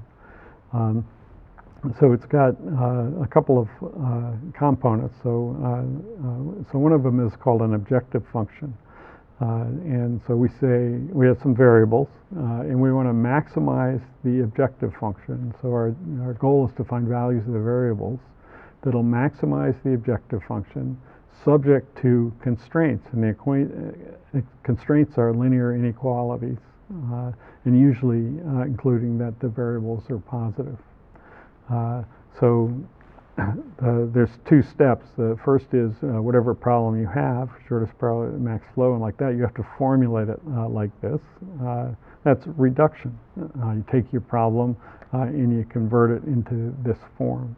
And then the second thing is to solve it. That's what linear programming is. And it's significant because it's widely applicable to real-world problems. There's fast commercial programs out there that will solve huge linear programs. And it's a key subroutine for solving even more difficult problems. But it's the idea that it's a widely applicable model that we can actually do solutions for huge problems. For example, airlines use linear programming to schedule planes and pilots and flights. And Delta recently claimed that linear programming saves it over $100 million per year. So it's general, and we can solve problems. That's what linear programming is.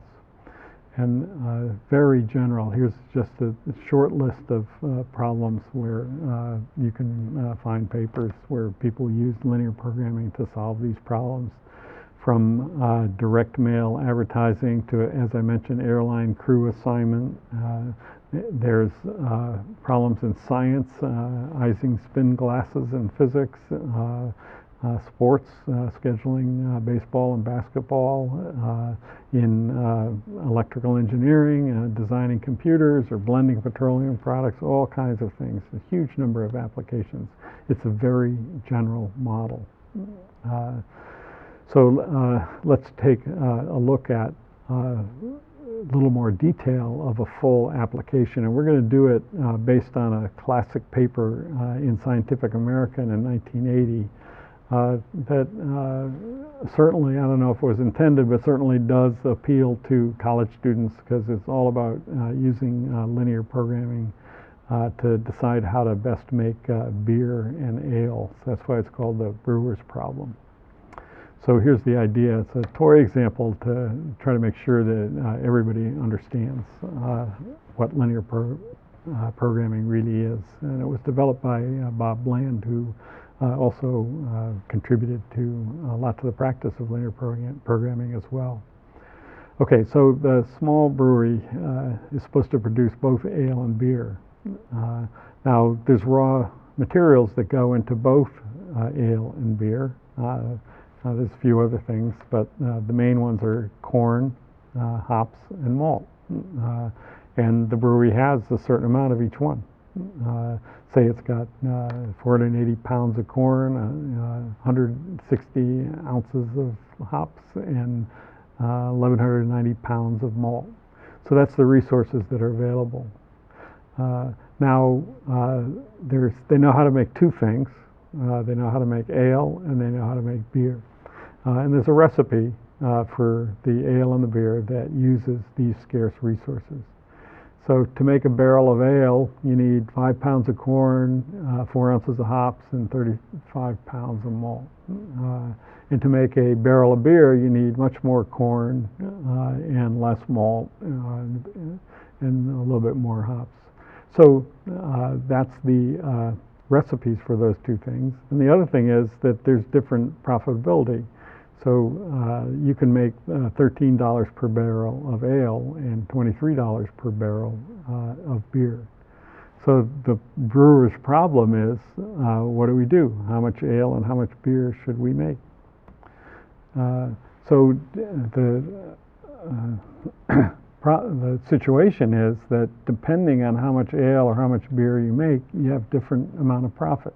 So let's say someone says, well, let's make it all out of ale. Let's make as much ale as we possibly can.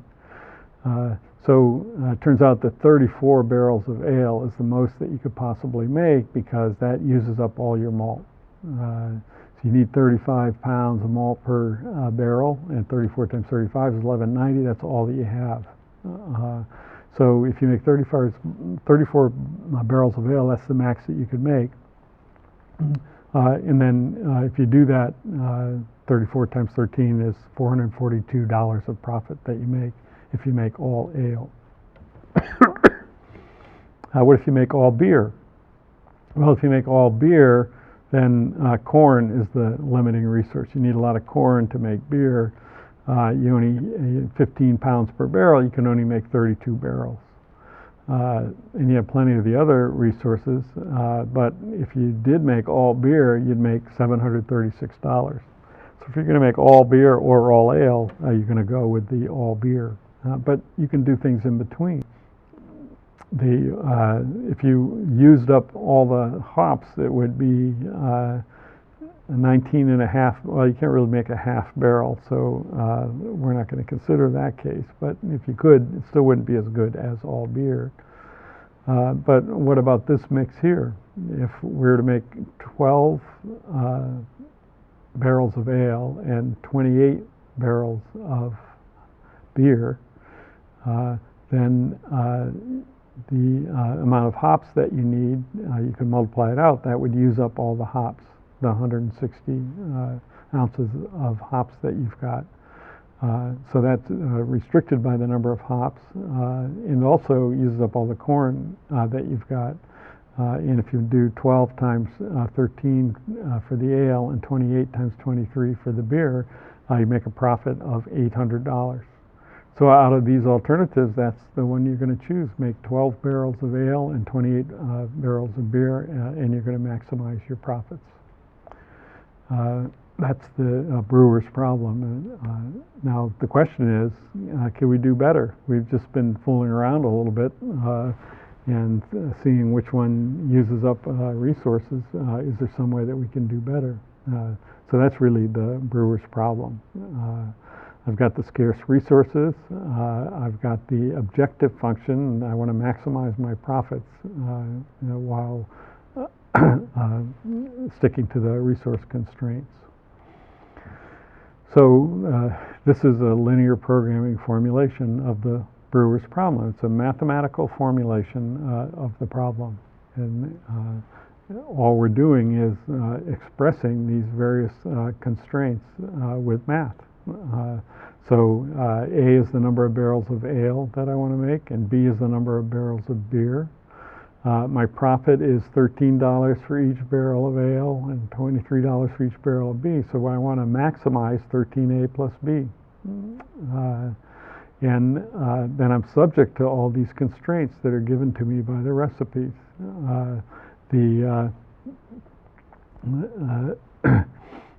For the ale, it's 5 units of corn, 4 units of hop, and 35 units of malt. And for the beer, it's 15, 4, and 20. So if I make A barrels of ale and B barrels of beer, then I'm subject to this constraint. That's all the corn that I have, and so forth. And of course, I have to make a positive number of barrels of ale and beer. So that's a mathematical formulation of the problem. So that's linear programming. That's reducing the brewer's problem to a mathematical formulation. So now we want to look at, try to get a better understanding or a geometric intuition on what this thing means. So the key idea is there's a thing called the feasible region. So we have 2 variables, so we're going to plot all the possible points. All the possible amounts of ale and beer that we could make just in the XY plane. So it's a positive XY plane because we're going to make a positive amount of beer and a positive amount of ale. And the other constraints actually define half planes. So that is, the amount of corn has to be, you have to have 5A plus 15B less than or equal to 480. If you draw the line, 5A plus 15B equals 480, which is this line here, and it intersects way out there. Then everything above this line is not feasible. We don't have that much, and everything below that line is possibly feasible. And actually all we do is just intersect all the half planes, including the half plane above the x-axis and to the right of the y-axis. And if you do that, you get a complex convex polygon. And all the points inside are things that we could possibly do. So that's the first idea. We have inequalities that satisfying all those inequalities simultaneously defines a convex region like this. And what about the objective function? Well, that's just another line. And so that's a line of slope.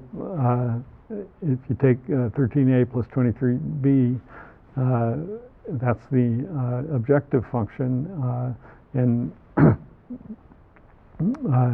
any point, if you look at where this line of the same slope intersects the convex region, you can see that what we're going to be looking at is we want the one that goes up the highest.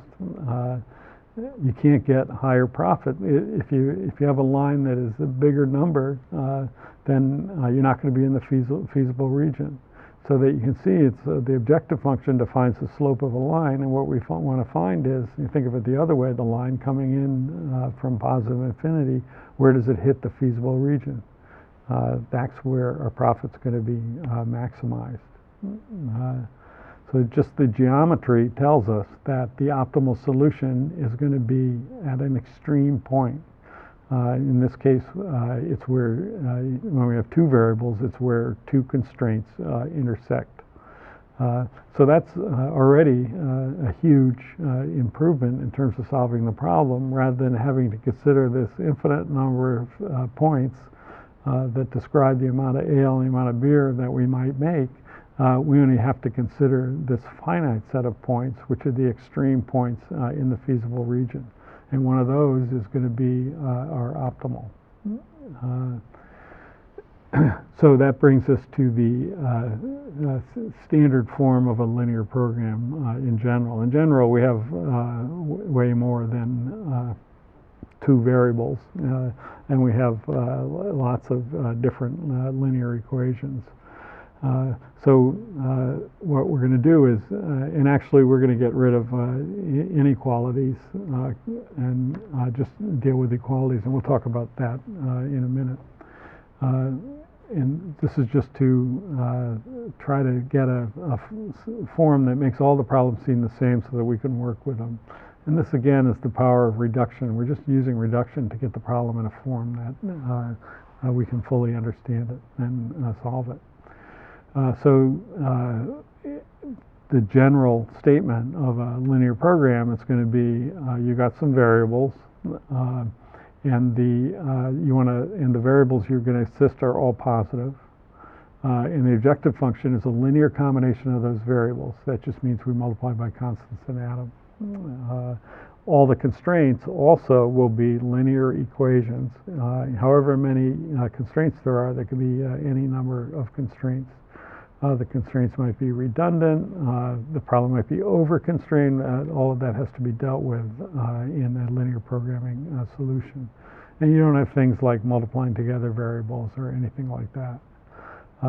So your input is the coefficients for the objective function, and also the coefficients for all the linear equations and also the right-hand sides.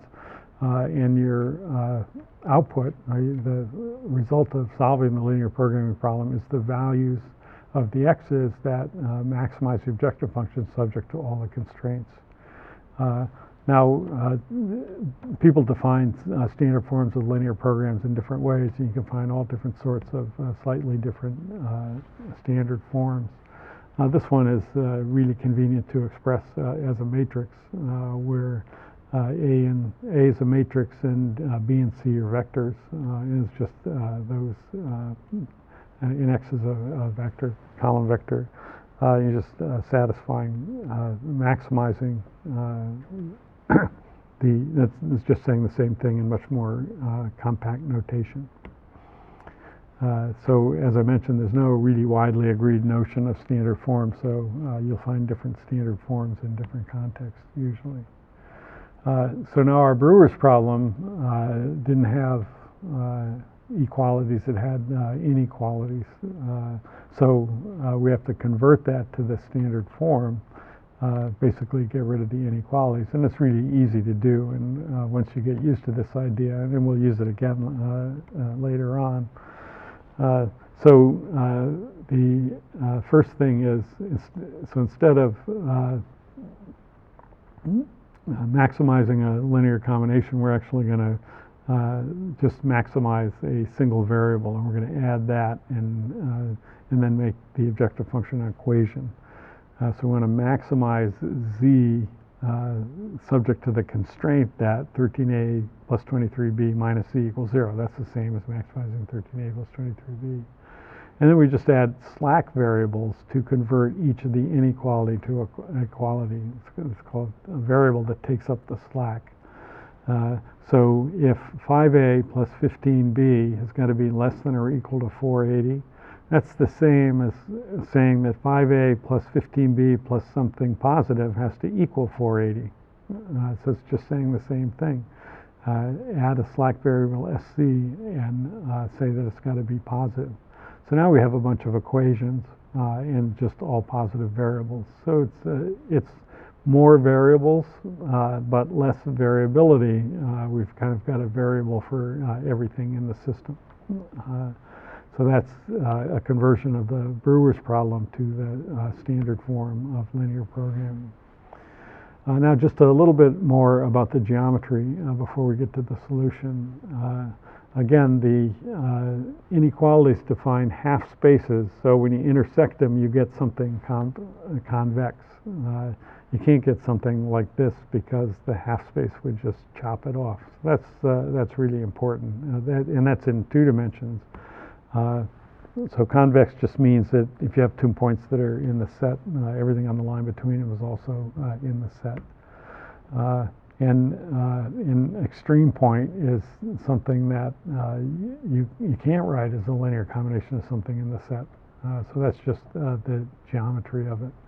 And that's in 2 dimensions, and this is very intuitive in 2 dimensions. In higher dimensions, it's hard to really trust your intuition, so that's why we have these specific geometric definitions. Now, the extreme point property still holds even in higher dimensions. This is 3 dimensions, and now after 3 dimensions, we really have to use our imagination. But it's still the same idea of a bunch of intersecting intersecting half spaces in higher dimensions. And the same basic idea holds if just you stick with the basic math definitions.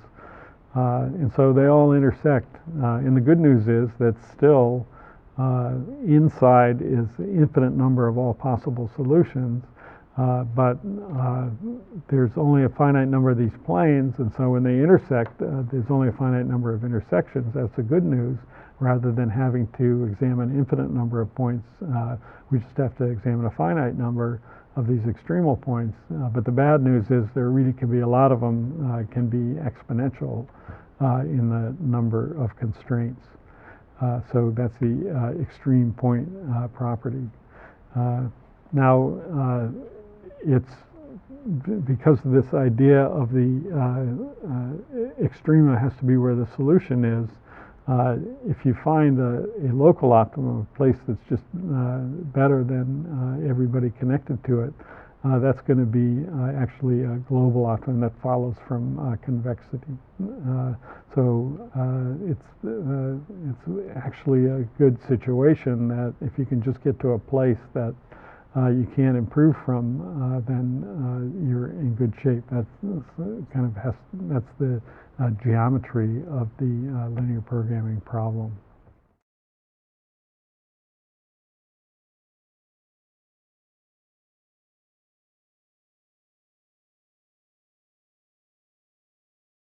So now we'll look at an algorithm for solving the linear programming problem, and we'll use the Brewer's problem as an example. This algorithm was developed by George Dantzig right after World War II, and it was in response to a very important practical problem, which was the logistics of the Berlin airlift. And again, scarce resources, in particular constraints, and you want to maximize an objective function.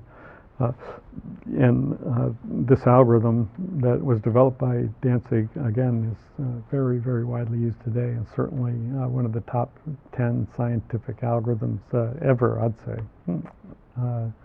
So it's a very simple generic idea. We're going to start at some extreme point, and then we're going to perform this operation called pivoting that moves us from one extreme point to an adjacent one that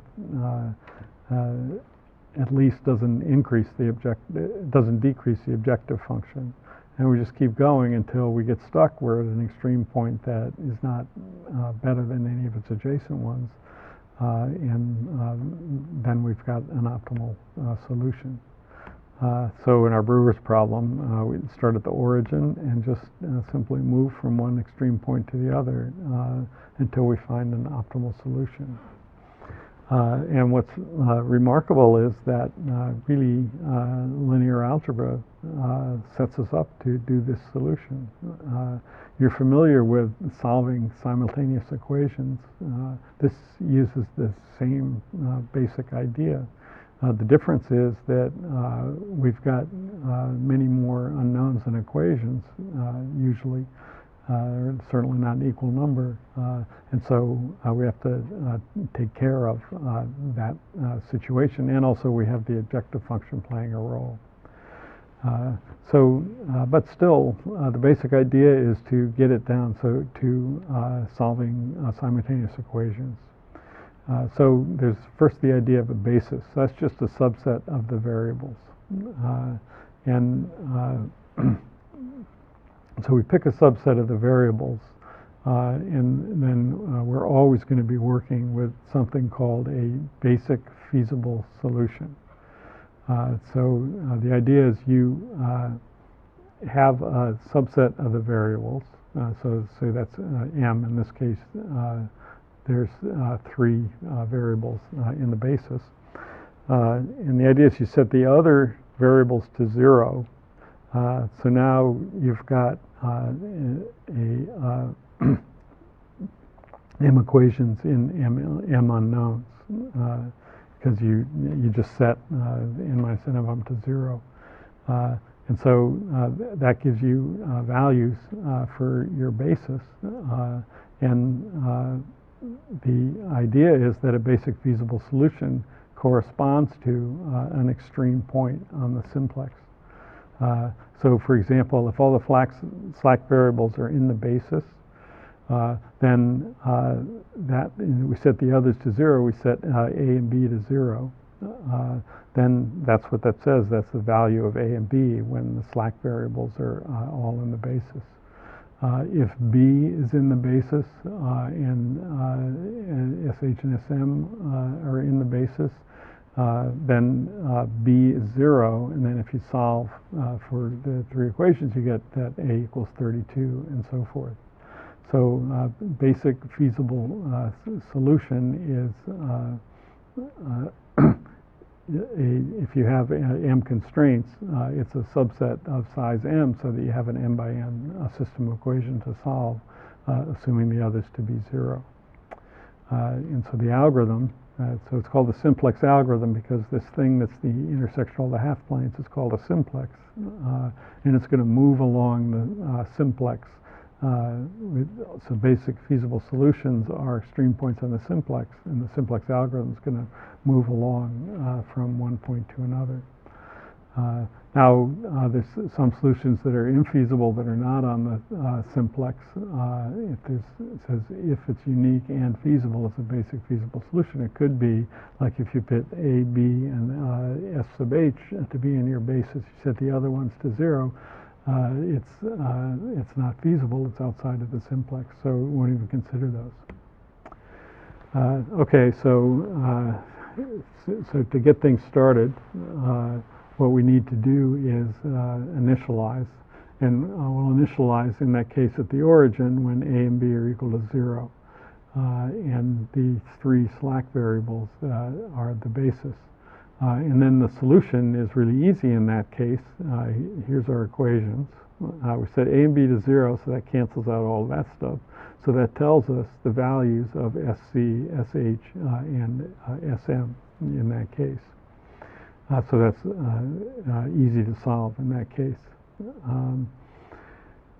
So one basic variable per row, start with those as the basis, and sets our non-basic variables to 0.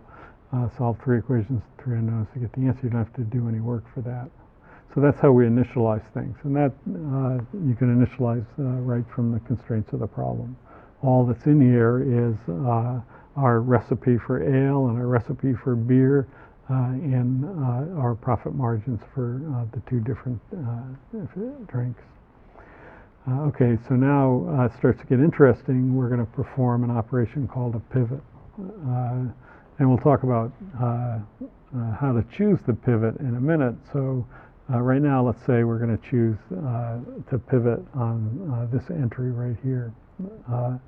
And what that means is, what we're going to do is, just as you do in Gaussian elimination, you're going to pick this element, and then you're going to solve for that variable, and then substitute that solution into all the other equations so that these entries become 0. So we solve for b equals, we take 480 minus 5a minus sc divided by 15. This equation says that's what b is. Substitute in these other equations, and that puts b into the basis and takes some other variable out. And to start, you just might think about how do you figure out which variable it replaces. If we do the math here, here's what the system of equations look like. So that's just substituting a b into the other equations, including the objective function. And now our basis is b, sh, and sm. A and sc are 0. And our objective function says that z equals 736. So that's called a pivot. Pick a variable, substitute in the other equations, puts it into the basis, and makes the other entries in its column 0. So why choose that particular variable? Well, look at the objective function, and its coefficient is positive. So if b is sitting at 0, if we increase it to some positive number, we're going to increase our objective function. So as long as the coefficient objective function is positive, that tells us the column. We could also do it on A in this case. And then why that row? Well, you have to make sure that the right-hand side always stays bigger than 0. And so what's used is to choose the row is the minimum ratio rule. So if you take the right-hand side over the coefficient, you want the one that's smallest, because when you do the substitution, that'll make sure that the right-hand side is positive. So that's the choice of the pivots. So now we're in this situation, and we just do the same thing. So we want to look for something that's got a positive coefficient in the objective function, and then we want to do the minimum ratio rule, and that turns out to be that we pivot on column 1, row 2, and we just, that's 32 plus 4/15 sc minus sh divided by 8/3 is 3/8. Substitute that into everything, and that's going to eliminate A everywhere else, and it'll put, see, since we're substituting for A comes out of the basis in the objective function, and something else will go in, and again, think about what it is that goes in. And then we wind up in this situation here. So that's, again, just doing the math. Now, what's interesting about having done the math here, now we don't have any positive coefficients in the objective function. So these two variables are 0 now, but if we take them out of the basis and get a bigger value, that's going to be no good. So we're stuck, and that's the same as saying that's the time that we stop pivoting.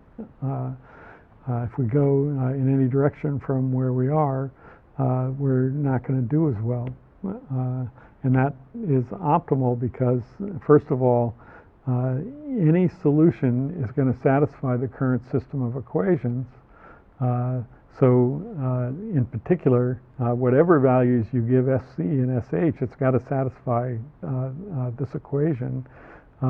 But that's going to, since they're positive, you can't do better than 800. So you might as well, you should be happy when they're 0, which is where they are. So it's as simple as that. And so the current value has 800, so it's optimal. You're not going to do better. And so that's a sketch of the simplex algorithm. It's simply a matter of choosing a pivot element and then pivoting, and then keep going until you can't choose a pivot element. It's really remarkably simple when you think about it. That's the simplex algorithm for linear programming.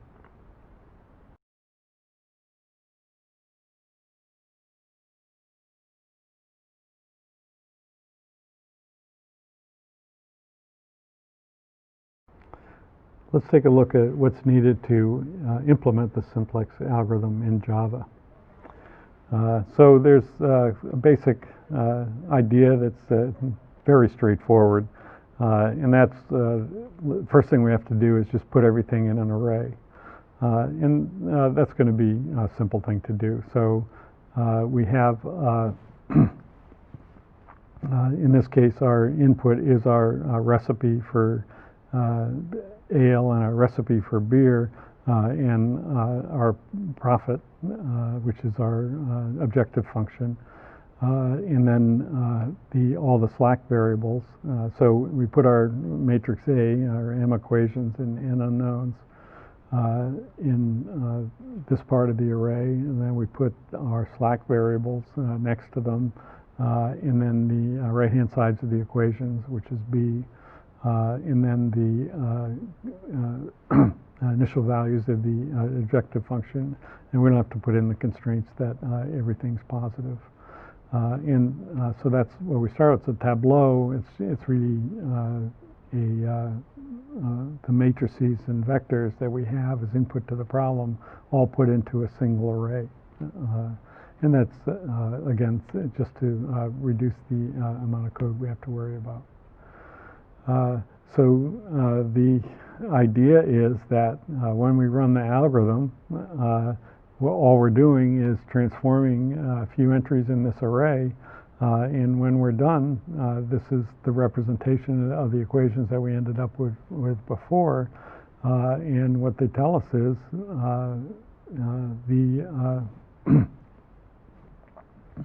immediately they tell us the value of the objective function. And not only that, they tell us how many barrels of beer and ale to make, because we're sitting at a point where we have our A and B in the basis, therefore the slack variables are 0.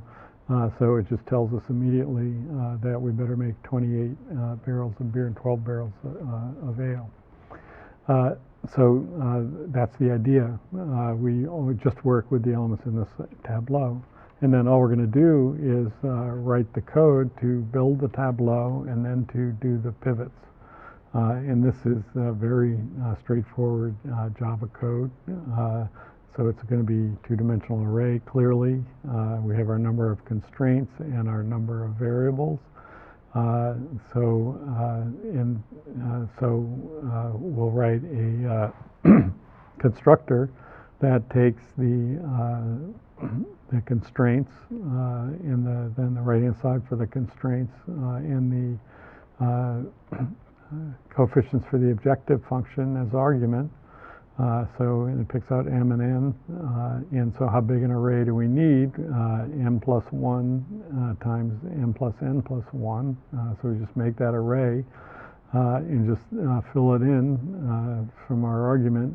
Fill in first the coefficients and then put the initial values of the slack variables along the diagonal here.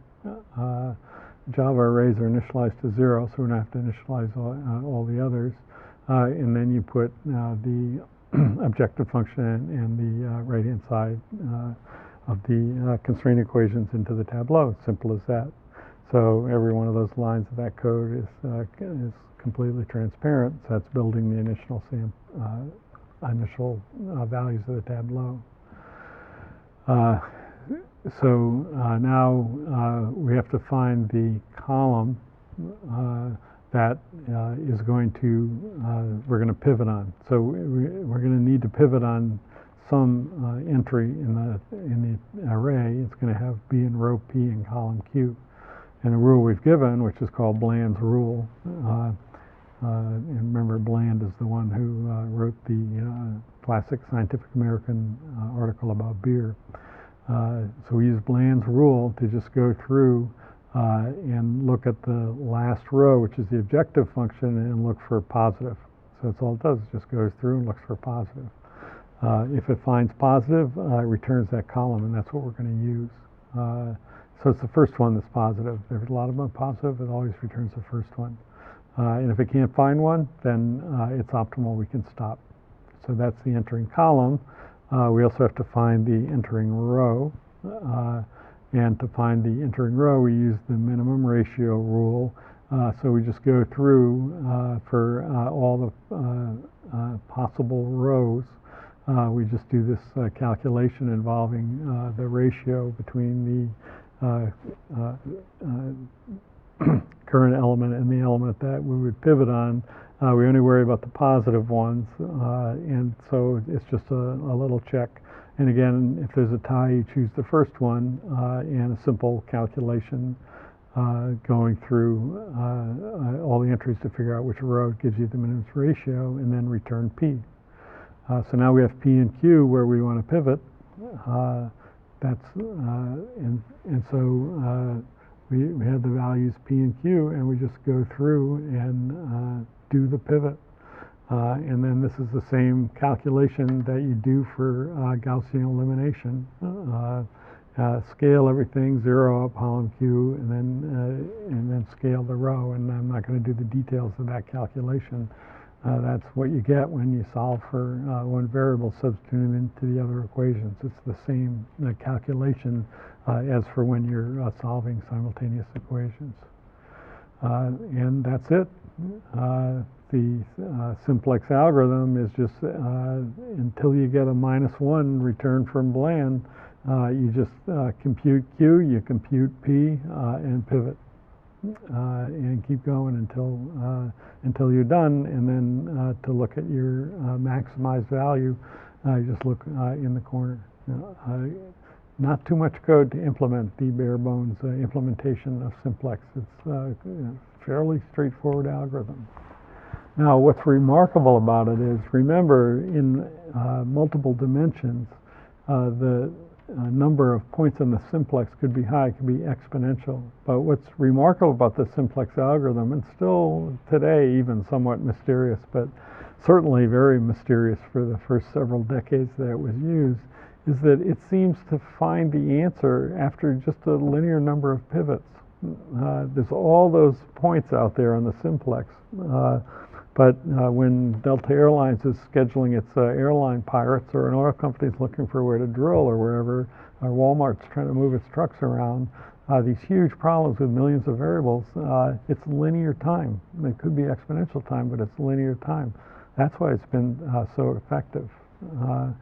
Now, you could use other pivoting rules, and there has certainly been a huge amount of research on trying to figure out exactly what to do. Nobody knows a pivot rule that'll guarantee that the algorithm is fast or runs in polynomial time.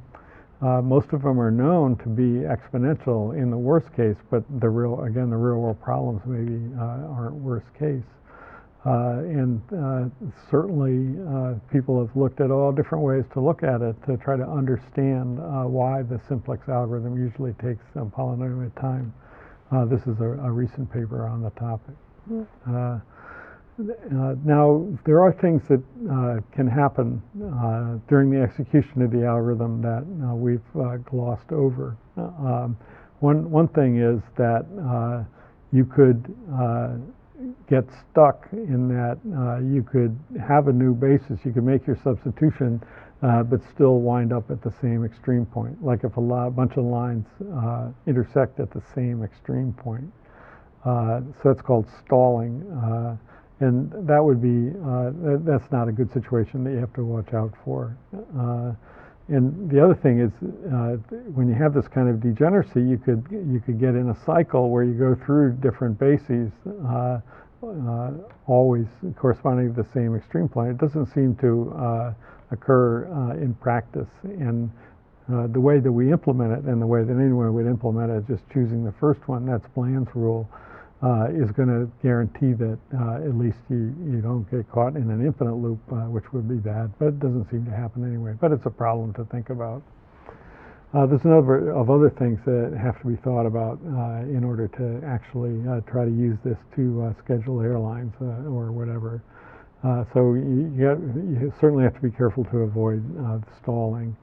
One thing is that there tend to be, most of the equations tend to involve relatively few variables.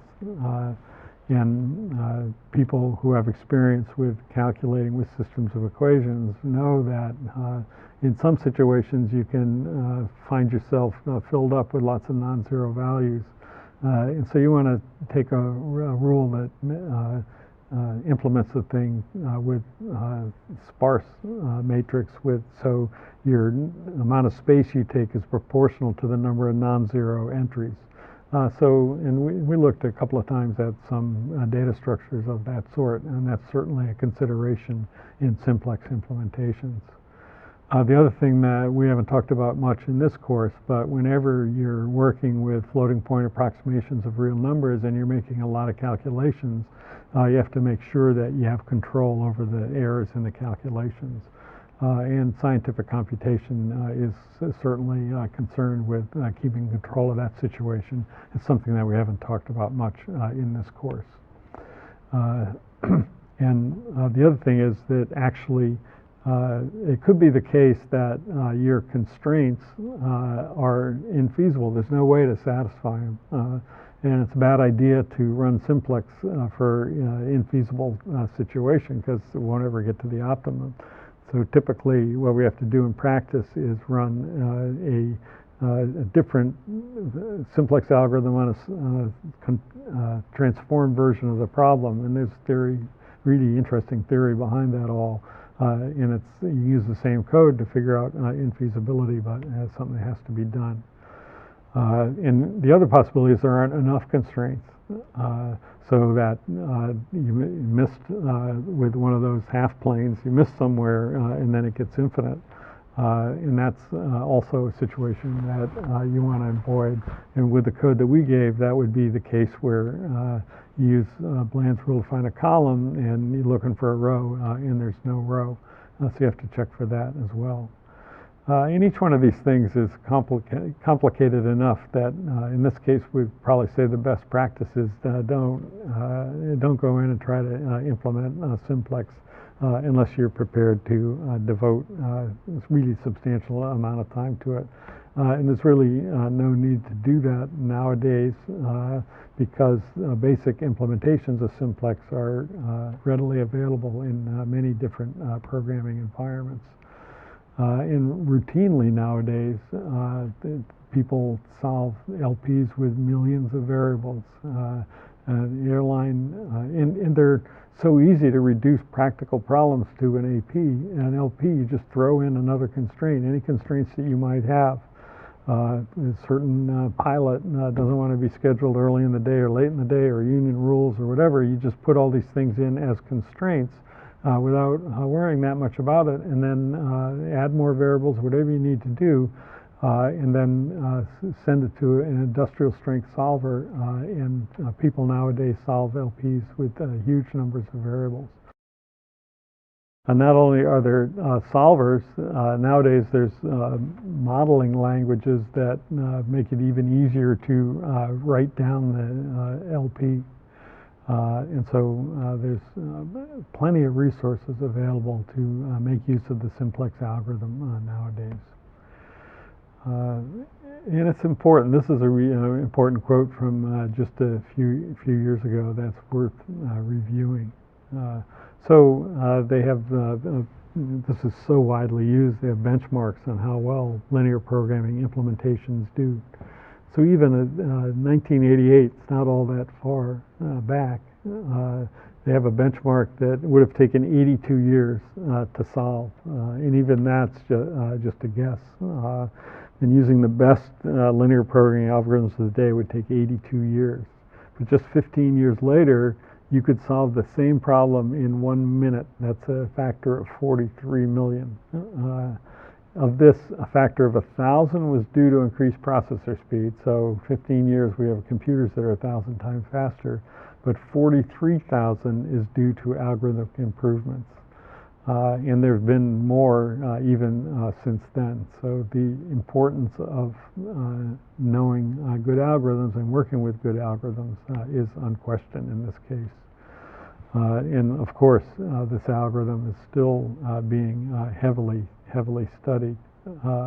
So starting with Danzig's simplex algorithm and other basic knowledge about the algorithm and about linear programming was applied in practice in 1948.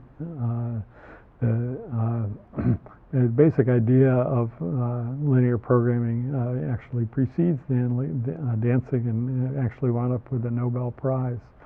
But what's interesting is the algorithm was so good, there was actually not much development on it for about 3 decades. But then an amazing, surprising result, Katian proved that you could solve linear programming problems in polynomial time. That was quite a shock at the time, and we'll talk more about that in the last lecture of the course. And then since then, knowing that there are algorithms that potentially could beat simplex, people have actually developed algorithms that do beat simplex. And so there's still a great deal of research going on the simplex, on implementations of linear programming solvers. So that's a quick outline of what it means to implement and solve linear programs.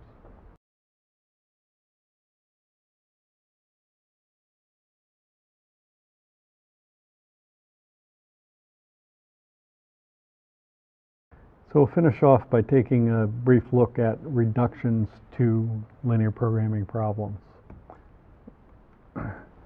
So first of all is the idea of reducing to the standard form. When we first posed the Brewer's problem, we did it in terms of inequalities, and there's all sorts of different versions that you might imagine are more convenient for different types of problems with fewer restrictions. So as we've talked about, there's easy ways to deal with each of them. The standard form is not that different than the types of things people might want to do. So one thing is maybe somebody wants to minimize. So if somebody wants to minimize, you replace that minimization with the standard form says maximize, so you just negate everything. So that's equivalent. If you have inequalities, add a slack variable. Subtract the slack variable, it's got to be positive. That converts a greater than or equal constraint to an equality just by adding a variable. And if you have variables that are supposed to be unrestricted, just replace it as the difference between two variables that both have to be positive. So those are just examples of taking a non-standard form and reducing it to a problem that's in the standard form. For any particular problem that we might want to come up, then we can use these less restrictive non-standard, knowing that it's easy for the LP solver to do the reduction from our non-standard form to the standard form. And certainly that's something that the solver can do for us. So actually, I didn't mention at the beginning, is why is it called linear programming? We're used to programming, that's say write Java code to solve a problem. But you have to remember, this is 1947. That's actually well before computers came into use and people were writing programs to do this stuff. Actually, for a small number of variables, you can basically solve it by hand. So what they meant by programming was more what there was another term used called planning. And so that was more take your problem and put it into a form that we can solve.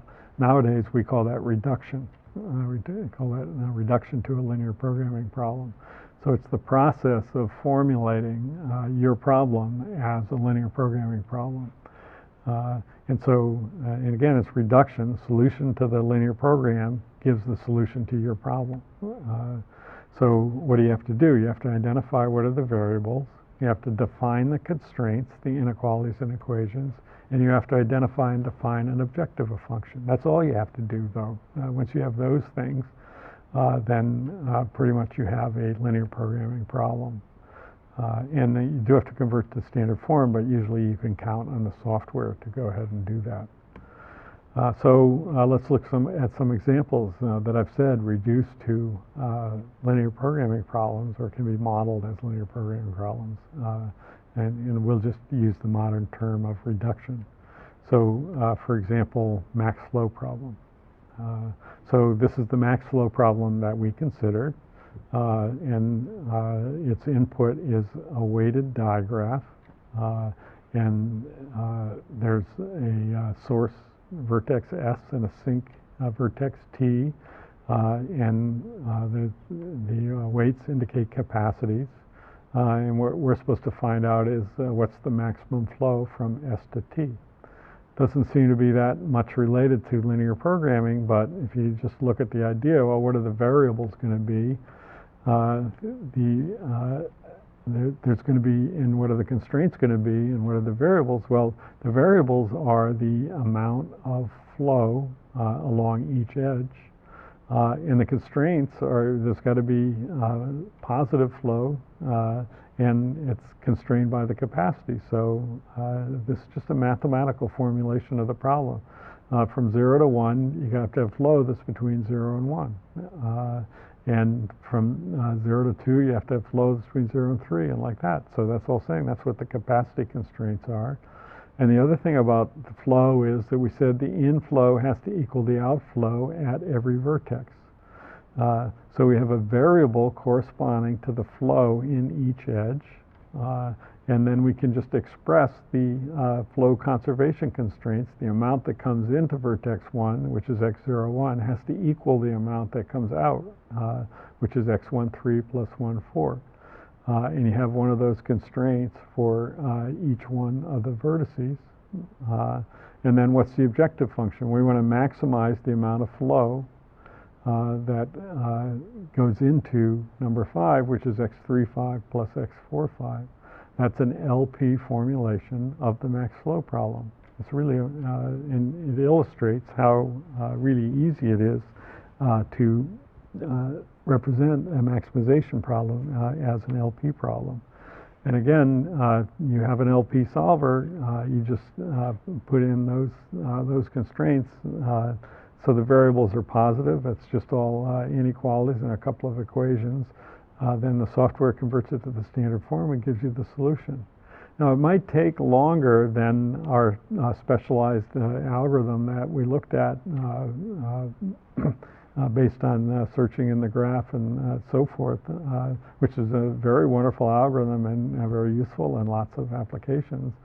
But the advantage of the LP formulation is that if the problem gets more complicated, say we also want to insist maybe there's costs assigned with each flow. And so we want to maximize it, but we also want to keep the cost under control. Or any kind of specialized constraint that might come up. In the LP formulation, you just add those constraints. In our other formulation, it might completely ruin our approach to the problem. That's the advantage of LP and why it's so widely used. Here's another example. This doesn't seem at all to have that much to do with linear programming, but it's the maximum cardinality bipartite matching problem that we considered, and that's matching students to jobs. And so this is we've got a bipartite graph. One set of nodes corresponds to students, the other set of nodes corresponds to jobs. We have edges corresponding to job offers. And if we want to know the maximum set of edges connecting one to another that matches a student to a job, And we did that one by reducing it to max flow, actually. But also you can just specify it as an LP formulation of an LP problem. So it's there's going to be, everything's got to be 0, and it's just going to maximize, this is all the possible matchings, and then the constraints are, there has to be at most 1 job per person. So if A has 3 edges, just say x0 plus xa1 plus xa2 less than or equal to 1. And you do that for each person, and then at most 1 person per job, just do it that way. Now, this is not a trivial reduction. There was some math, quite a bit of math done early on, including von Neumann was involved. So if you have a polyhedron like this, that where the right-hand sides of the inequalities are all 1, all the extreme points of this polyhedron have integer coordinates. They're either 0 or 1. So we need that theorem, but and it's not always so lucky. But in this case, you can do it, and you can just use this linear program to solve the matching problem. Again, no specialized algorithm. Just throw in your constraints, and you have the solution. Use your LP solver. So that's just 2 examples, and there's many, many more examples. And again, as I said, you can take a problem like one that we solved and just add more things. So I want the shortest path that doesn't go through a certain node, or that only has a certain number of nodes on it, or whatever else, any other kind of constraints that you might think of. You can just throw them in. If you've got an optimization problem, one thing you can do is definitely, use an algorithm that you learned and go to the literature and try to find a solution. And that is certainly very effective for many of the fundamental problems that we've considered. But if things start to get complicated, it's really a good idea to think about using linear programming, because it's often easy to model your problem as a linear program. And you can solve it with a commercial solver, or available, if it's a small one, a readily available solver. It might take a little longer than your specialized solution if you had one, but you might not care, and you might not have one. And the idea is, it really is a good idea to learn to use an LP solver.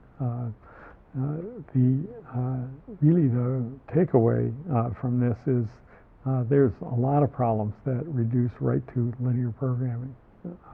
And we've got a fast way to solve it. So that's a powerful problem-solving model with broad scope. We can solve it, and we can reduce a lot of important practical problems to it, and that's why it's important. So this leads us to a really profound question that's called the PNP question. And that'll tell us, and we'll talk about this in detail in the next lecture, that there's a condition that is very fundamental to the efficiency of computation that'll tell us that people don't think that there is a universal problem-solving model. For the time being, however, and for the last 50 years, the closest thing that we have to a universal problem-solving model is linear programming.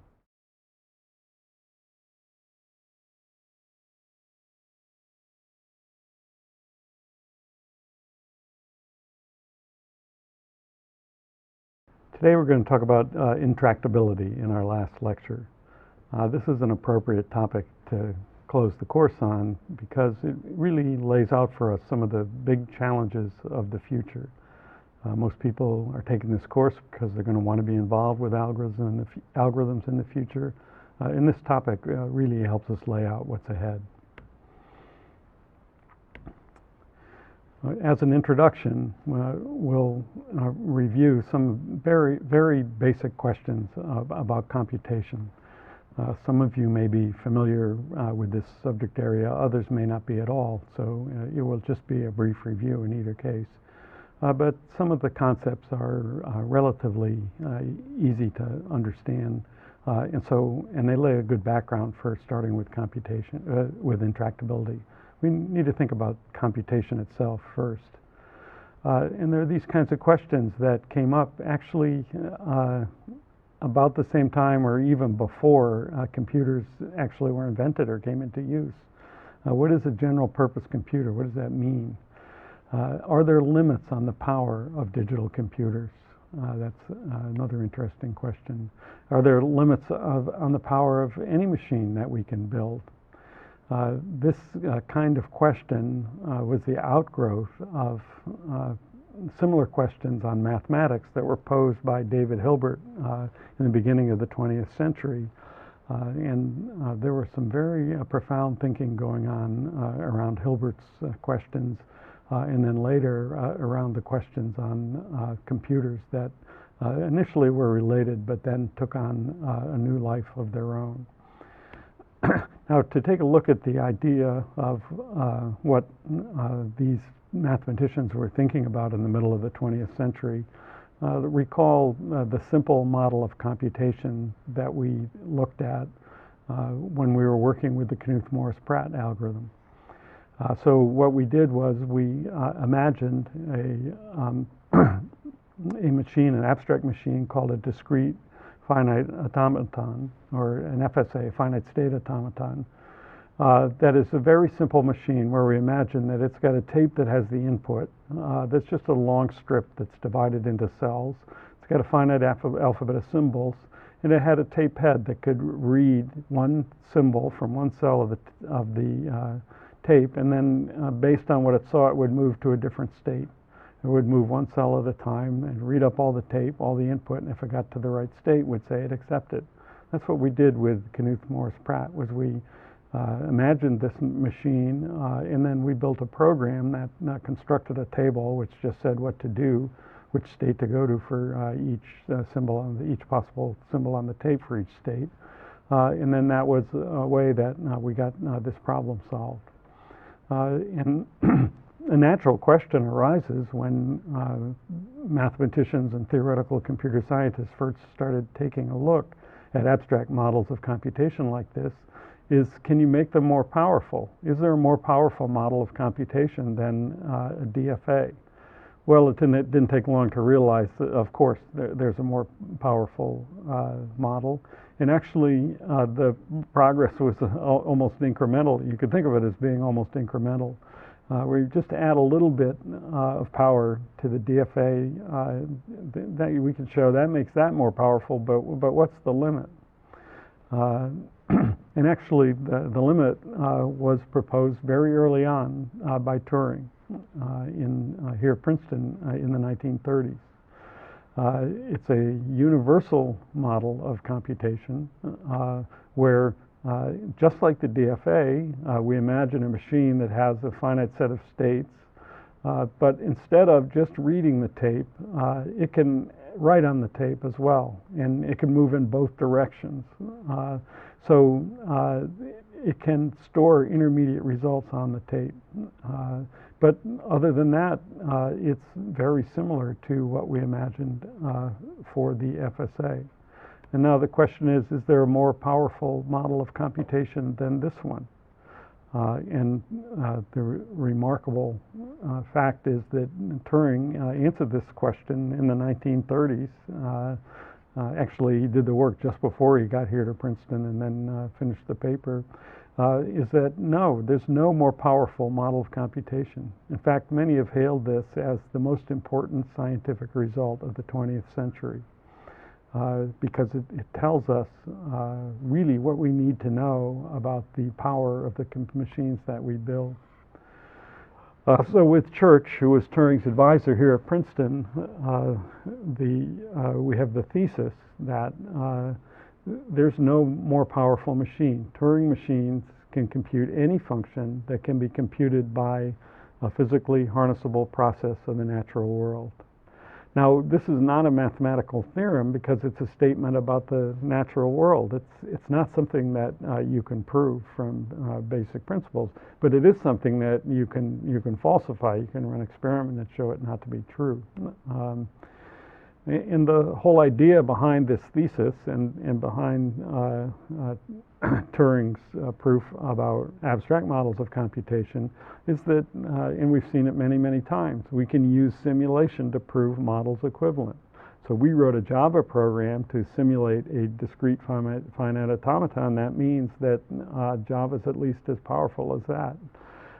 You can write, people have shown you can write Turing machines that simulate the operation of stored program computers like the ones that we use. Or if you use an iPhone and you're running an app that's written for the Android or vice versa, that's simulation that proves models are equivalent, demonstrates that models are equivalent.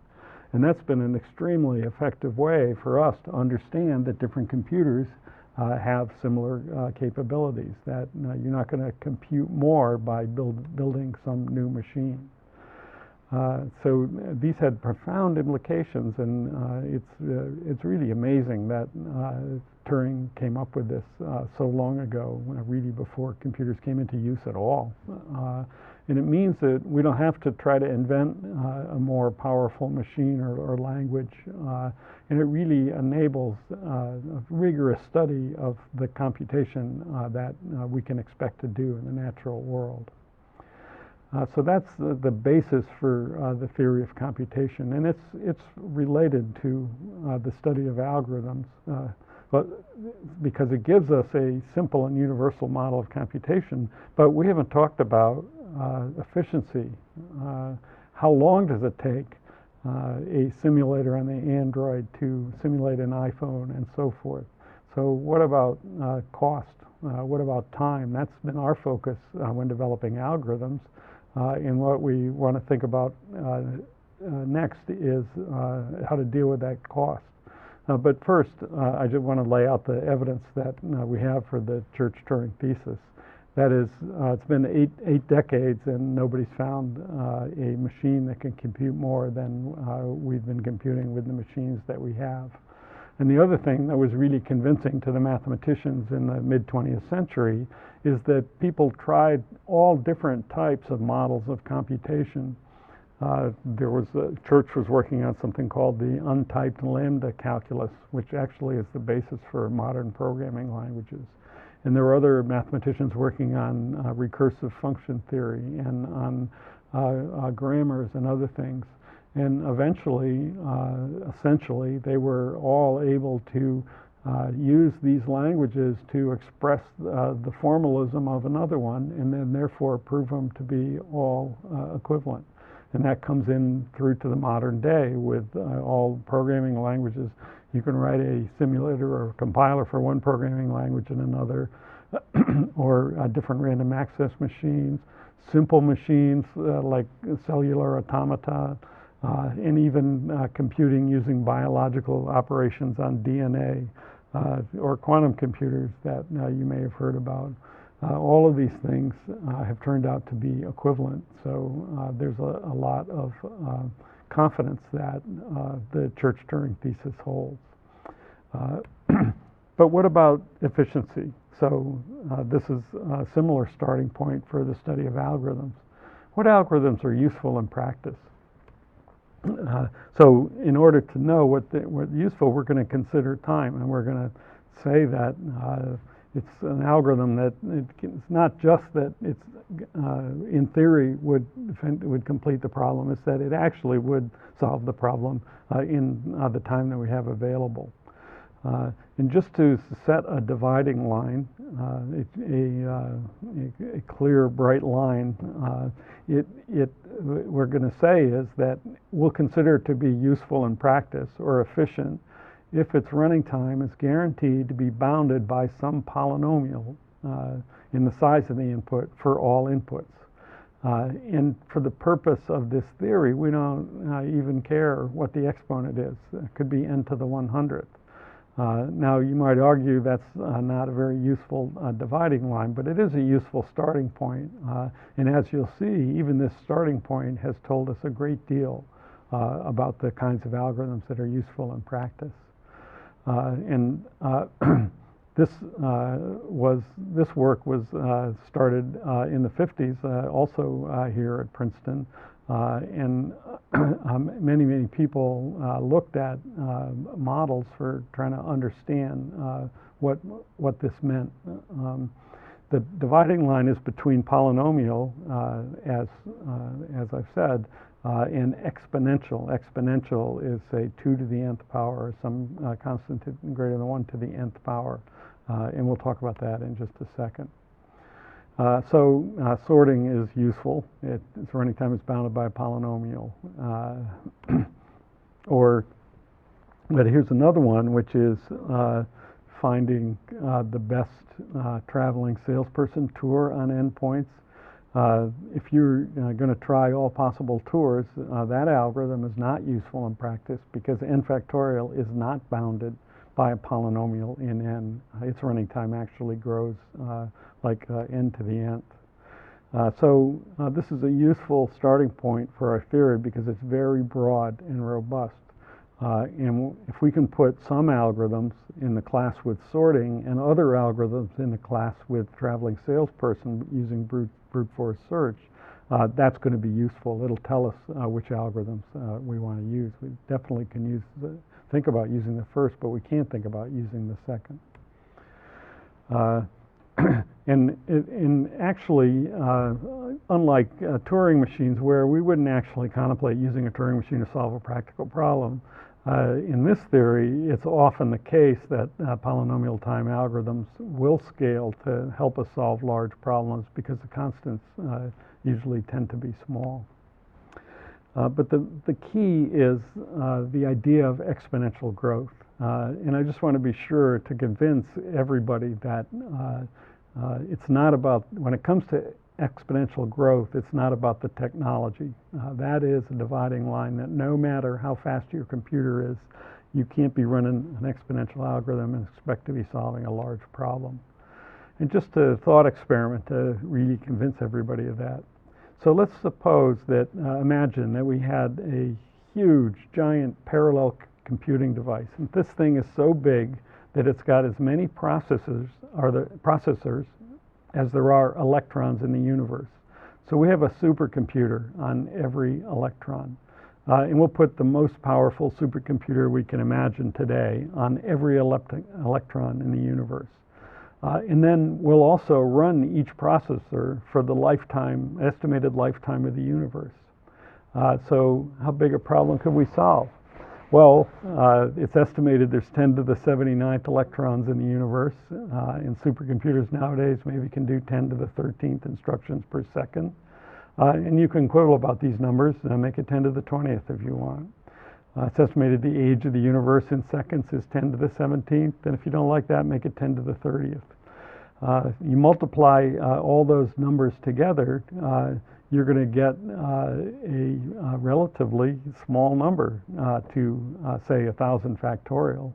10 to the 17th times 10 to the 13th times 10 to the 79th is only 10 to the 109th or something. Whereas 1,000 factorial is way bigger than 10 to the 1,000th. It's more like 1,000 to the 1,000th. So there's no way that you can imagine solving a 1,000-city TSP problem using that brute force algorithm. You can let your computer run, but it's not going to finish. Technology is out of the picture when we have exponential growth. So that's why it's so important to know which algorithms are going to require exponential time and which ones aren't. In this theory, it would seem, let's at least get that classification done. So which problems can we solve in practice? We're just going to say that the polynomial time algorithms are the ones that we can solve in practice that guarantee polynomial time performance. So that brings us right to the question, which problems have polynomial time algorithms? And unfortunately, it's not so easy to know that.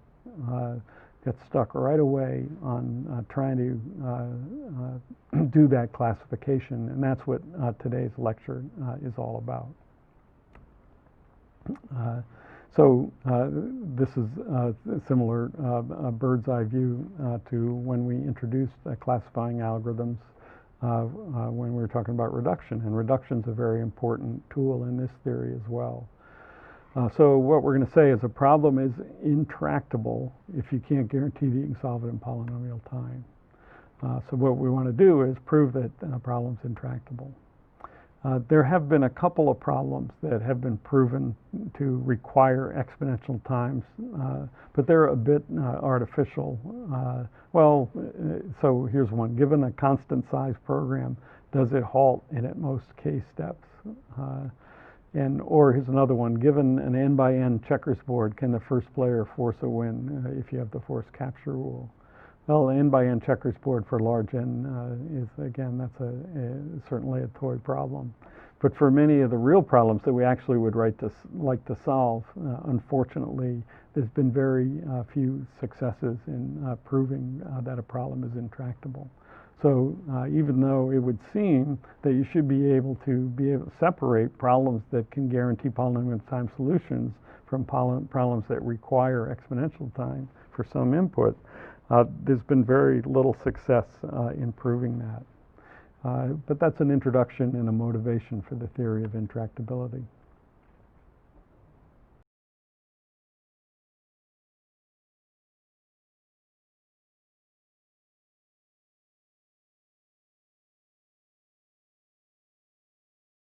To get started, we're going to introduce the idea of a search problem, which encompasses many of the fundamental problems that we want to try to solve. So here's a familiar problem from secondary school. We'll call it LSOLVE. So the problem is, given a system of linear equations, find a solution. So we got simultaneous equations involving the variables x1, x0, x1, and x2. What we need to do is find a solution. In this case, these three equations have the solution x0 equals -1, x1 equals 2, and x2 equals 2. If you plug those values in for x0, x1, and x2 in those equations, you'll find that they satisfy those equations. In secondary school, you learn how to solve those with Gaussian elimination, or eliminate variable at a time. So that's LSOLVE. Now, last time we talked about linear programming, and that's a similar problem that you could almost cast as the following. Given a system of linear inequalities, find a solution. Actually, for LP, we do a little bit more, because we're also trying to optimize, but this is a fine characterization or way to formulate the problem. So now we just have inequalities, and again, there's a solution.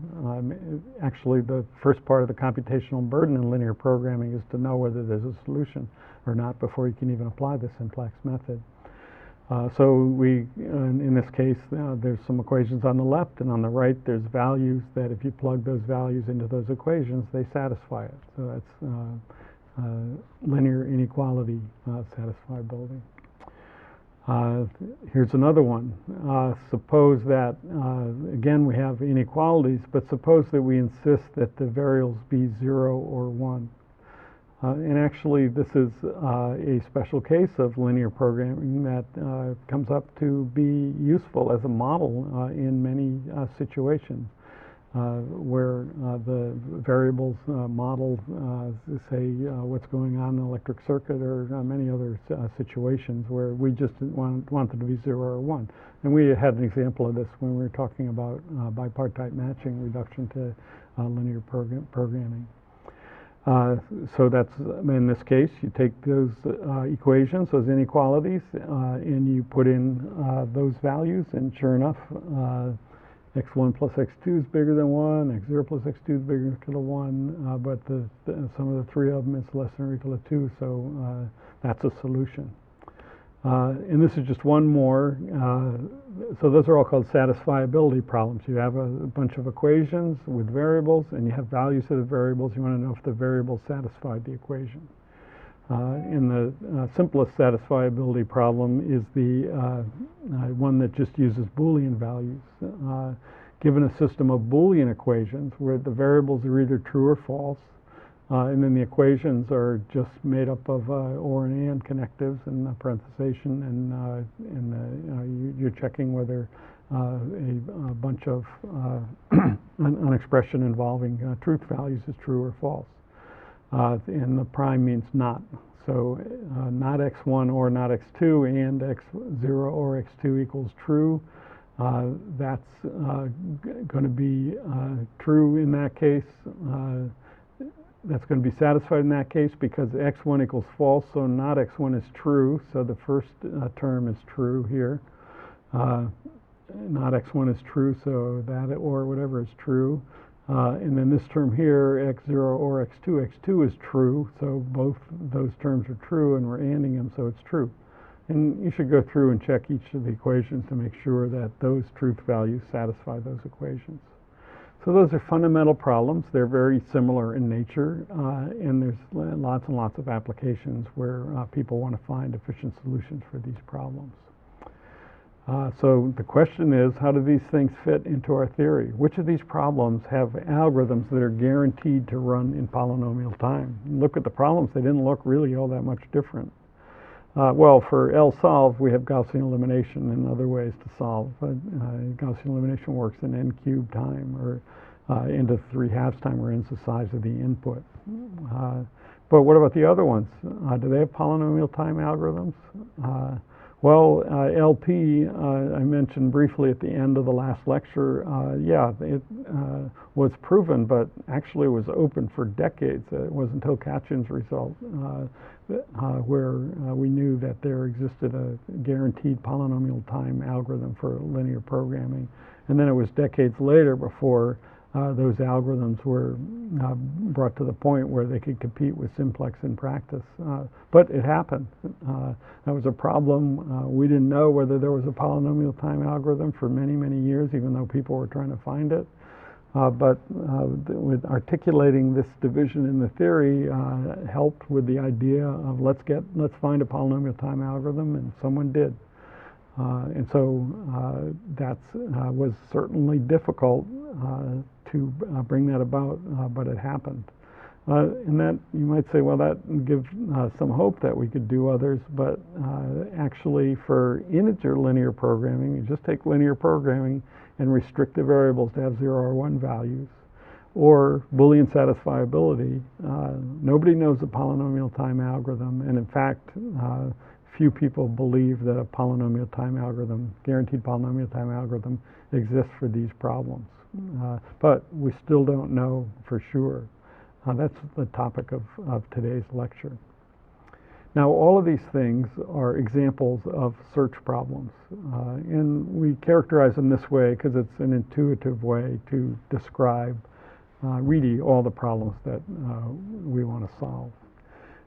So the idea is that the problem has lots of problem instances, its inputs, and what you want to do in a search problem is find a solution or report that there's no solution. So there's just one requirement, and the requirement that distinguishes a search problem from just any problem is that we have to be able to efficiently check that a given solution is in fact a solution. Say that efficiently in this lecture means in guaranteed polynomial time in the size of the input.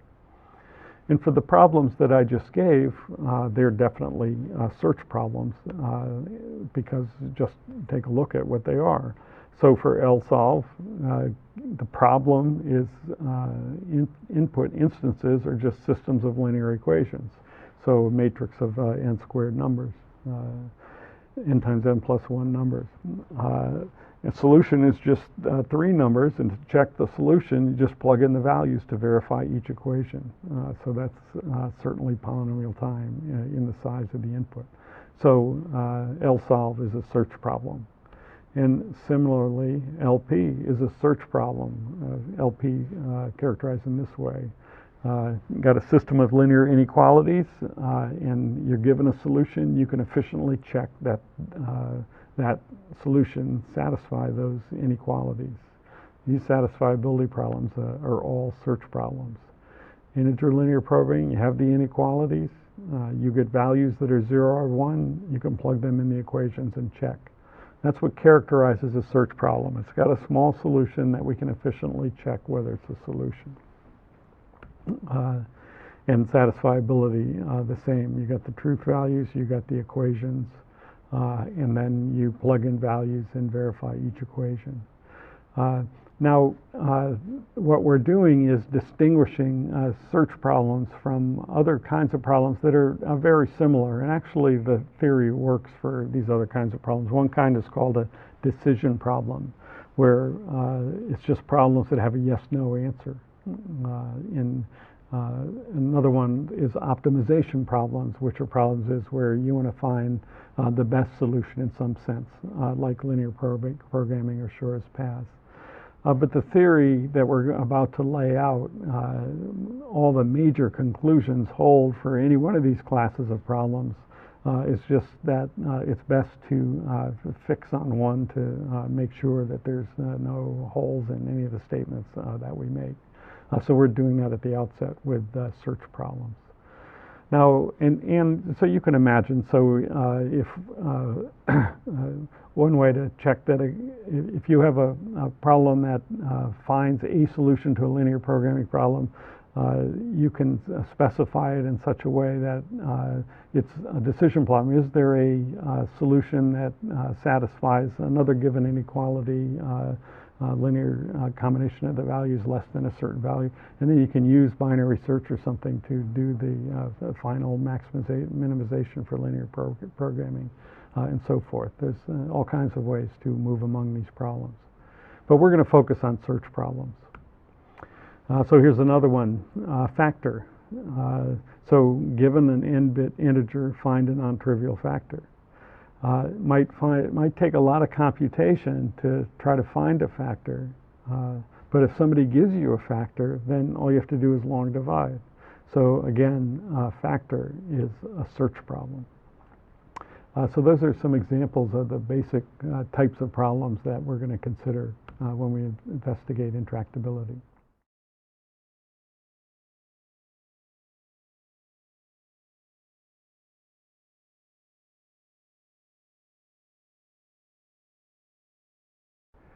Now we're going to talk about P and NP, the two major classes of problems that form the basis for the theory of intractability.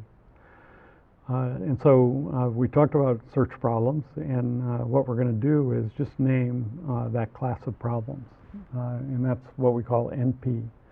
NP is the class of all search problems. Now I just want to mention again that the classic definition that's often used in many books and papers that you'll read about this topic, the classic definition limits NP to yes-no problems. But again, the major conclusions that we draw are exactly the same. So we just listed a bunch of problems that are in NP. And the way that we know is we had a very concrete definition of what we mean by a search problem. You have to be able to, given a solution, you have to be able to verify in guaranteed polynomial time that you have a solution. And the four satisfiability problems that we considered and factor all are in the class NP. So we're using the concept of a search problem to classify some problems. One way to think of NP is it's really what we would like to be able to compute. We'd like to have algorithms that solve all of these problems.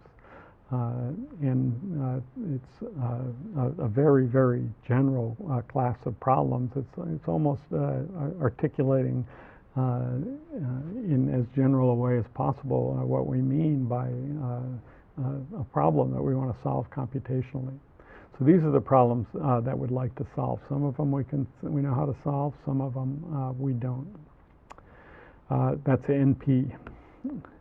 Now, by contrast, there's another class, P, where we add a restriction, and that's the class of search problems that we know how to solve in polynomial time. So that is, we have generally we prove that a problem's in P by demonstrating an algorithm that is guaranteed to run in polynomial time for any instance of that problem. And again, the classic definition is about yes/no problems. So here's a bunch of problems that are in P. And so we already showed LSOLVE because Gaussian elimination runs in polynomial time, and we already talked about LP because Kachin's algorithm works for linear programming. And then pretty much all the algorithms that we've covered in this course are cast as search problems and also have polynomial time solutions. We've been talking about programs that are polynomial time solutions, and just a little bit has to be done to convince yourself that, or to cast the problem as a search problem. And many of them are explicit search problems, like ST connectivity. You're searching for a path in a graph, and Theseus and the Minotaur, showed if you are given a path, you can check that it's a path easily, so it's a search problem. So P is the class of search problems that can be solvable in polynomial time. So the significance of P is those are the ones that we actually do compute feasibly. So NP is the ones, all the ones we would like to, and P is all the ones that we actually do compute feasibly. And those are perfectly well-defined classes of problems. Now, what is the N and NP for? Well, just a brief moment to talk about that. The N and NP stands for non-determinism. And the idea of a non-deterministic machine is one that can guess the desired solution. And that's an abstract machine. As far as we know, we don't have non-determinism in real-life devices. But it's fine to have an abstract machine of that sort. Remember, for our implementation for regular expression pattern matching, the way that we solved that practical problem was to imagine a non-deterministic machine and then write a program that would simulate that machine by trying all different possibilities. And in fact, that whole exercise really gets at the difference between polynomial and exponential time. First approach is a naive approach to simulating that machine turns out to be an algorithm that can run in exponential time for some inputs, and we actually saw that today there's implementations like that out there that hackers can exploit to deny service. The implementation we show had guaranteed polynomial time. So non-determinism was an abstract device that we used to help us try to get to a real practical solution, and that's what we're doing again. So let's imagine we have a non-deterministic machine that can guess the solution. So like if you're in a deterministic machine, if you make an array and create an array of size n, then Java, we know deterministically initializes the entries to all 0. But what if that array A is supposed to be our solution to a integer linear programming problem? We could have a non-deterministic machine initialize the entries to the solution. It could just guess what the right answer is and initialize it. So it seems like a really, really powerful capability. So, for example, for integer linear programming, we could just tell the non-deterministic machine, guess the solution, and we'd be done. And the same concept goes all the way down to a Turing machine. The whole idea of a finite state machine, or of any computation that people think about, is the machine's in some state and it's fully determined what the next state will be. And Turing machine's the simplest type of imaginary machine with that kind of capability. But it's very simple to make a Turing machine non-deterministic the same way that we made finite automata non-deterministic. You just let it go to more than one possible state. So when you think about non-determinism in this way, it's pretty clear almost immediately that NP is the class of search problems that are solvable in polynomial time on a non-deterministic Turing machine. Even if the machine gives the solution, what we're requiring is that we have to be able to check that it's a solution in polynomial time. And that's NP. So what we are led to immediately is what's called the extended Church-Turing thesis. And that's the idea that P is the ones that we know how to solve, but it's the class of problems that we're ever going to be able to solve in the natural world. And again, the evidence for supporting the thesis is that all the computers that we know about, we simulate them in polynomial time. People wondered, and have wondered and still wonder, is it possible that there are computers out there that work differently or more efficiently than the computers that we've built? Here's an interesting and simple example. There's a thing called a Steiner tree, which is like an MST, except you're not restricted to have your lines go through the points that are given. Steiner tree, you're given some points, and what you're supposed to do is find a set of lines of minimal length that connect the endpoints. Now, there's quite a bit of math and geometry even to prove that a given set of lines is a Steiner tree, but like for 4 points, it's known like this in a rectangular array. That's what the Steiner tree looks like. Can we write a program to compute Steiner trees? It's a search problem. Although it's not completely easy to characterize as a search problem, but it is. But anyway, the point for now is that people wondered, actually, if you put soap in between two glasses of film formed by the soap, or soap bubbles is another way to think about it. But this is making it two-dimensional. If you put 4 points and put soap, and people have done this experiment, that's a photo off the web, you get a Steiner tree. And who knows what kind of computation is involved to make that. If you put lots of points, people have done, I don't know what number, but they can get Steiner trees for substantial numbers of points. Can we really compute Steiner trees that way? Well, you can construct things where it doesn't actually get the actual Steiner tree, so it doesn't really work. And that's just one example of an attempt. There's plenty of other examples out there. But the extended Church-Turing thesis hasn't been with us for as long as the Church-Turing thesis, and maybe it's not quite as strong, but it's held for quite a long time. And people are assuming that there's not going to be a design that's going to make the difference between polynomial time in this natural world. If we're going to make future computers more efficient, we're just going to improve our existing designs. That's the extended Church-Turing thesis. But it leaves us with, all of this leaves us with the basic question, does P equal NP? So P is all the problems we can solve in the natural world, NP is all the search problems we'd like to solve.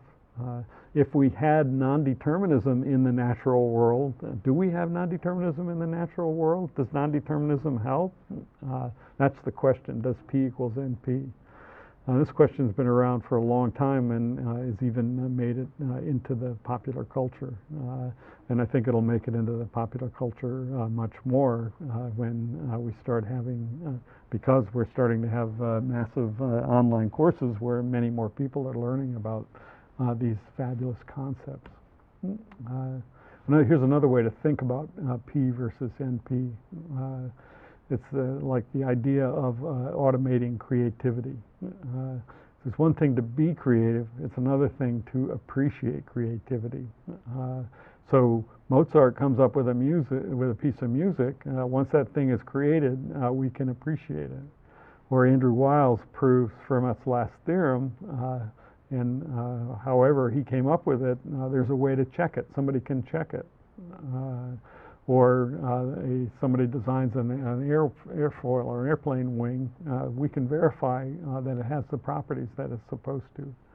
Or Einstein proposes a theory, somebody can validate it. So there's the creative. Let's make something or come up with something. That's the analog to that is a solution to a problem, a search problem. And the ordinary thing to do is to check it. But if P equals NP, there's no difference. It's really like automating creativity. That's the computational analog to P equals NP question is a computational analog to automating creativity. Is P equals NP? That's the central question. Can you always avoid brute force searching and do better? For search problems, since we have a small solution that can be checked in polynomial time, there's always a exponential time solution, which is try all possible solutions. But that's not the question. Is can you always do better than that? That's the really the essence of the P equals NP questions. So there's two possibilities. If P is not in, so P is a search problem, so it's certainly in NP. Any problem in NP is also in P. So the question is, are there some search problems that we can't solve in polynomial time?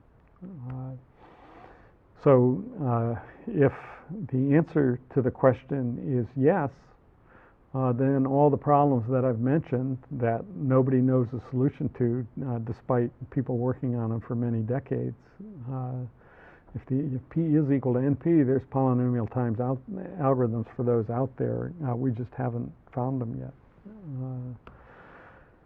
If the answer to that is no, that's really something fundamental about our universe,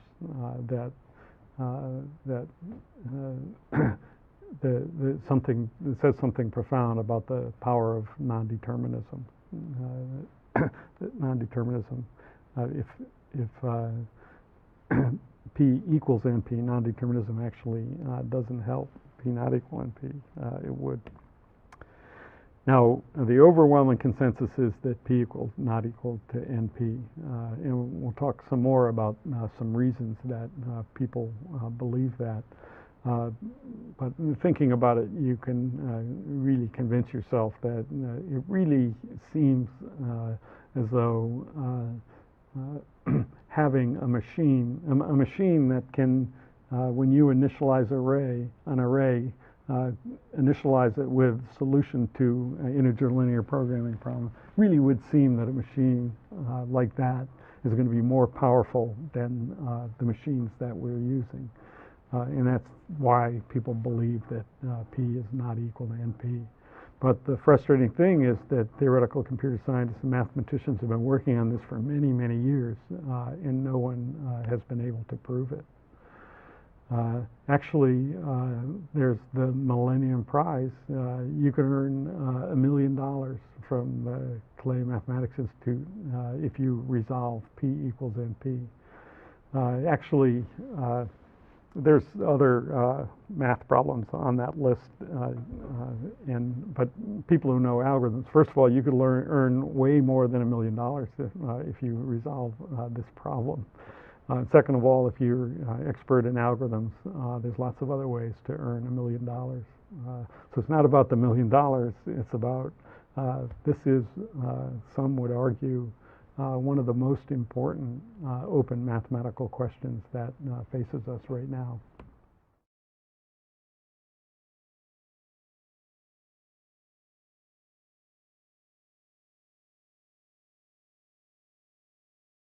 Okay, so next we'll look at what the idea of the classes P and NP mean in terms of the actual problems we're looking at solving. We want to classify our problems the same way as which scientists classify elements. And the key technique that we're going to use is reduction. So the problem that we're going to start with, that is the key to this theory, is the Boolean satisfiability problem. And we talked about at the beginning, it's not that different than Gaussian, systems of linear equations, it's just that everything has to be Boolean variables. And so, given a system of Boolean equations, find a solution. And even on its own, it's a very significant problem. it comes up, and people solve huge and face huge satisfiability problems in trying to understand whether, trying to prove whether software, to verify that software works correctly. Also hardware for design and automation. People model what's going on with huge satisfiability problems and solve them. It's so basic that it even arises in physics and scientific studies in the so-called mean field diluted spin glass model. It's a very fundamental problem that is just about logical reasoning about what's going on in some complex system. Now the question is, so it's a search problem, we know that, and what that means is that if we have a solution, we can efficiently check that we have a solution. But the question is it in P? Can we find an algorithm that guarantees to find a solution in polynomial time? Now people solve huge problems, but in some sense maybe they're lucky because the instances that they're trying to solve don't cause the algorithm to run in polynomial time. But the real question is, can we guarantee that we'll get done in polynomial time? Well, what do we do? Well, for satisfiability, as I mentioned, it's pretty easy to use exhaustive search. Just try all the truth assignments. And really what that means is have an algorithm that if it doesn't find the right truth assignment, it might wind up trying all of them. But you might find one earlier, and that's what happens in practice. But the big question is, can we do anything that's really substantially more clever than SAT, than the brute force algorithm? That is an algorithm run brute force in the worst case. That's a pretty stringent definition of substantially. But that's the one that we're talking about. Can we get less than exponential worst case performance? And some people have worked on this for long enough now that most people agree that there's no polynomial time algorithm for SAT. To start classifying problems, what we're going to do is kind of adopt that as an assumption, or at least we'll classify problems according to the difficulty of SAT. And what that means is we're going to use reduction from SAT. So if we reduce SAT to some problem, as we talked about in the reduction lecture, that means if we could solve that problem efficiently, we also could solve SAT efficiently. And we're going to call a problem like that intractable. If we could solve it efficiently, we could solve SAT efficiently. We don't think we can solve SAT efficiently. That problem's intractable. So that's our meaning of the word intractable. All right, so now what are we going to do to classify problems? So the first thing is which search problems in P. So there's no really easy answers for that except for devising algorithms. But we do have this reduction technique that is going to help us. Now we can be a little more general than when we were actually designing algorithms that we're going to use. And we can have the reduction take a polynomial amount of time. Before we were insisting linear time. And not only that, we can take a polynomial number of calls to the one that we're reducing to. And again, all of this is about is that if you have a polynomial time algorithm for y, then the reduction gives you a polynomial time algorithm for x. And we're just trying to have the most general definition that preserves that property. And so the consequence is that if we have a polynomial time reduction from SAT to a given problem y, then we can conclude that y is, well, it's intractable by our definition. That is, it's as difficult as SAT, and we think that there's no polynomial time algorithm for it. So that's the main tool that we're going to start out with to use for classifying problems. So let's look at an example. Actually, you can work with simpler versions of SAT. You can actually reduce any SAT problem to just a form where you have a bunch of equations using literals or the negation connected with ors. So usually we use a simpler example like that. So given that SAT, given a system of Boolean equations, find a solution. So now we have another problem, ILP, given a system of linear inequalities, find a solution. So what we want to do is characterize SAT as an ILP problem. So that is, if we had an efficient solution to ILP, it would give us a solution to SAT. So let's take a look at this example. So whatever SAT problem we have, we put it in this form. And now we're going to introduce a variable C1. And for every literal in the SAT problem, we're going to put C1 greater than or equal to either the literal if it's not negated, or 1 minus the literal if it is negated.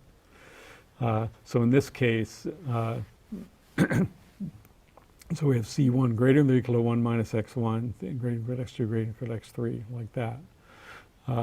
And then we're going to have a fourth inequality that says that it has to be less than or equal to the sum of those three.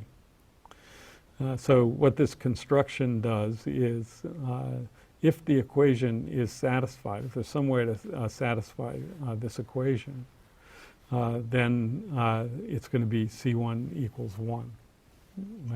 So that is, if there's a way to make each one of these terms 1, say by setting x1 to 0, x2 to 1, and x3 to 1, then this thing will all be, those things will all be true. And then this one also will be true. And all four of these are true if and only if the equation is satisfied. And we make a little group like that for all four of the SAT equations. And then we do a similar thing with a variable that's true if and only if all of the C's are true. So this variable's got to be less than all four of these. And the only way that this thing is going to be 1 is if all the equations are satisfied. So this system has a solution if and only if there's a SAT solution. And from the solution to this system, you can find the SAT solution. So that's a reduction from SAT to integer linear programming. Because of this reduction, we feel that we're not going to have a polynomial time solution to integer linear programming. If we did, we'd have a fast solution to SAT. So that's an important piece of knowledge. We focus on this one hard problem that we know about, and that tells us another problem the reduction tells us another problem is at least as hard. And that by itself is interesting. Integer linear programming is a very important computation with lots of applications. But the amazing thing that was shown by Dick Karp in the 70s is that there are lots and lots of problems that you can reduce satisfiability to. And actually, Karp reduced SAT to the so-called independent set problem and then reduced that one to ILP. But if you do 2 reductions, it still works. If I could solve ILP quickly, I could solve independent set quickly, and then if I could use that to solve SAT quickly. So if you can prove any problem on this set, if you can reduce any problem on this set to your new problem, then that's like proving that SAT reduces to it. So if we adopt the idea that SAT is intractable, it means all of these problems are intractable. And these are lots of important problems that people were looking for solutions and couldn't find good solutions to. And what Karp showed was, including traveling salesman problem and the so-called Hamilton path problem, which is the like problem finding that's problem of finding a path on the graph that visits all the vertices. So what Karp showed is that all of these problems are intractable. They're all at least as difficult as SAT. If we had a efficient, if we had a polynomial time solution to any one of them, we'd have a polynomial time solution to SAT. That was quite a powerful idea of using polynomial time reduction to classify problems in this way. In fact, it's such a powerful idea that nowadays there's maybe 6,000 papers per year with reductions from some problem that has been shown to reduce from SAT to some new problem. And these are important problems in all fields of human endeavor. So, for example, the so-called protein folding problem, which in biochemistry, where people are trying to understand what's going on in living organisms, has been reduced from SAT. We'd like to solve that problem, but and that would help us understand what's going on in living organisms much better. But if we had an efficient solution for a guaranteed polynomial time solution to that problem, we'd have a guaranteed polynomial time solution to SAT, and so we don't think so. Or economics, if you just make the arbitrage problem a little more complicated and a little more realistic, where there's a little cost involved with doing things, turns out to be that you can't have an efficient solution to that one because it would imply an efficient solution to SAT. And many, many other examples, voting power in politics, experimental design in statistics, thousands and thousands of papers per year involving reductions from SAT. A very, very powerful concept that the idea of reducing from SAT. So now we have two ways to classify problems. We can find a polynomial time algorithm, and then we know problems in P, or we can develop a polynomial time reduction from SAT, and that'll prove that at least if you believe that SAT is difficult, you should believe that it'll be difficult to find a solution to your problem. So that's the first step in classifying problems.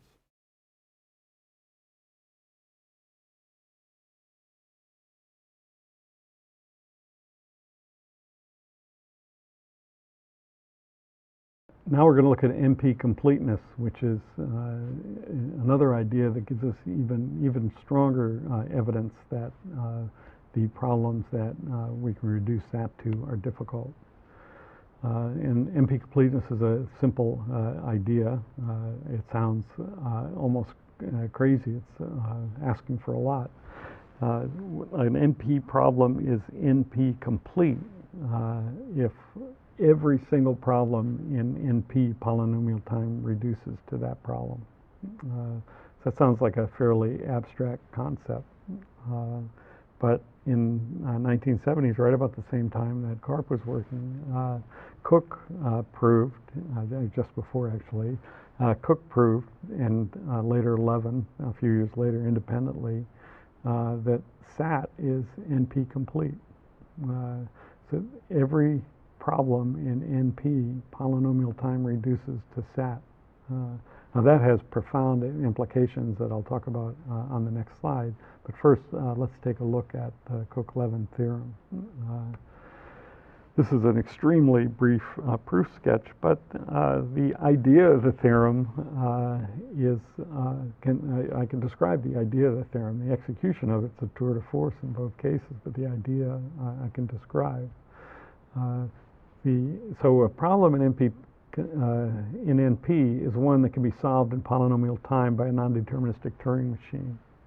Well, what's a non-deterministic Turing machine exactly? Well, it's just a set of states and symbols, and in a table basically that says if you have a certain symbol, you're in a certain state, you go to another state. So actually at the beginning, the way mathematicians thought of Turing machines is now as with diagrams, but just as tuples, as a list of every state is a list of other states and symbols and things, just following certain rules. So description of a Turing machine is a formal description of a bunch of rules with logically saying what happens, and there's not much that happens. If you're in a state and you see a symbol, you go to another state, move the tape head, and so forth. Simple formal rules. So what Cook found was that anything that you can compute in with a non-deterministic Turing machine, anything that you can compute, you can write down a non-deterministic Turing machine for.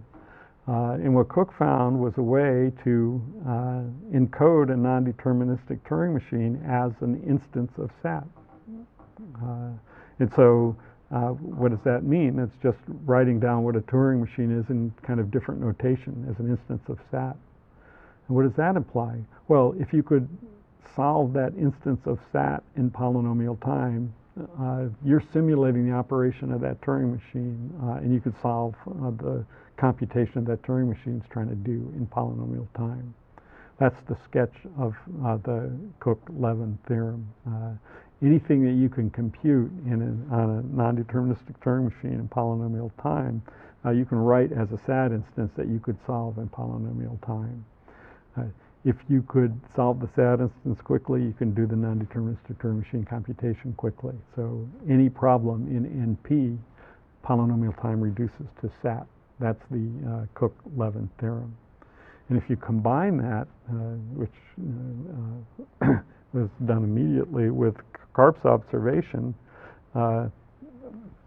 well, first of all, it means that there's a polynomial time algorithm for SAT if and only if P equals NP.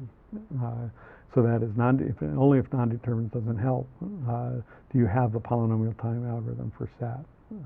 Because polynomial time algorithm for SAT immediately means you could solve all problems in NP in polynomial time. That's what Cook's theorem's about. And the NP complete's getting into the popular culture as well. But what are the implications? It means all of these thousands and thousands of problems all of a sudden reduce to SAT. And that means they're all equivalent. They're all manifestations of the same problem. If you could solve any one of these problems in polynomial time, then it means that you could solve them all in polynomial time. That's a very profound result, particularly because thousands and thousands and thousands of important scientific problems, all the problems that we aspire to compute with feasible algorithms, they're all in the same class. If we could solve any one of them in polynomial time, we could solve all of them in polynomial time. So what are the implications of NP completeness? So it's the idea that SAT captures the difficulty of the whole class NP. And if either way, if you can prove that there's some problem in NP that there's no polynomial time algorithm for, then it's not going to be for SAT. And the other thing, as I mentioned, you can replace SAT with any problem that has been reduced down from SAT, not just Karp's problems, but any of the thousands. So nowadays, proving a problem NP complete was actually many examples where it's actually guided what scientists do, because it is saying something profound about the problem, profoundly important about the problem. So here's an example getting to that Ising spin model that I referred to. It was introduced in the 20s, and people liked the model and they wanted to apply it and trying to compute with it, but it's one thing to have a model, it's another thing to apply the model, try to say something about the real world, and that might involve some computation. So in the 40s, the mathematical solution was found in a tour de force paper, which is fine. But in the real world, it's 3D, and a lot of smart people looked for 3D solutions to this problem. Turns out to be, in 2000, it was proven to be NP complete. So people worked for 50 years trying to solve this problem. And now we understand why they were unsuccessful, because if they had been successful, it would imply that all those other problems are going to be running in polynomial time, or it would imply that P equals NP, and nobody believes that P equals NP. So here we are. We're still with this overwhelming consensus that P is not equal to NP. And not only that, if P is not equal to NP, then the NP complete problems are some other subset of NP. There's, as I mentioned, the zoo of complexity classes at the end of the reduction lecture. A lot of them are, starting from this diagram, you can come up with many other ideas to try to get at it. And there's not a lot of problems that people even have any kind of conjecture for falling outside. Even though it seems like obvious there ought to be lots of problems in NP that are not. And it's quite a frustrating situation for people working in the field. So the right-hand diagram is simple. The left-hand diagram gets more and more complicated as people work on it. But really, the fundamental reason that we believe that P equals not equals NP gets back to that creativity. And I'd like to read a quote from Avi Wigderson, who's at the Institute for Advanced Science here in Princeton. We admire Weyl's proof of Fermat's last theorem and the scientific theories of Newton, Einstein, Darwin, Watson and Crick, the design of the Golden Gate Bridge and the pyramids, precisely because they seem to require a leap which cannot be made by everyone, let alone by a simple mechanical device. It's all about, it's a lot more difficult to create something than to check that it's good. So here's the summary. P is the class of search problems that are solvable in polynomial time. NP is the class of all search problems, some of which seem pretty hard, and people have tried really hard to work on them. NP complete, in a sense, are the hardest problems in NP, because all the problems in NP reduce to those problems. And we talk about a problem having no polynomial time algorithm as intractable, and we know that lots and lots of fundamental problems are NP complete. So what we want to do is use theory as a guide when we're confronting problems. Everyone has to realize that a polynomial time for algorithm for an NP complete problem would be a stunning scientific breakthrough. Win the $1 million, and there's many other things you could do with it. Certainly, you will confront NP complete problems sometime. There's thousands and thousands and thousands of them out there. And probably a good idea, safe bet, is to assume that P is not equal to NP, because almost everyone believes that, and therefore that those NP complete problems are intractable. You're not going to be able to guarantee polynomial running time for an algorithm, so you better know about those situations and proceed accordingly. And we'll look at a couple of things to do. Around in the 1980s, I came to Princeton to start the computer science department, and we built this building. And they asked, a lot of the buildings, nobody asked, a lot of the buildings at Princeton have gargoyles, and I want to have something in our building that could stand the test of time. And this is what we wound up with in a pattern on the brick up on the top of the building. Now I could just leave that there, and maybe this solution will get edited out so that you can work on figuring out what that means. But anyway, here's the solution. The indented bricks are ones, and the ones that aren't indented are zeros in this little pattern, and they're just ASCII encoding. So the top row is ASCII for P. And then the second one is ASCII for equals, and then N, and then another P, and then a question mark. So it seemed to me like that pattern would stand the test of time, and that was over 25 years ago. Now, if everyone asks, what do you do if somebody proves that in fact P equals NP? Well, in that case, we can put an exclamation point on there. If somebody proves that P is not equal to NP, then we're going to have to remove a lot of bricks.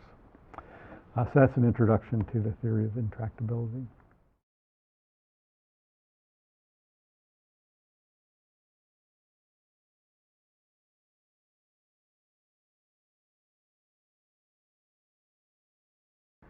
Okay, we're going to finish up by talking a little bit about different approaches to dealing with needing to solve intractable problems.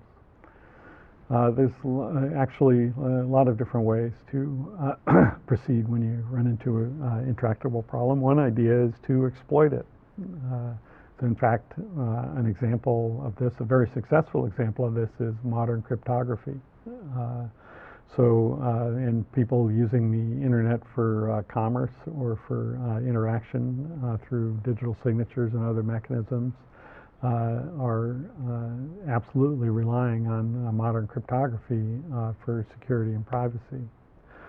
And that's all based on the RSA crypto system, or much of it. And it's based on the idea that multiplying two n-bit integers is relatively easy. This brute force multiplication algorithm gets it done in quadratic time, and there's faster ways. So that's polynomial time. In order to encrypt something, you need to multiply things. But in order to break something, you would need to factor things. So that's exploiting intractability. Nobody knows a good way to factor.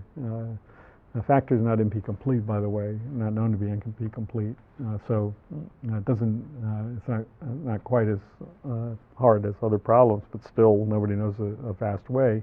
So this is an example of exploiting a problem that's suspected to be intractable.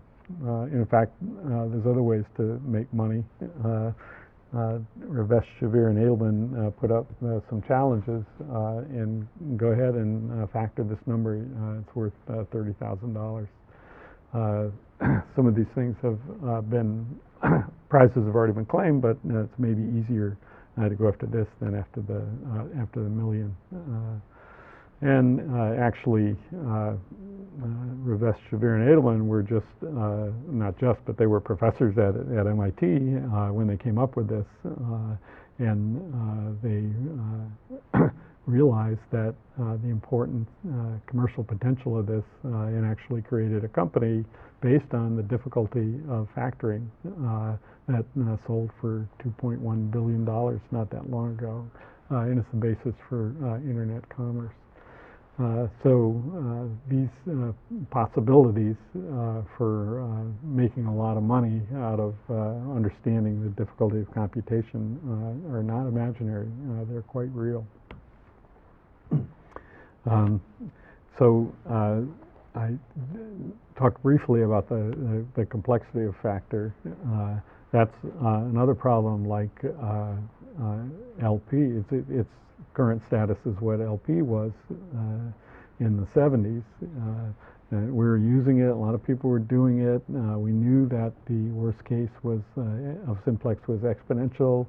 Would like to classify. I'd like to know if there's a polynomial time algorithm, but nobody knew one. And then the big surprise for LP was that Katchin came up with a polynomial time algorithm, and then people went to work.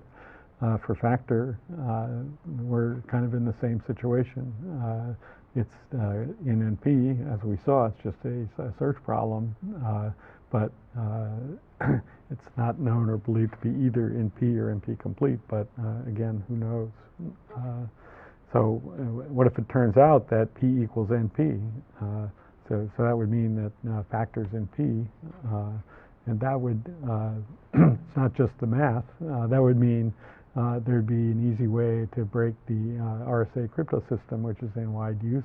People could break codes just by factoring, and that would not be a good thing for the modern economy. Actually,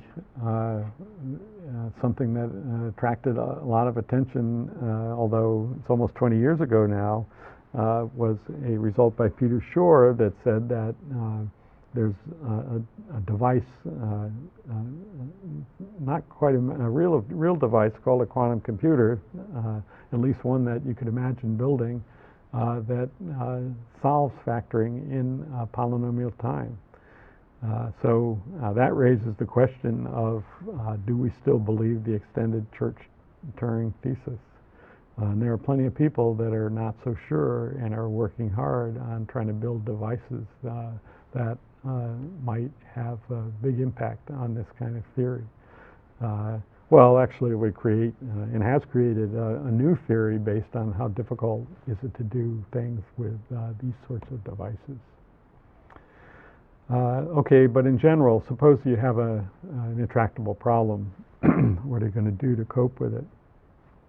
Well, there's a number of things that people have done really successfully. So remember what it means to be intractable. So problems intractable if in the sense that we don't know a polynomial time problem that's guaranteed to solve any instance. Now, so maybe you can give up on one of the three key features of that statement. Maybe we don't care if we can solve every possible instance. Maybe it's only the instances that are going to arise in the real world that matter. Or maybe you can even simplify the problem, and that's the one that you really need to solve. So, for example, if you restrict satisfiability to have at most 2 literals per equation, you can solve in linear time. Or even if you just insist that there be at most one of the literals per equation be not negated, that's called a Horn set. There's a linear time algorithm for that. So maybe your problem, you're trying to solve too hard a problem, and you can come up with a more special case of the problem that's actually the one you want to solve that you could solve. So that's definitely one way to cope with intractability. Another thing is optimality. We've been talking about search problems, but this is more a statement about optimization problems where we're looking for the best solution, or you're looking for approximate solutions, where you take away the guarantee that the solution is perfect in some way. So, for example, the traveling salesperson problem, people can find ways to get tours that are close to the best possible tour, but maybe not the best. And there's many, many other examples of this, where people are looking for good solutions without trying to guarantee that they're optimal. And those maybe those solutions are very close to optimal, or at least close enough that you can use the solution and move on. If you can understand the quality of the solution that you have, that might be good enough. And again, the idea of approximation algorithm where you really can prove what the quality is. So, for example, there's a max 3 set that guarantees to satisfy 7/8 of the clauses. And actually, these algorithms, they're really coming at a fine line between what's tractable and intractable. And so, for example, if you want to do 7/8 plus anything, then it means that P equals NP. If you can do that in polynomial time, P equals NP. There's lots and lots of amazing results of this sort out there. But anyway, in practice, relaxing the condition that you find the perfect solution sometimes can get a long way in practice. And then the other thing is guaranteed polynomial time. Now, we're talking about worst case behavior, but there's solutions out there. For example, there's a SAT solver that was done here at Princeton that can solve 10,000 variable SAT instances. Or as I mentioned, there's solvers out there for integer linear programming that will solve huge instances of real world problems.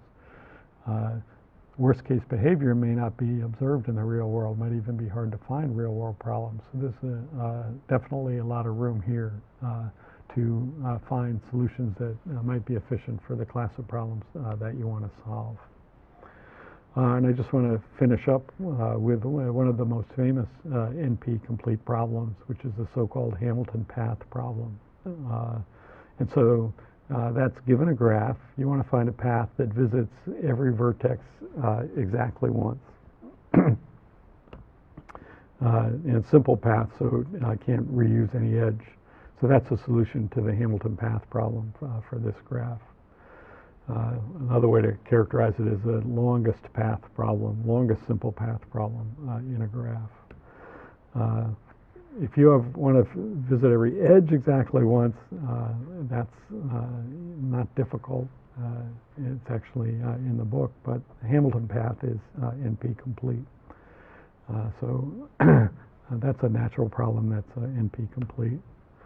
And actually, this is it's NP complete, but here's a really simple exponential time algorithm for computing the Hamilton path. It's just our depth of first search algorithm where we mark nodes and recursively go through all the edges, all the vertices adjacent to the current vertex, and if they're not marked, go ahead and visit them recursively, marking all the nodes that we see. The only difference from the depth first search is this thing here, where when we're done with our recursive call on a node, we unmark it. And what that does is make this code try all possible paths, and there's an exponential number of paths. So it's a fine program for doing it for small graphs, but it's going to take exponential time for big graphs. But the longest path problem is NP complete, and we're going to finish up with a song that was composed by a Johns Hopkins student one time when he was having trouble thinking about this idea.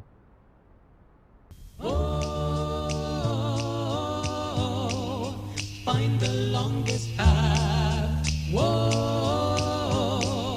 find the longest. If you said P is NP tonight, there would still be papers left to write. I have a weakness. I'm addicted to completeness, and I keep searching for the. That's a fine sentiment on which to end this class on algorithms. I hope that all of you out there are inspired to face the computational challenges of the future with the algorithms and the concepts that you've learned in this class. So that's all. Keep searching. So long.